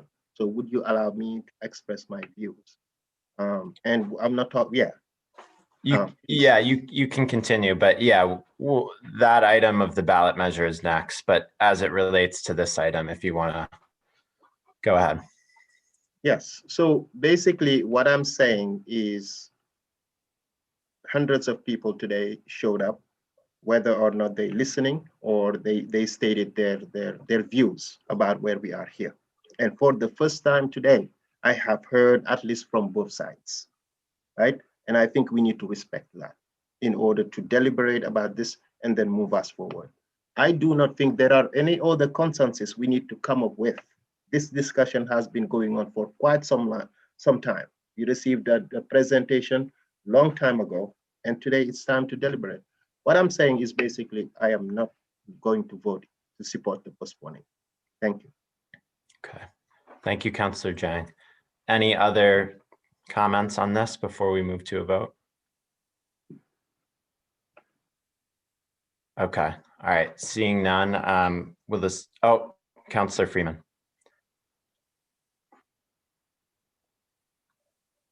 Can we have another 5-minute recess? Yeah, could you? I feel like I don't know, maybe that's not the right thing to do, but I am very, I cannot process what's going on. I'm very confused. I don't know if a 5-minute recess would help. I feel like I don't understand where the council is at. I don't know, maybe it would help, maybe it wouldn't, but I'm just confused. I feel like I don't know what's going on. Information, if I can. Okay, point of information, go ahead, Councillor Hightower. Yeah, I guess I respect Councillor Jang's ask that it would be nice to hear a little bit more broadly where some of the other councillors are at on this. So I guess if we reject a motion to postpone, can we re-vote to postpone, or is that like doing the same vote again? Sorry if that's an inelegant question. Sure, I was wondering that myself. City Attorney Blackwood, so if this goes down and we start deliberating, yeah, can you just walk us through if this motion to postpone fails, what our options are on this item after that? If the motion to postpone fails, you have to make a different motion. You can't make the same motion again. Okay, there's no ability to reconsider the motion. Yes, you could reconsider the motion. Somebody could move to reconsider. That's a different motion. Sorry, just to be clear. You would Okay, have to make a different motion. The motion could be to reconsider the vote to postpone. and that That could would that, have to be made by someone in the majority. sure. And would that, the motion to reconsider, could that happen after deliberation on the item itself? Could then there be a motion to reconsider the postponement at that point? Yes. Okay. Does that answer your question, Councillor Hightower? Yes, it does. Okay. So that point of information has been made. Councillor Freeman, you're requesting a 5-minute recess then? Yeah, very brief. Okay. All right. Let's just be back at 11:02 and get to a vote on this, please. Thank you. Thanks, everyone.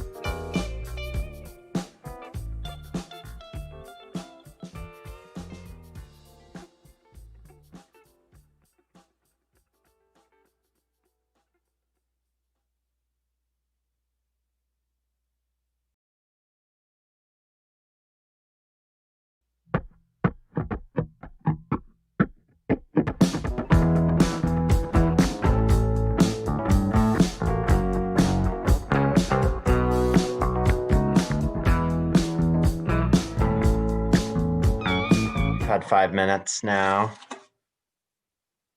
Getting a bit late into the night, so if we could all reconvene and make any final comments and move to a vote on this, that would be great.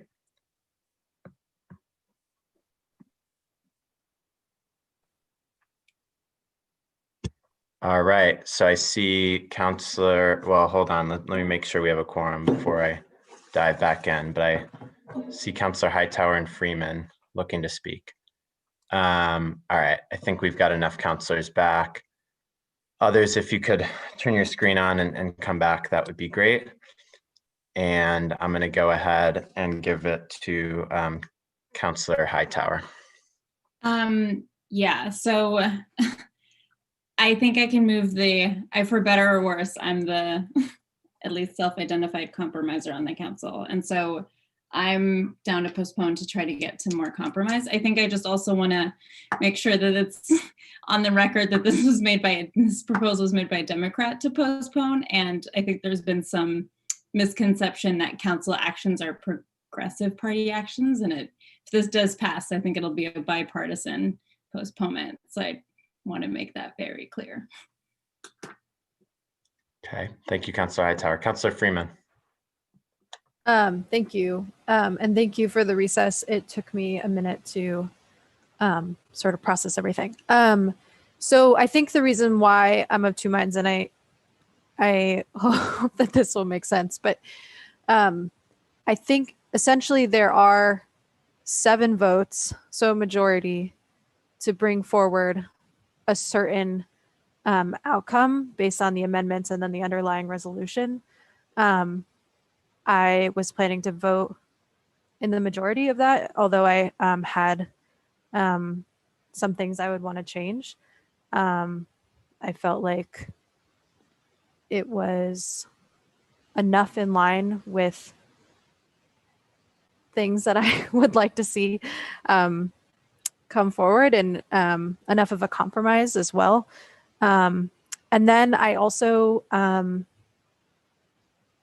think when councilors ask to postpone, it's really hard to vote no against that.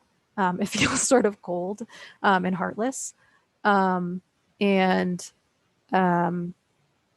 it feels hard to not respond to the sentiment of people wanting more time, wanting to work more collaboratively together. And it feels like even though we could just push things through at this point, the short game is often not always beneficial to a longer game of actually trying to work together more. So I still feel conflicted. Again, I just was actually genuinely surprised. I didn't expect this, but I will vote to postpone. So, and thank you again for the recess to let me think it through. Okay, thanks, Councillor Freeman. Any further comments before we vote on this motion? Okay. All right. Seeing none, we'll. Oh, did you have a comment? Yeah, Councillor I have a James? question actually. Sorry, I have a question for the city attorney. And City Attorney Eileen, I was wondering if someone make a motion to postpone an item, does it need to be voted? If the votes fail, for example, if the vote to postpone fail, now we have to weigh on that resolution. We cannot postpone it. We have to deliver that resolution. Is that correct? We just talked about that it could get reconsidered and or other motions could be made. Okay. For example, if a motion is made to postpone for a lack of a second, for example. Now, what will result of that? I make a motion to postpone an item, and if I don't receive a second, then we have to deliver that item tonight. The problem is there are lots of other kinds of motions you could make. other than delivering the item. So Postpone, such as? I mean, you could do motion, for example, a motion to table was another option. I mean, there are other motions that people could make if a motion to postpone doesn't get a second or fails. Yeah. And motion to table has to have a time certain, or a motion to postpone has to have a time certain. There are motions to postpone to a time certain and motions to postpone indefinitely. There's a motion to table. There are a number of other motions that aren't coming to my mind at the moment, but. Okay, all right, thank you. I think it's clear. Thanks, Councillor Jang. Any further discussion? All right, seeing none, will the city clerk please call the roll on the motion to postpone 6.09? Counselor Carpenter, Aye. Counselor Jang, No. Counselor Freeman, Yes. Acting City Council President Hansen, Yes. Counselor Hightower. Yeah. I'm sorry. Yes. Thank you. Counselor Mason, Yes. Counselor Paul, Yes. Counselor Paulino, Yes. Counselor Pine, Yes. Counselor Shannon, Yes. Counselor Strongberg, Yes. Counselor Tracy. No. 10 ayes, 2 nays. All right, so the motion to postpone passes. That brings us to our final item, 6.10. Is there a motion on this item? Yes. Oh, Councillor J. so I retake the gavel. Oh, I'm sorry. Yeah. I'm abusing my power. No, I'll pass. Sorry, Councillor Jang. I'm going to go ahead and pass the gavel back to Council President Tracy. Sounds good. Okay, great. So Councillor Jang, you have the floor if you'd like to make a motion. Yes, I would like to make a motion to put the item, ballot item number, which one? 6.10. Is that correct? I cannot see the bottom. Yeah. Yes, and have the floor back. Okay, we have a motion. Is there a second?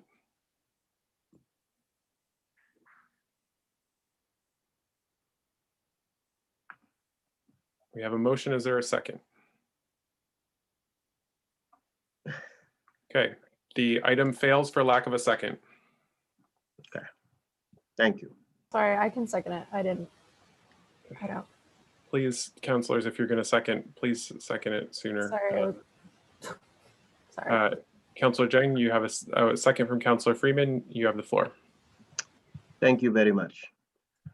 So as I said earlier, my responsibility is to the people of Burlington, to not political parties or political organization. My responsibility as an elected official is to balance the views of my constituents, the voters of this city, and to include them in deliberative processes before any action is taken on major issues that affect them directly. This fight for justice, and as an elected official, I have been fighting this fight of justice when nobody had the courage to stand up for injustices applied to youth of color by few members of our police department. It is clear to me today that this work to undo generation of discrimination, of injustices is messy. But we have the opportunity to take action when we are confronted with those unjust actions. I'm sorry, but I have to tell this. I'm sorry, but we have to collectively push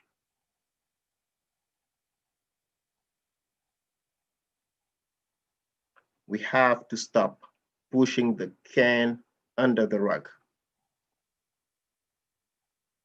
and take action when it's right, when it's in front of us. I stood up, and Councilor Freeman stood up too. And tonight she demonstrated that again.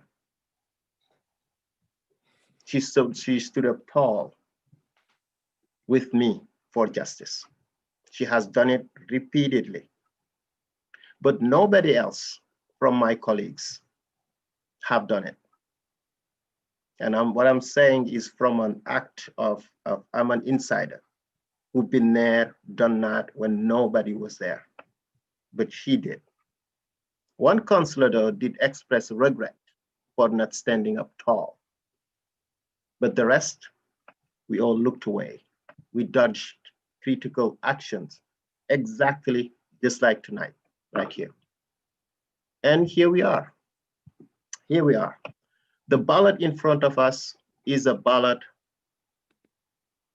asking for the voters to advise the city council to decrease in authorized numbers of police officers only. This is not a binding ballot item. Basically, a vote yes by the majority of the people will not dictate the way the council should continue, should deliberate. No, they're just giving us an advice. What do they think in general?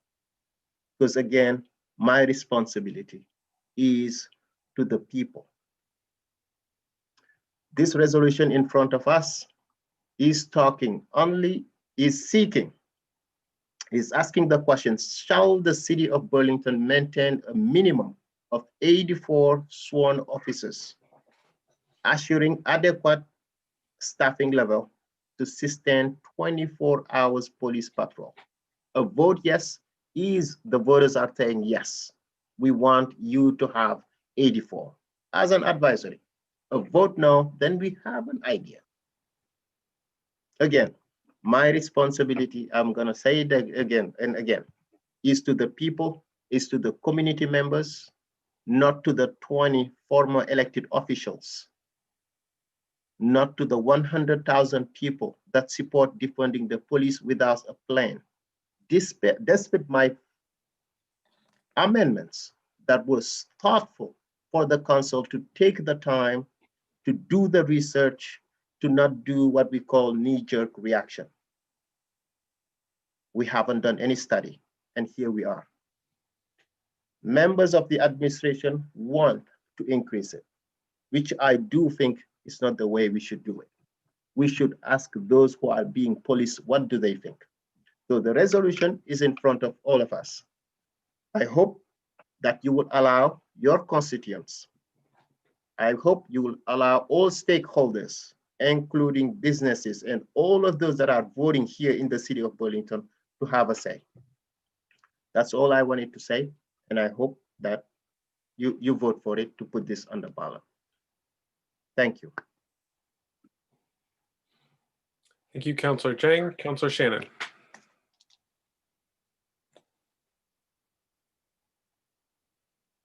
Thank you, President Tracy. I want to thank Councillor Jang for accepting the question that I put forward in lieu of the question that he had. I was prepared to support this if our previous resolution had failed, and with the best effort, despite the best efforts of the maker of the motion, if that had failed. This is in no way leadership. This is the antithesis of leadership. If we have to go to the ballot every time we have to make a decision, we're not needed here. Our job is to work through these very complex city issues and figure out what is in the best interest of the city. And when we're being asked now to bring the number of sworn officers back to 84, I don't understand why this has to go on the ballot, but when we reduced it, that didn't have to go on the ballot, nor was there any suggestion that that go on the ballot at that time. So this is just bringing back what we have. This is just sustaining the status quo is all that is being asked by the previous resolution. So asking the people in this case is not leadership, but it's asking the people to lead to find out how we can follow. And that isn't really what we're here to do. Now, I would have supported this if we had failed to take the leadership that we need to do to provide public safety to our constituents, which is what they want. Everybody wants to be safe. And whether we think defunding the police makes people safe or refunding the police makes people safe, it is our job to figure that out and to provide public safety for our constituents. So I am not going to support this question at this point because we have not voted on the other.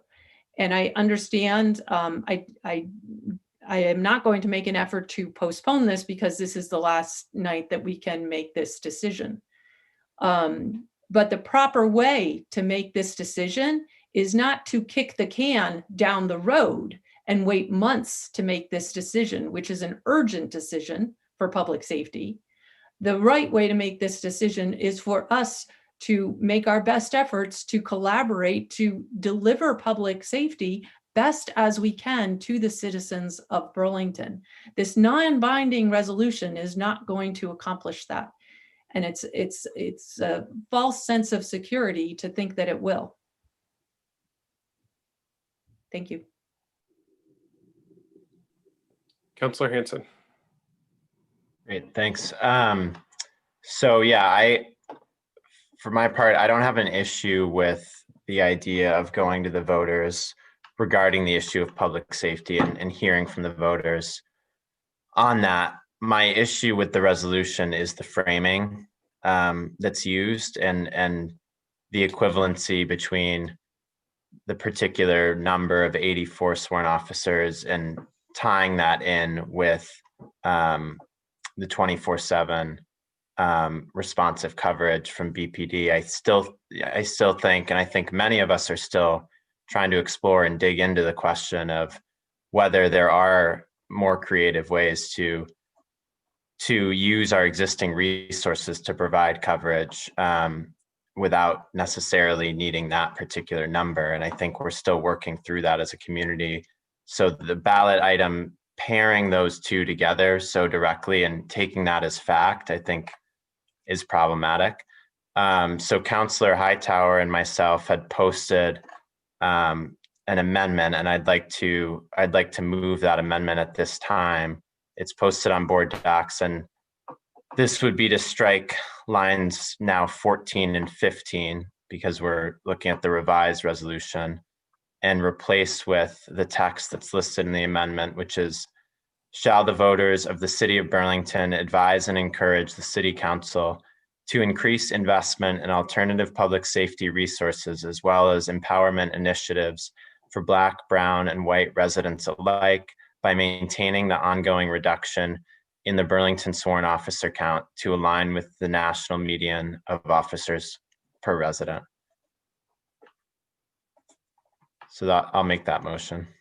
So we have a motion and a second from Councillor Hightower. Did you want the floor back, Councillor Hanson?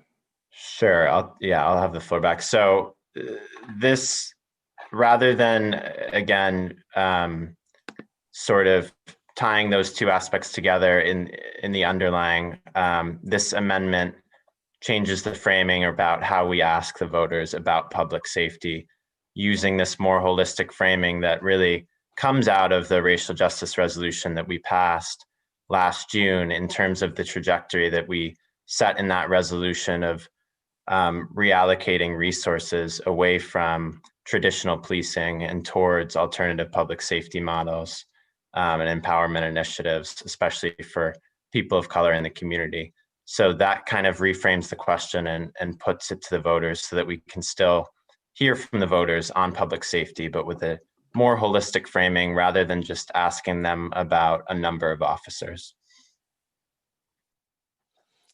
Thank you, Councillor Hanson. Councillor Hightower. Yeah, and just to expand on that, I do think it's, I think that there's a mix of both. It's an advisory question. So I think to Councillor Shannon's point, I do think it makes sense to go to the voters and say and ask, like, we did this action, do you agree with it? I have no intention of, I mean, I don't support, we haven't moved 84 officers. I don't think that's an action that I would support. And so to ask if that's a thing that is, that we should do, I think going to a particular officer count, I just don't think that the majority of Burlington residents have an opinion on the number of officers that they want. If they had a slightly differing opinion, this question wouldn't even allow them to have that. It's like it only gives one count that you can possibly agree with. And I just don't think that's where most residents of Burlington are at. And so I think asking a more general question that says, hey, we took this action 6 months ago, 7 months ago, is this something that you want, that you think was the right thing to do, is a much more logical advisory question, especially as we've started talking a lot about the what that means over the past 6 or 7 months. I feel like this is a question that Burlington voters are actually educated on and that they can speak to. And so that is the kind of advisory question that I would want to have on a ballot. Thank you, Councillor Hightower. Councillor Mason. Thank you, President Tracy. I do not believe that this council will make any decisions based on the response to either this advisory question or the first. This is a hotly contested issue, and while I appreciate the desire to check in, I do not believe that seeking affirmation for what's been done or not getting it will change the direction of the council.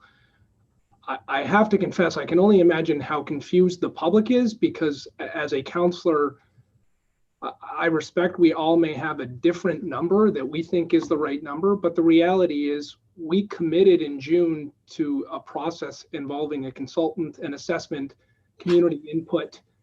That hasn't happened.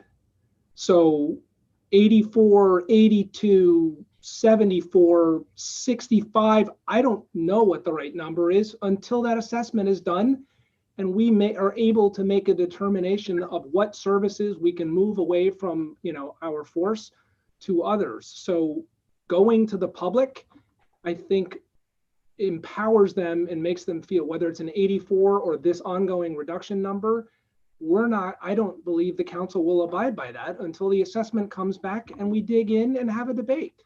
So I will not be supporting the amendment nor the underlying motion, because from my perspective, we laid out a process and I don't understand what this is adding or how this is benefiting the council as we move through that process that we committed to. Thank you. Thank you, Councillor Mason. Councillor Jang. Yes, thank you. And I think it is important.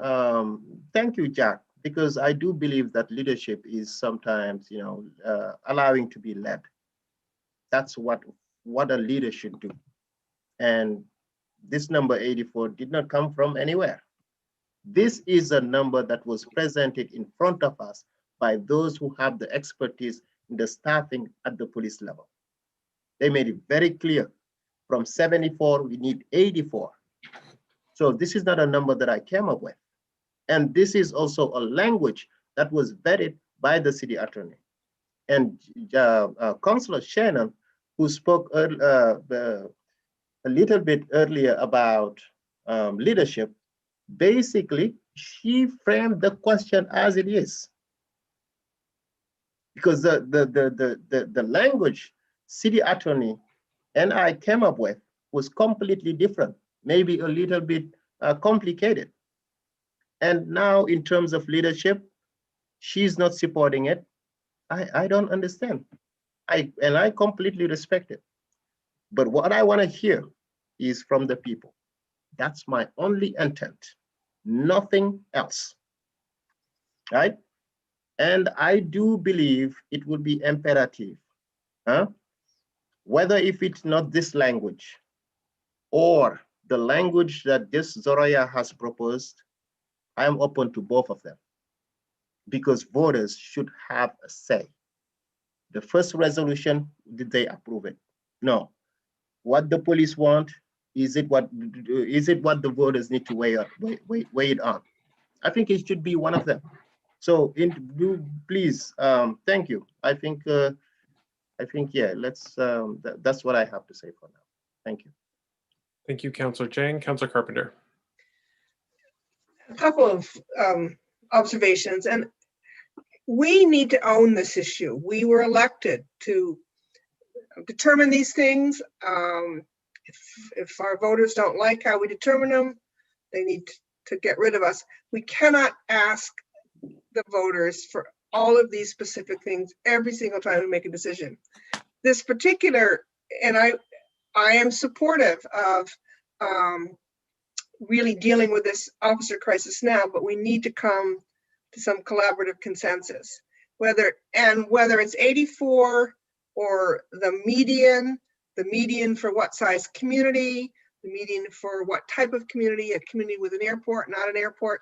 And I concur with Councillor Mason's point of view. We started a process, and one of the difficulties with the racial justice resolution is it had a lot of stuff in it. We bit off a lot, and some of it's got slowed down, and I think we are impatient, and that's not a bad thing, but we need to work that process out. And I don't think putting on the ballot 84, a median number, 82 is the way to go. We have to figure out among ourselves how to make this work. That's what we're elected to do. And I don't think the voters are privy to all the information, and we don't have the assessment done.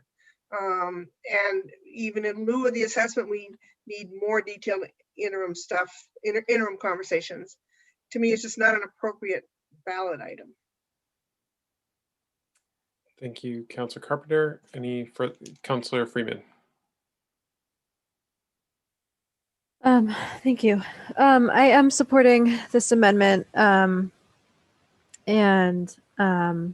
did want, I think I lean towards putting questions to the voters because it gets at some of the positives of what I think is referred to as direct democracy, where people can weigh in. I directly on the things that govern their lives. I think that I agree with what some counselors have said in terms of it would be confusing for the public to have the impression that an advisory question like this would automatically create a certain outcome based on whatever the vote sort of tallied up to be in the end. So I think that is maybe confusing. And I had concerns about that, and another counselor raised that, and I thought that was a good point. But in general,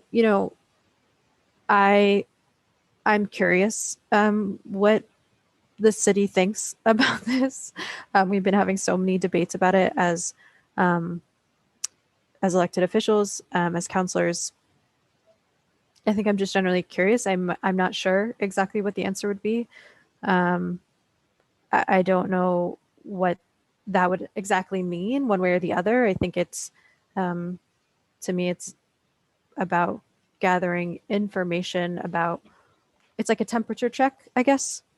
I see pros and cons with it in both ways. Again, I think it could be, as counselors have mentioned, confusing for voters to feel like it would create a certain outcome that, might not, we might not take up or we might not act on. But I will support the amendment. The underlying, whichever, I can speak to the underlying motion depending on how this vote goes. Thank you. Thank you, Councillor Freeman. Councillor Hanson. Great, thank you. Yeah, I agree with what Councillor Freeman just said. I think, I appreciate what other councillors have raised about the process that's underway. And I think we need to hugely value this process. I think it's a good process in terms of the consultant, in terms of the full evaluation of BPD, but also the community engagement around what we want public safety to look like.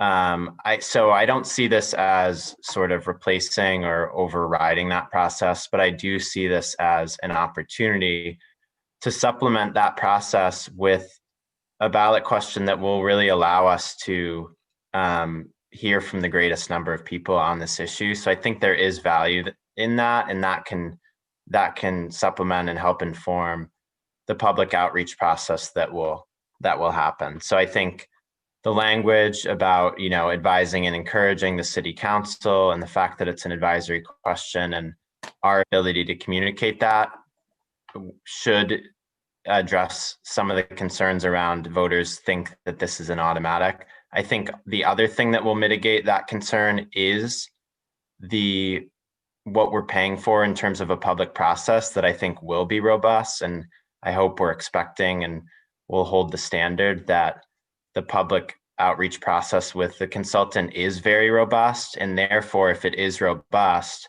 we would trust that this would be communicated, that is the process, and that we are reaching out to residents through that deliberative process, and that this is supplemental to that and not replacing that. So I do feel that we can do that. And I think this, in many ways, from my experience, reaching out to community members and hearing community members is the top focal point for so many in our community. So I think there's a lot of value when the community is clamoring over this issue, and when we're about to have a very large election, a mayoral election that only happens every 3 years, and we're going to have ballots mailed to all voters, which I don't think has ever happened in a mayoral. So I do see this as a big opportunity to hear from the largest number of our constituents that we possibly could.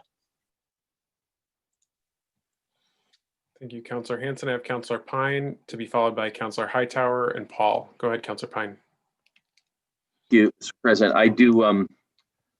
I'm struggling with this question. Councillor Mason, I think, made some pretty compelling arguments for the process that this council has decided to pursue, and so it's challenging for me to see that if we asked voters this question, and the amended question, I would say, not even getting to the original question, but the amended question, and the voters say yes, and then we get the consultant's report, and the consultant's report says you've got it wrong. You've totally, you basically have to reassign. You have to staff up. You have to add officers. We've got like a conflicting thing going on here, where we've asked the public what we want, and then we've asked the consultant what we want, and I guess what we're then doing, I believe, is sort of setting up for a pretty confusing lawmaking process, legislating process of giving the voters a sense that they're going to have an impact, when in fact we have a consultant that probably will be viewed as having a more weighty impact on the process. And then we then have to weigh which is actually more important. I guess I don't know if this is really, the more I think about this, the less helpful this is going to be, I think, in our process. I don't think this is going to be very helpful, either one of these questions at all. Thank you, Councillor Pine. I have Councillor Hightower to be followed by Councillor Paul. Yeah, I disagree with that. I don't necessarily, this is necessarily something that I would have put on the ballot by myself, but I do think consultants experts aren't magical people there's no right answer to this question. I know that we're talking a lot about numbers as though we know the right answer, but as a consultant, I know that we sweep in and we give answers to leaders who are having a hard time making a decision, but that doesn't mean that it's the perfect imperial answer. This stuff is messy. There's a messy answer to this. And I think having more data points about what is it, what are some of the staffing consideration, what are some of the things that the public wants? And to the point of this won't change anybody's mind, I don't think that's true. Yeah, if it's somewhere between the range of 45 and 55, none of us will move from our positions. If we start getting above 60, above 70, I don't even know which way. I have no idea which way we'll go. I genuinely don't. I have a feeling where it is in Ward 1. I don't know where it is on the city as a whole. I think it's a data point, and I think it's written as a data point. I think having more data points as leaders is not a bad thing. Ultimately, I think we want a consultant to come in and give us the right answer. It's not going to happen. A consultant's going to come in and give us some opinions, and we're going to have to make a decision on what the right answer is for our city. This is another data point that we can use to make that decision. Will it make it a little bit harder because we won't just have one answer? maybe. But I feel like that's where the leadership comes in. It's not about whether we put this on the ballot or not. It's not about it's about like how many data points are we willing to collect and then make a tough decision from it, and are we willing to look at all those data points? And I honestly don't know what this process will be, but I for one can say that whatever this comes back as, especially if it's a large compelling number, I'll consider it my decision. Thank you, Councillor Hightower. I have Councillor Paul to be followed by Councillor Stromberg. Thanks, President Tracy. I think that to a large degree, Councillor Pine said a couple of the things that I'm sort of conflicted about. And I think that we should all really think about the fact that the majority of us made a motion to postpone a continuity plan until our next meeting. So we are going to vote on some iteration of that continuity plan on the 8th of February. Part of that, if we vote on what is effectively in that resolution or some variation thereof, includes basically what we're going to be asking to some degree the voters a month later. And we really do need to move on this for a variety of reasons. I think we all want to move forward on this. We may not agree exactly on in what form, but we do, I think, all want to move forward on this. I think we know that we need to do that. And I think that's to a large degree why some people voted to postpone, because we want the time to hopefully try to find common ground. I don't think that the voters elected me. I think they elected me to move forward on policy. And this is a policy. Every time there's a department reorganization, or every time, a few years ago, Burlington Electric decided to do a retirement buyout. We didn't go to the voters and ask them what they thought about us doing that. And in fact, it was actually a pretty big deal. We didn't ask them for that, for their opinion. We, as city councilors, made that decision. And I think that's what people elect us to do. So, to me, waiting another month is to some degree about just sort of kicking the can down the road a little bit longer. And I don't see it as a quicker road to making a decision. The other thing I did want to mention is that the only people that would vote on this are the voters, not businesses. Businesses who, business owners and business employees who do not live in the city of Burlington do not vote on this. They're not voters in Burlington. If we want to know what our constituents think, we have lots of ways to find out. And I think we are all very good at using those avenues to find out those answers. So for me, while there is one of these questions that I think is more preferable to me, I think the bottom line for me is that I don't agree with the basic premise behind it. I appreciate the reason why people are bringing this forward, but I do think that people elect us to literally make those decisions, and we need to move on that. So thank you. Thanks very much. Councillor Stromberg. Thanks, President Tracy. Wow. Okay. So basically everyone said something that I agree with. And yeah, there's a lot of good points out there, and I really am appreciating this deliberation. Two things that come to mind, because I don't want to beat a dead horse and repeat a bunch of the great points, but yeah, like there's a huge theme for me, and that's the fact that we will never know like the magic number that equals this fixed amount of safety that we're trying to attain as a community. And so I feel like just throwing numbers out to people, I mean, if I, even me, like just getting a question on the ballot with a fixed number on there with not a lot of context, that can be a lot. And it's without like the proper outreach and education leading up to that. That's, it's a little risky in terms of having an informed voter. And that's kind of like my only real hesitation around putting a question on the ballot at this point, is that kind of like lack of time that we'll have to really educate the public and make sure that folks have enough information ahead of time. But then on the other hand, we've been talking about this as a council for as long as I've been on this council. So, there is that kind of aspect. So that's where I'm a little torn. Overall, I tend to side with the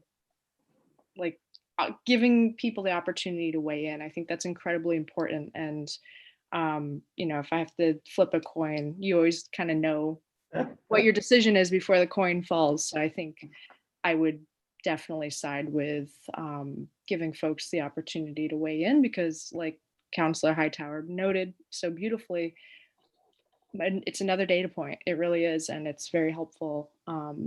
It doesn't mean it's going to sway any of our decisions, but it could. It definitely could. So, and I want that temperature taken of our community. I want to know what people want.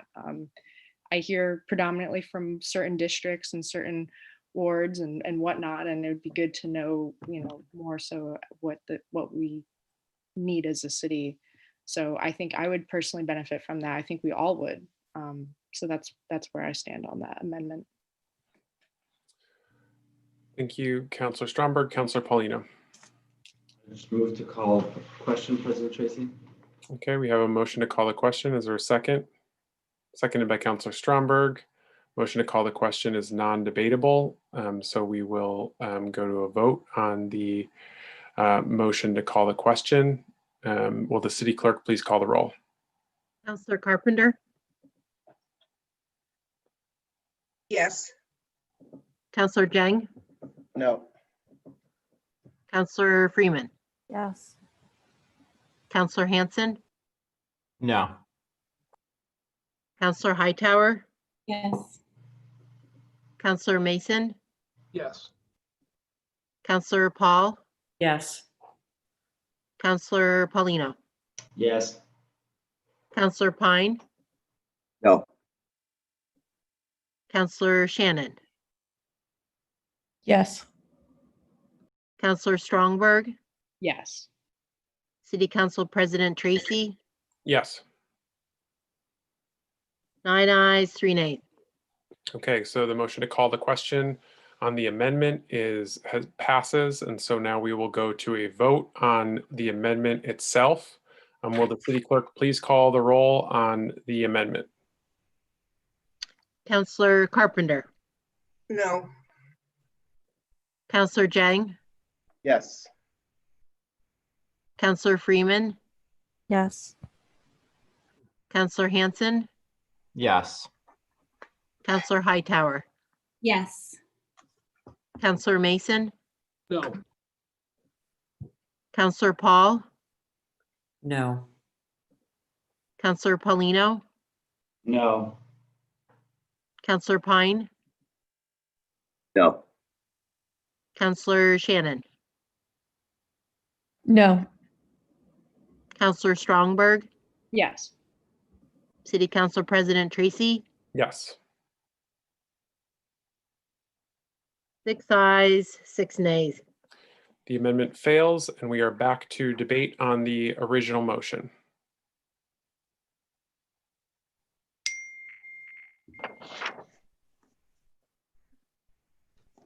Councillor Jang, to be followed by Councillor Mason. Thank you. So I think, it is clear here in this deliberative process about exactly where we are as a council. And I think as also a deliberative body. And to me, it is clear that we need to learn to make the distinction between opinion and also decision. And also to strive for welcoming inputs from those that we represent. Yes, they did elected to office. And there is no way, no best way to hear from this divided community about the police issue if it's not a ballot item. There is no other way. Personally, I have no idea where people are. But everything that I was presented, that I was striving for since the Racial Justice Alliance, is for the council to take the time to listen, to research, and to then make a decision. But we did not do any of that. And a result of our decision is exactly the division that is happening currently in this community, right? And I think we need to do better. I know this resolution, with the amendment, it already failed. I know it will fail, right? But this will be the last time that we will have such action that is not geared toward bringing us together.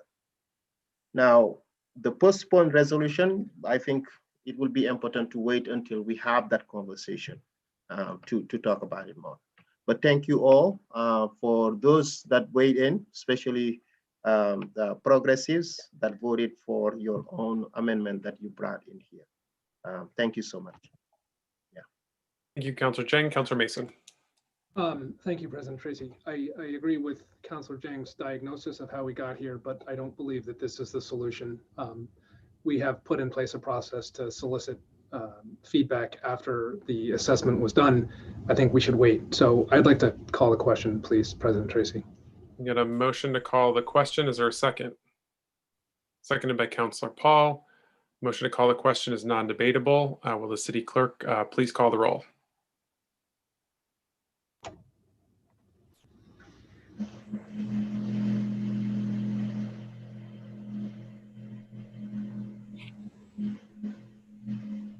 Will the city clerk please call the roll on the motion to call the question?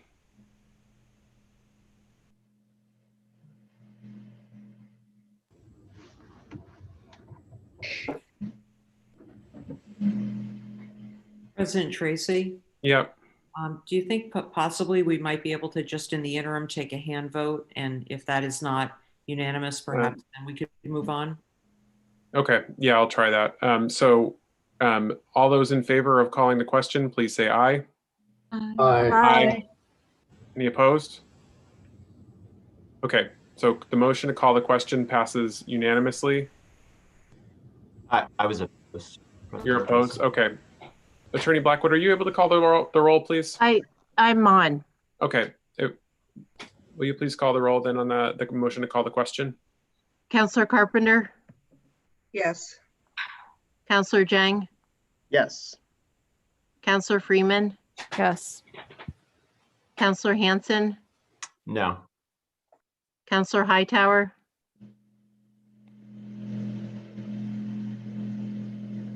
Yes. Councillor Mason, Yes. Councillor Paul, Yes. Councillor Paulino, Yes. Councillor Pine, Yes. Councillor Shannon, Yes. Councillor Strongberg, Yes. City Council President Tracy, Yes. 11 ayes, 1 nay. The motion to call the question passes, and so now we are back to the question to the vote on the question itself. Will the city clerk please call the roll on the question itself? Councillor Carpenter, No. Councillor Jang, Yes. Councillor Freeman, No. Councillor Hanson, No. Councillor Hightower, No. Councillor Mason, No. Councillor Paul, No. Councillor Paulino, No. Councillor Pine, No. Councillor Shannon, No. Councillor Strongberg, No. City Council President Tracy, No. 1 aye, 11 nays. So the resolution fails. We have now completed our agenda. for this evening. So a motion to adjourn is in order. So moved. Moved by Councillor Jang, seconded by Councillor Stromberg. Any discussion? Hearing none. All those in favor, please say aye. Aye. Aye. Any opposed? That passes, and we are now adjourned at 11:52. We'll see you in 2 weeks, councilors.